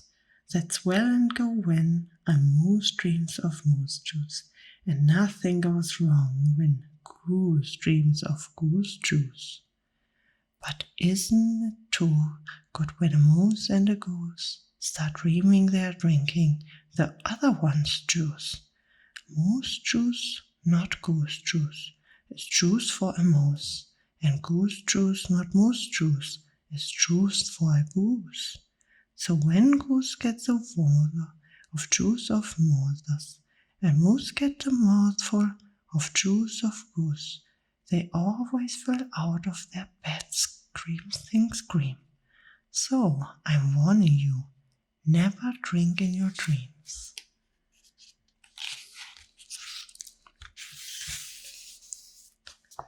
Speaking of dreaming, I think you should note that the Bumbletop Club is now dreaming afloat.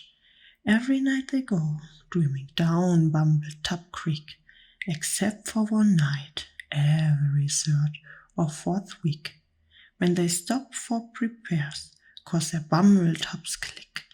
But tonight they're afloat, full of dreams and full of bliss, and that's why I'm bothering telling you this. At the fork of a road in the valley of Wavoodoo, 5 feet fairy sailmen have laid down their load. All day they raced round in the head at top speed, unsuccessfully trying to sell scissors of sets, which nobody wants because nobody needs. Tomorrow will come, they go back to their chore. They start on the road, scissor-soofing once more, but tonight they've forgotten their feet are so sore, and that's what the wonderful nighttime is for.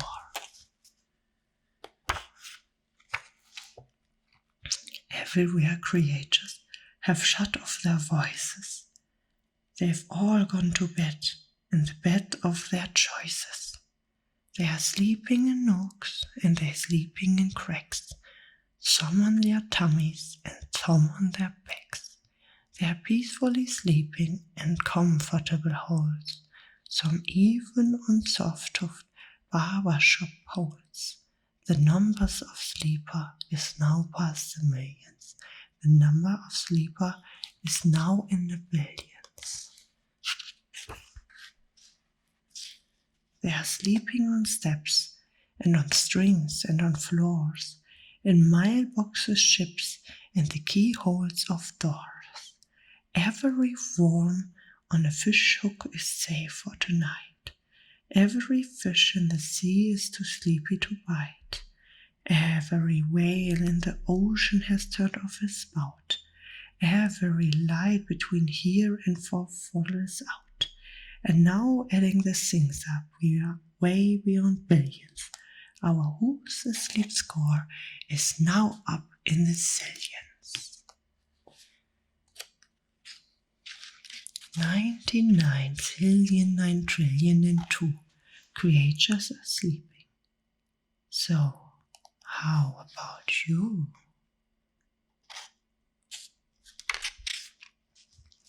When you put out your light, then the number will be 99,9,000,003.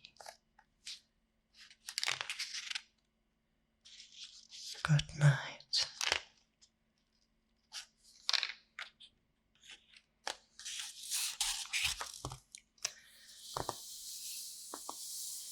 It's 10 apples up on top. If you already heard from Dr. Seuss, tell me why in the comments, and how do you like his books? If you have an idea what I can read in the future and what you like to hear, I am more than happy to help you out and read the story you like to hear. But for now, we start with Dr. Seuss. And for every one of you, try to read between the lines, because Dr. Seuss has an amazing talent to let you read between the lines in his books, and this is why I love to read them.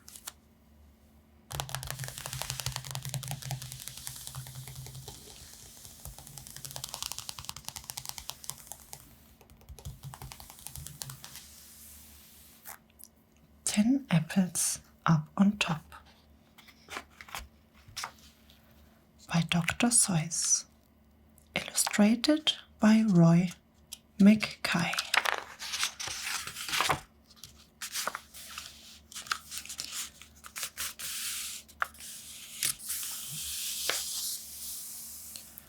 One apple up on top.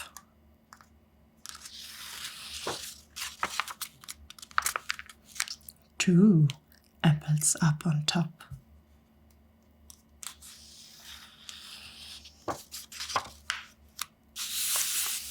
Look you, I can do it too.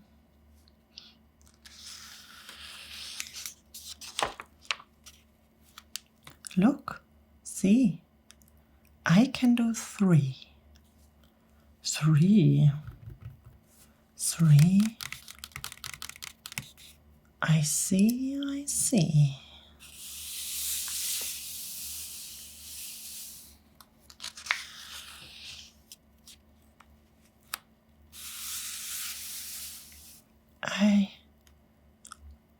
You can do 3, but I can do more. You have 3, but I have 4.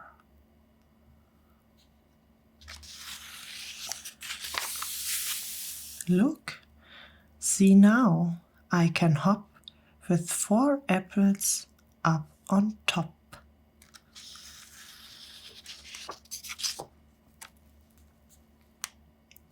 And I can hop up on a tree with 4 apples up on me.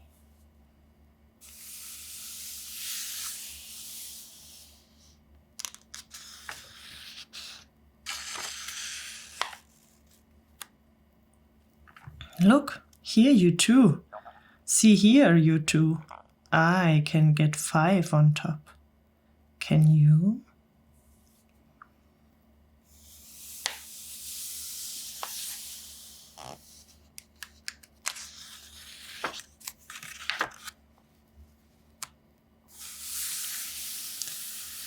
I am so good. I will not stop. 5. Now 6. Now 7 on top.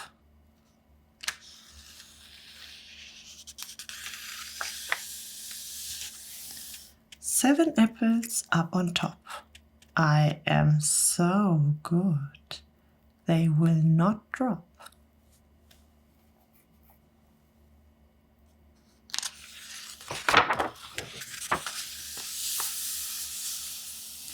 5, 6, 7. Fun, fun, fun. 7, 6, 5, 4, 3, 2, 1.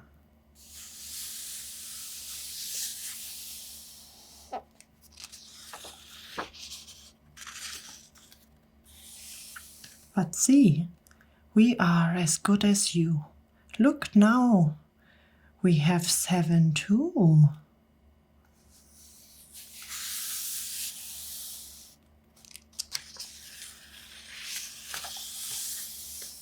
And now see here, 8, 8 on top, 8 apples up. No one will drop.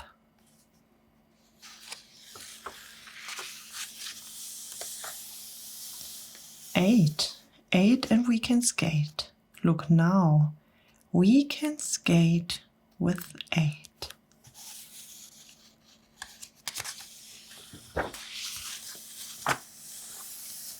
But I can do 9 and hop and drink.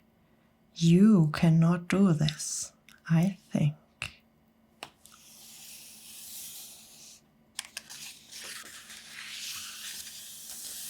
We can do it too. See here, we are as good as you. We all are very good, I think. With 9 we all can hop and drink.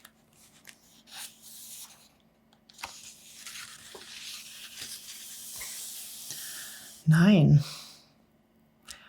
is very good, but then come on and we will make it 10.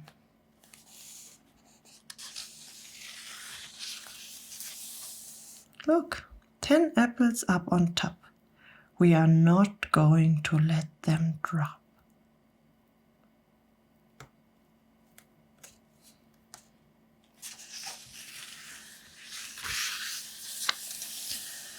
Look out, I see a mop. I will make the apples fall. Get out you, one and all.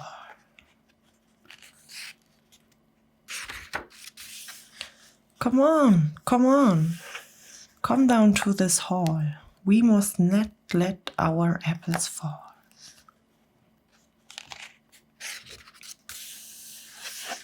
Out of our way, we cannot stop. We cannot let our apples drop.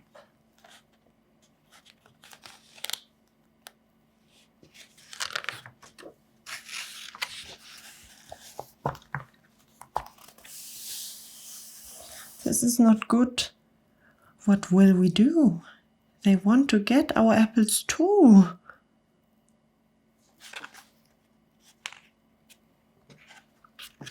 They will get them if we let them. Come, we cannot let them get them.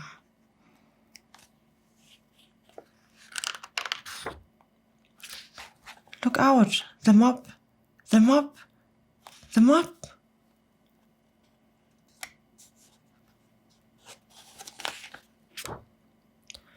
You cannot stop our apple fun. Our apples will not drop, not one.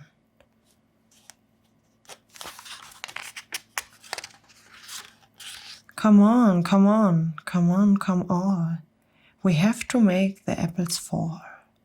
They must not get our apples down. Come on, get out of the town.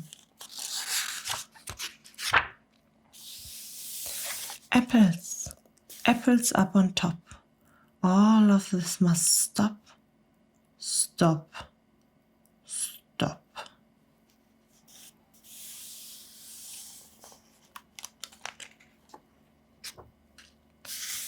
Now, all our fun is going to stop. Our apples are going to drop.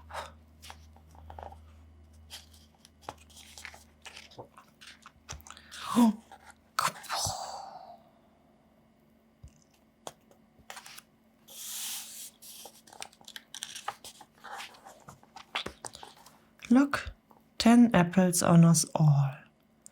What fun, We will not let them fall.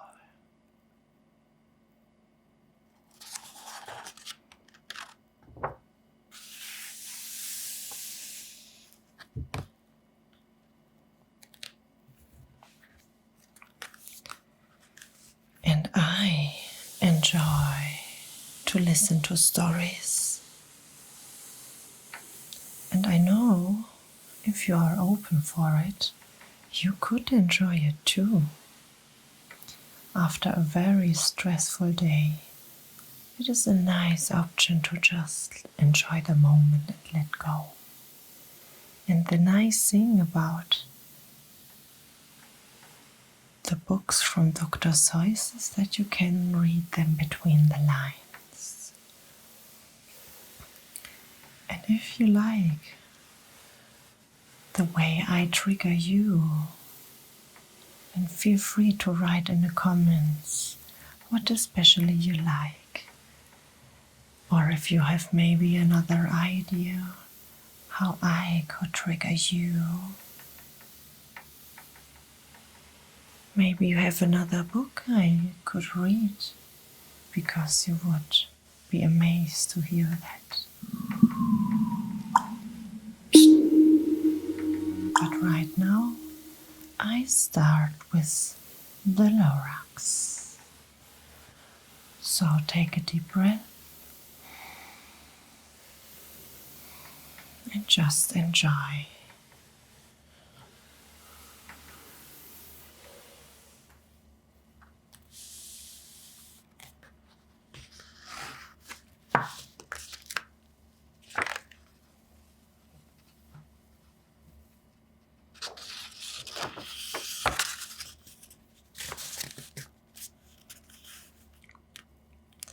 At the far end of town, where the grickle grass grows, and the wind smells slow and sour when it blows, and no birds ever sing expecting old crows, is the street of the lifted Lorax.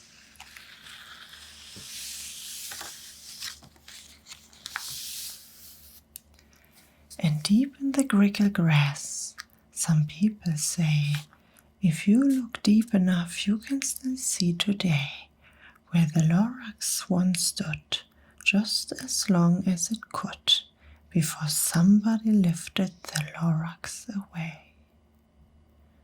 What was the Lorax, and why was it there? And why was it lifted and taken somewhere? From the far end of town where the grickle grass grows, the old one still lives here. Ask him, he knows.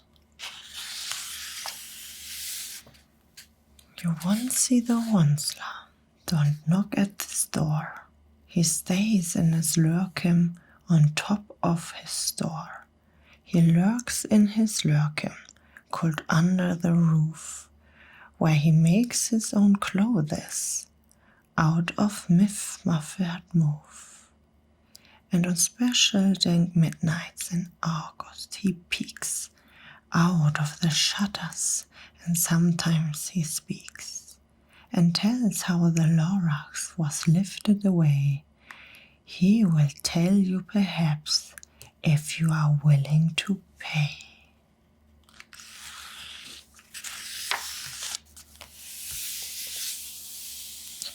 On the end of the rope he lets down a tiny pail, and you have to toss in 15 pence and a nail, and the shell of a great grandfather's snail. Then he pulls up the pail, makes a most careful count, to see if you paid him the proper amount. Then he hides what you paid him away in his snuff, his secret strange hole in his scrupulous glove. Then he guns, I will call you by whisper, my phone, for the secrets I tell are for your ears alone.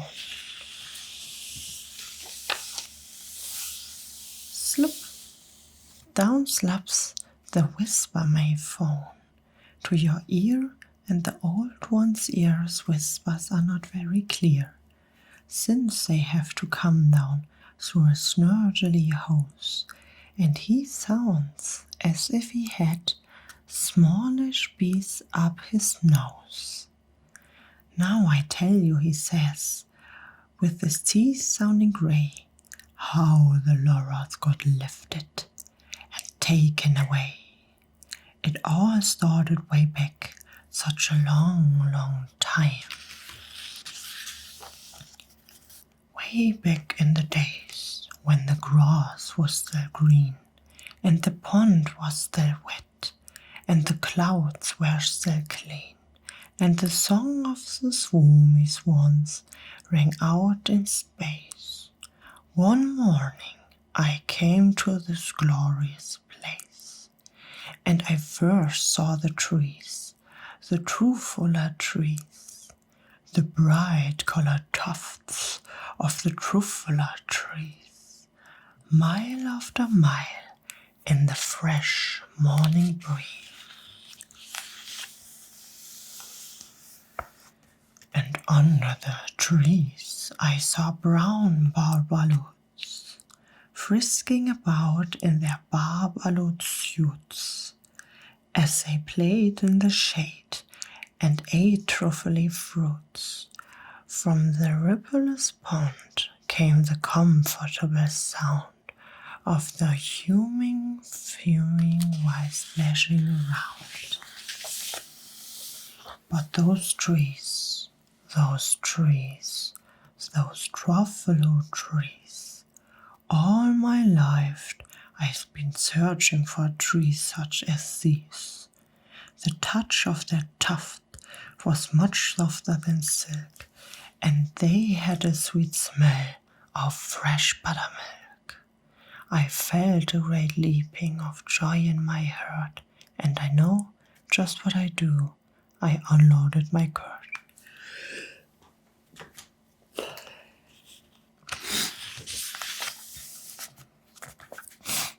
In no time at all, I had built a small shop. Then I chopped down a truffula tree with one chop, and with great skills and with great speedy speed, I took the soft tuft and I knitted it neat. The instant it fishnet, I heard a gazump. I looked, I saw something pop out the stump of the tree I chopped down. It was sort of a man. Describe him? That's hard. I don't know if I can. He was shortish and oldish, and brownish and mossy, and he spoke with a voice that was sharpish and bossy. Mister, he said, I sawdust these knees.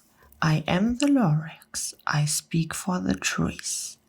I speak for the trees have no tongues. And I'm asking you, sir, at the top of my lungs. He was very upset. He shouted and puffed. What that thing you made out of my truffalo tuft? Look, Lorax, I said, there's no cause for alarm. I chopped just one tree. I'm doing no harm. I'm being quite useful. This thing is as neat. As neat is a fine something that all people need. It's a shirt, it's a sock, it's a glove, it's a hat. But it has other uses. Yes, far beyond that. You can use it for carpets, for pillows, for sheets, or curtains or covers for bicycle seats. The Lorax said, Sir, you're crazy with greed. There is no one on earth who would buy that full neat.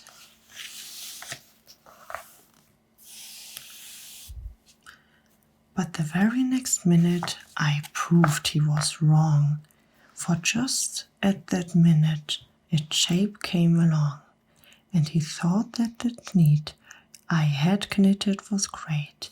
He happily bought it for $3.98. I laughed at the Lorax. You poor stupid guy. Never can tell what some people will buy. I repeat, cried the Lorax, I speak for the trees. I'm busy, I told them. Shut up, if you please. I rushed across the room and in no time at all built a radio phone. I put in a quick call. I called my brothers and uncle and aunts and I said, listen here is wonderful chance for the whole Wanzer family to get made rich. Get over here fast, take the road not niche, turn left at we have can, sharp right as a stitch. And in no time at all, in the factory I built, the whole Wanzer family was working full tilt. We all knitting sneaks, just as busy as bees, to the sound of the chopping of truffalatis. Then, oh baby, oh, how my business did grow. No chopping on a tree at a time was too slow. So I quickly invented my super axe here, which whacked off 4 truffalatis at one smacker. We were making sneaks 4 times as fast as before. And that Lorax, he didn't show up anymore.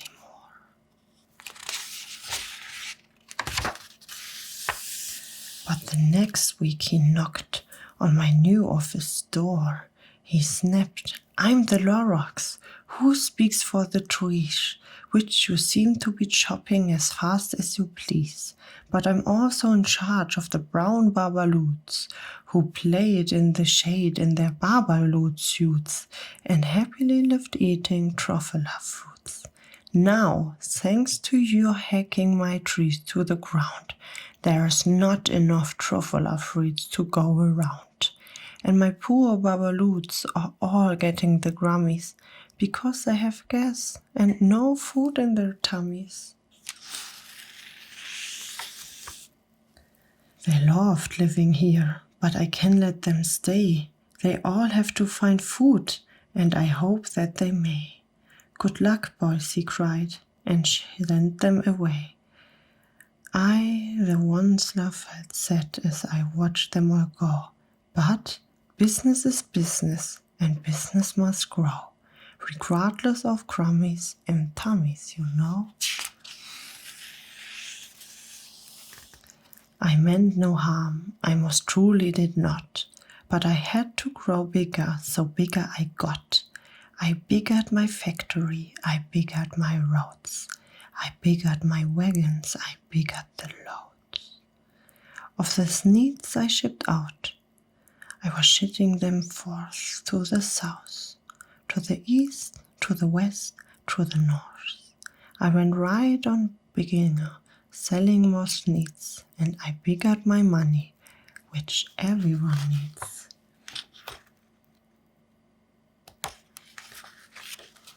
Then again he came back. I was fixing some pipes, when that old nosy Lorax came back with more gripes.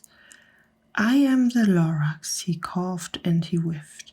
He sneezed and snuffled, he snuggled, he sniffed. Wanzer, he cried with a gruffless croak. Wanzer, you're making such marvelous smoke. My poor swans, why they can't sign a note.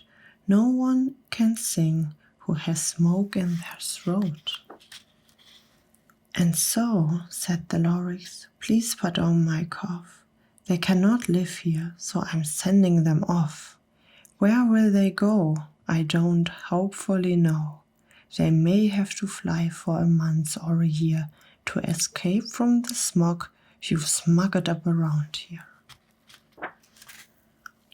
What's more, snapped the Lorax, his thunder was up. Let me say a few words about globbery glub.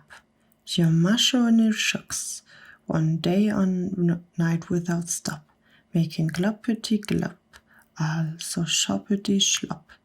And what do you with this leftover go? I show you, you dirty old Wonsler you. You are clumping the pond where the humming fish fumed. No more can they hum, for their gills are gloomed. So I'm sending them off. Oh, the future is dreary.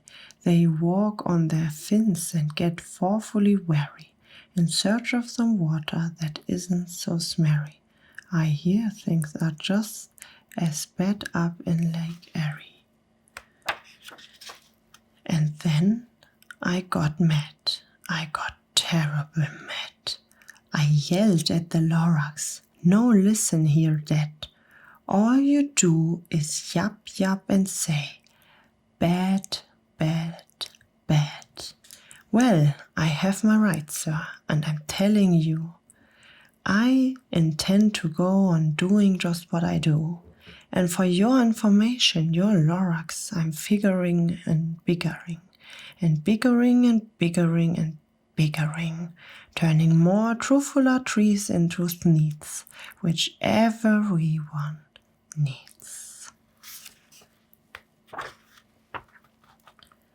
And at that very moment we heard a loud whack. From outside in the fields came a sickening smack of an axe on a tree. Then we heard the free fall, the very last truffula tree of them all. No more trees, no more sneeze, no more work to be done. So in no time, among uncles and aunts, everyone all waved me goodbye. They jumped into my cars and drove away under the smoke-smuggled stairs. Now all that was left 'neath the bad-smelling sky was my big empty factory, the Lorax and I. The Lorax said nothing, just gave me a glance, just gave me very sad backward glance, as he lifted himself by the seat of his pants. And I never forget the grim look on his face when he hoisted himself and took leave of his place, through all hole in the smoke, without leaving a trace. And all that the Lorax left here in this mess was a small pile of rocks with the one word unless. Whatever that meant, well, I just couldn't guess. That was long, long ago. But each day since that day, I've sat here and worried away.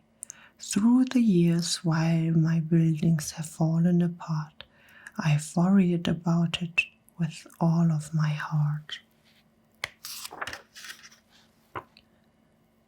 But now, says the Wonsler, now that you are here, the word of the Lorax seems perfectly clear. Unless someone like you cares a whole awful lot, nothing is going to get better. It's not. So catch, calls the Wonsler. He let something fall. It's a truffle seed. It's the last one of all. You're in charge of the last of the truffler seed, and truffler trees are what everyone needs.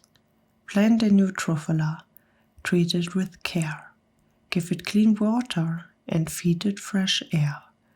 Grow a forest, protect it from axe to hack. Then the Lorax and all of his friends may come back.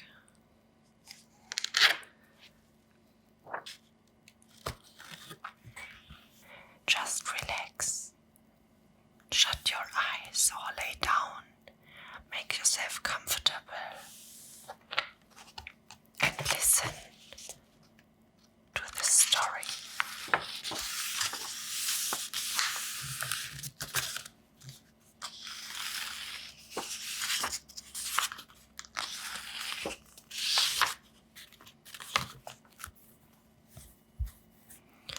I don't like to brag, and and I don't like to boast, said Peter to Hooper. But speaking of toast, and speaking of kitchens, and ketchup and cake, and kettles and stoves, and the stuff people bake, well, I don't like to brag, but I'm telling you, Liz, that speaking of cooks, I'm the best that there is. Why, only last Tuesday, when Mother was out, I really cooked something worth talking about.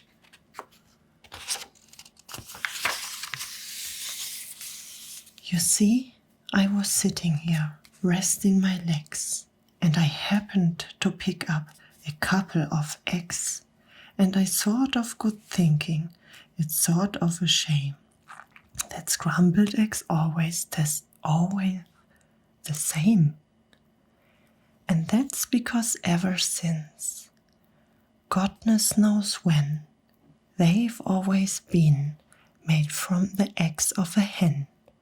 Just a plain common hen, what a dumb thing to use, with all of the other fine eggs you could choose. And so I decided that, just for a change, I'd scramble a new kind of egg on the range. Some fine fancy eggs that no other cook cooks, like the eggs of the ruffle-necked salmaguks. As salmaguks say, they should be good, so I went out and found some as quick as I could. And while I was slugging them back to the house, I happened to notice a tizzly-topped grouse in a tree down the street, and I knew from her looks that her egg and the egg of the salmaguks ought to mix mighty well, ought to taste simply super when scrambled together by Peter T. Hooper. So I took those eggs home and frizzled them up, and I added some sugar, 2/3 of a cup, and a small pinch of pepper, and also a pound of horseradish sauce that was sitting around, and also some nuts. Then I tasted the stuff, and it tasted quite fine, but not fine enough.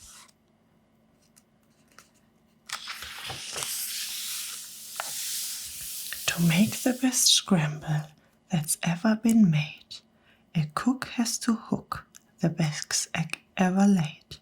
So I drove to the country, quite rather far out, and I stewed at the birds that were flitting about. I looked with a great care at a mop-noodled finch. I looked at beagle-baked, wild-headed Grinch, and also I looked at the shade-roasting quail, who was roasting right under a lark's tail. And I looked at the Spritz and a flannel-winged jay, but I just didn't stop. I kept on my way, 'cause they didn't have eggs. They weren't laid that day.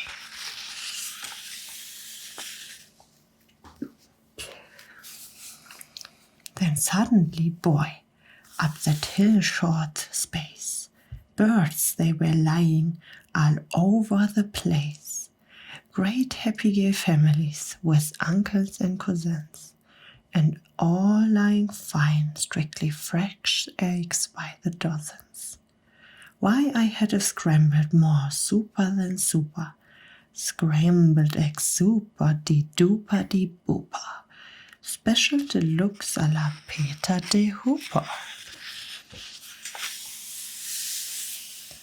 I picked out the eggs in a most careful way. I only picked those that I knew were grade A. I only took eggs from the very best folds, so I don't take eggs from the triddles, 'cause I knew that the eggs of those fellows who twiddle taste sort of like dust from the inside a bass fiddle. I went for the kind that were mellow and sweet, and the world's sweetest eggs are the eggs of the queet, which is due to those very sweet throat which they eat, and those trout. Well, they're sweet 'cause they only eat woks, and woks, after all, are the world's sweetest frogs.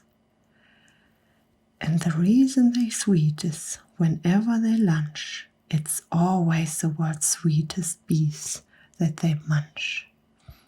And the reason no bees can be sweeter than this, they only eat blossoms of hazelnut trees. And those hazelnut blossoms are sweeter than sweet, and that's why I nabbed several eggs from the queet. But I passed up the eggs of a bird called a strudel, or sort of stork, but with fur like a poodle. For they say that the eggs of this kind of stock are gooey like glue, and they stick to your fork. And the yolks of these eggs, I am told, taste like fleece, while the white tastes like a very old bicycle grease. The place I hiked to, the roads that I rambled, to find the best eggs that have ever been scrambled. I hunted new birds along while tangled trails, through gullies and glushes, down dingles and dales. I rippled my way and I crawled at the creep, through a forest of thorns that was 40 miles deep, and I mushed through the bush till I found a fine quigger, whose eggs are as big as pinhead, no bigger. Then I went for the eggs of a long-legger quong. Now that's quong where she built just a little bit wrong, for her legs are so terrible, terrible long, that she has to lay eggs 20 feet in the air, and they drop with a plop to the ground from up there. So unless you can catch them before the eggs crash, you haven't got eggs, you've got long-legger lash. Eggs I collected 302, but I needed still more, and I suddenly knew that the job was too big for one fellow to do, so I telegraphed north to some friends near Vasu, which is 10 miles or just beyond the North Pole.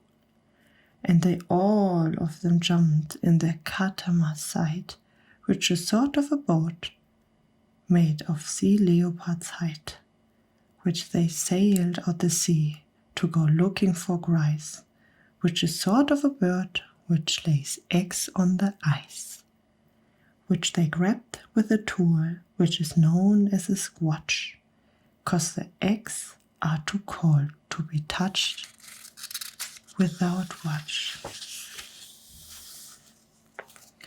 And while they were sending those eggs, I got word of a bird that does something that's almost unheard of.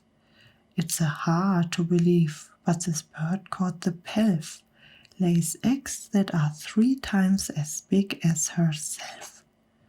How that 12 ever learned such a difficult trick, I never found out, but I found that egg quick. And I managed to get it down out the nest and home to the kitchen along with the rest. But I didn't stop then, 'cause I knew of some ducks by the name of single file, some anuskatzz, who draw single file through the mountain of sums, quite oddly enough, with their eggs on their thumbs. And some fellows and sums, whom I happen to know, just happened to capture 1,000 or so, and they wrapped up their eggs and they mailed them by air, marked special delivery, handled with care. I needed more helpers, and so for assistance I called up a fellow named Ali long distance. And Ali, as soon as he hung up the phone, picked up small basket and started alone to climb the steep cracks and the jacks of the stroke, to fetch me the egg of empty straw cocoa. Now these mistaken cocksows are rather small goals. But this mistaken cockos have lots of big paws. They dived from the skies with wild cackling shrieks, and they jabbed at the legs, and they stabbed at his cheeks with their yammering, clamoring, hammering picks. But Ali, brave Ali, he fought out his through, and he sent me that egg, as I know he would do, for my scrambled egg soup-a-dee-doo-pa-dee-boo-pa-dee, special deluxe a la Peter de Hooper. In the meanwhile, of course, I was keeping real busy, collecting the eggs of 3 eyelash tizzy. They're quite hard to reach, so I wrote on the top of a hummicky-schnicky-mucky-schnicky shop. Then I found a great flock of southwest fussing grains, and I guess that I've got something that's wrong with their brains. For this kind of a crane, when she's squaring her nest, will always stand facing previously southwest. So to get at those eggs wasn't hard at least. I came from behind, from Presley northeast. And I captured the eggs of Grickly Gractus, who lays them up high in a prickly cactus. Then I went for some sieves. They are exactly like Seuss, but the sieves live on cliffs, and the Seuss live in bluffs. And seeing how bluffs are exactly like cliffs, it's might hard telling the Seuss from the sis. But I know that the egg that I got from the bluffs, if it wasn't a sieves from the cliffs, was a Seuss. Now I needed the egg of a mothwas, whose bird whose big cheek scares people to death. And this awful big bird, where the reason they name her the moose watching sneeze, is 'cause that's how they tame her. She likes watching moths, sort of quiets her mind, and while she is watching, you sneak up behind, and you yank out their egg. So I got one, of course, with the help of some friends and a very fast horse. If you want to get eggs you can buy at a store, you have to do things never thought of before. Why, to get at the egg of one very small dwarf, we had to pray all of a mountain top off. Then I heard of some birds who lay eggs, if you please. They taste like the air in the hole in the Swiss cheese. And they're living in big Zanzibar trees. So I ordered a tree, for the job was immense. But I needed those eggs, and said hang the expense.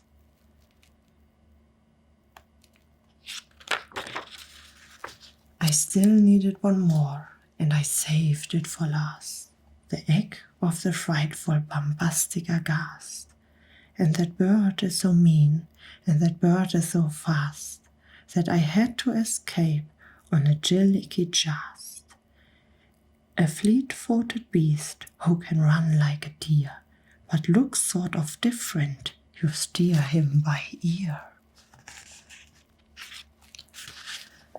All through with the searching, all through with the looking, all I had, all I needed, and now for the cooking. I rushed to the kitchen, to the place where it stuck them. I rolled up my sleeves, I unpacked them and cracked them, and shook them and 99 pence. Then I mixed in some beans. I used 55 cans. Then I mixed in some ginger, 9 prawns of 3 figs, and parsley, quite sparsely, just 22 sprigs. Then I added 6 cinnamon sticks and a clove, and my scramble was ready to go on the stove. And you know how they tasted? They tasted just like, well, they tasted exactly just like scrambled eggs, super-de-duper special deluxe a la Peter the Hooper.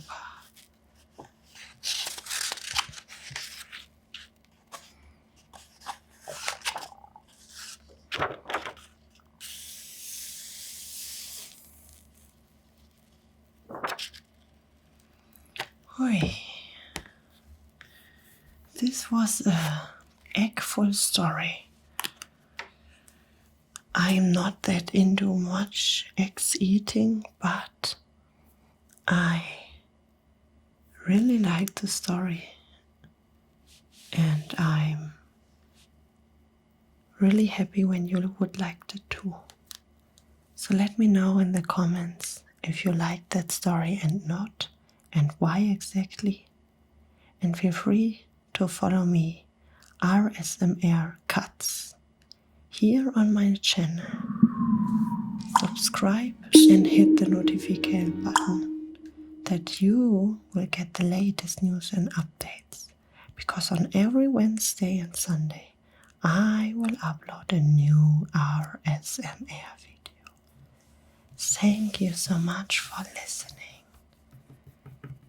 And maybe you now are hungry to eat some eggs.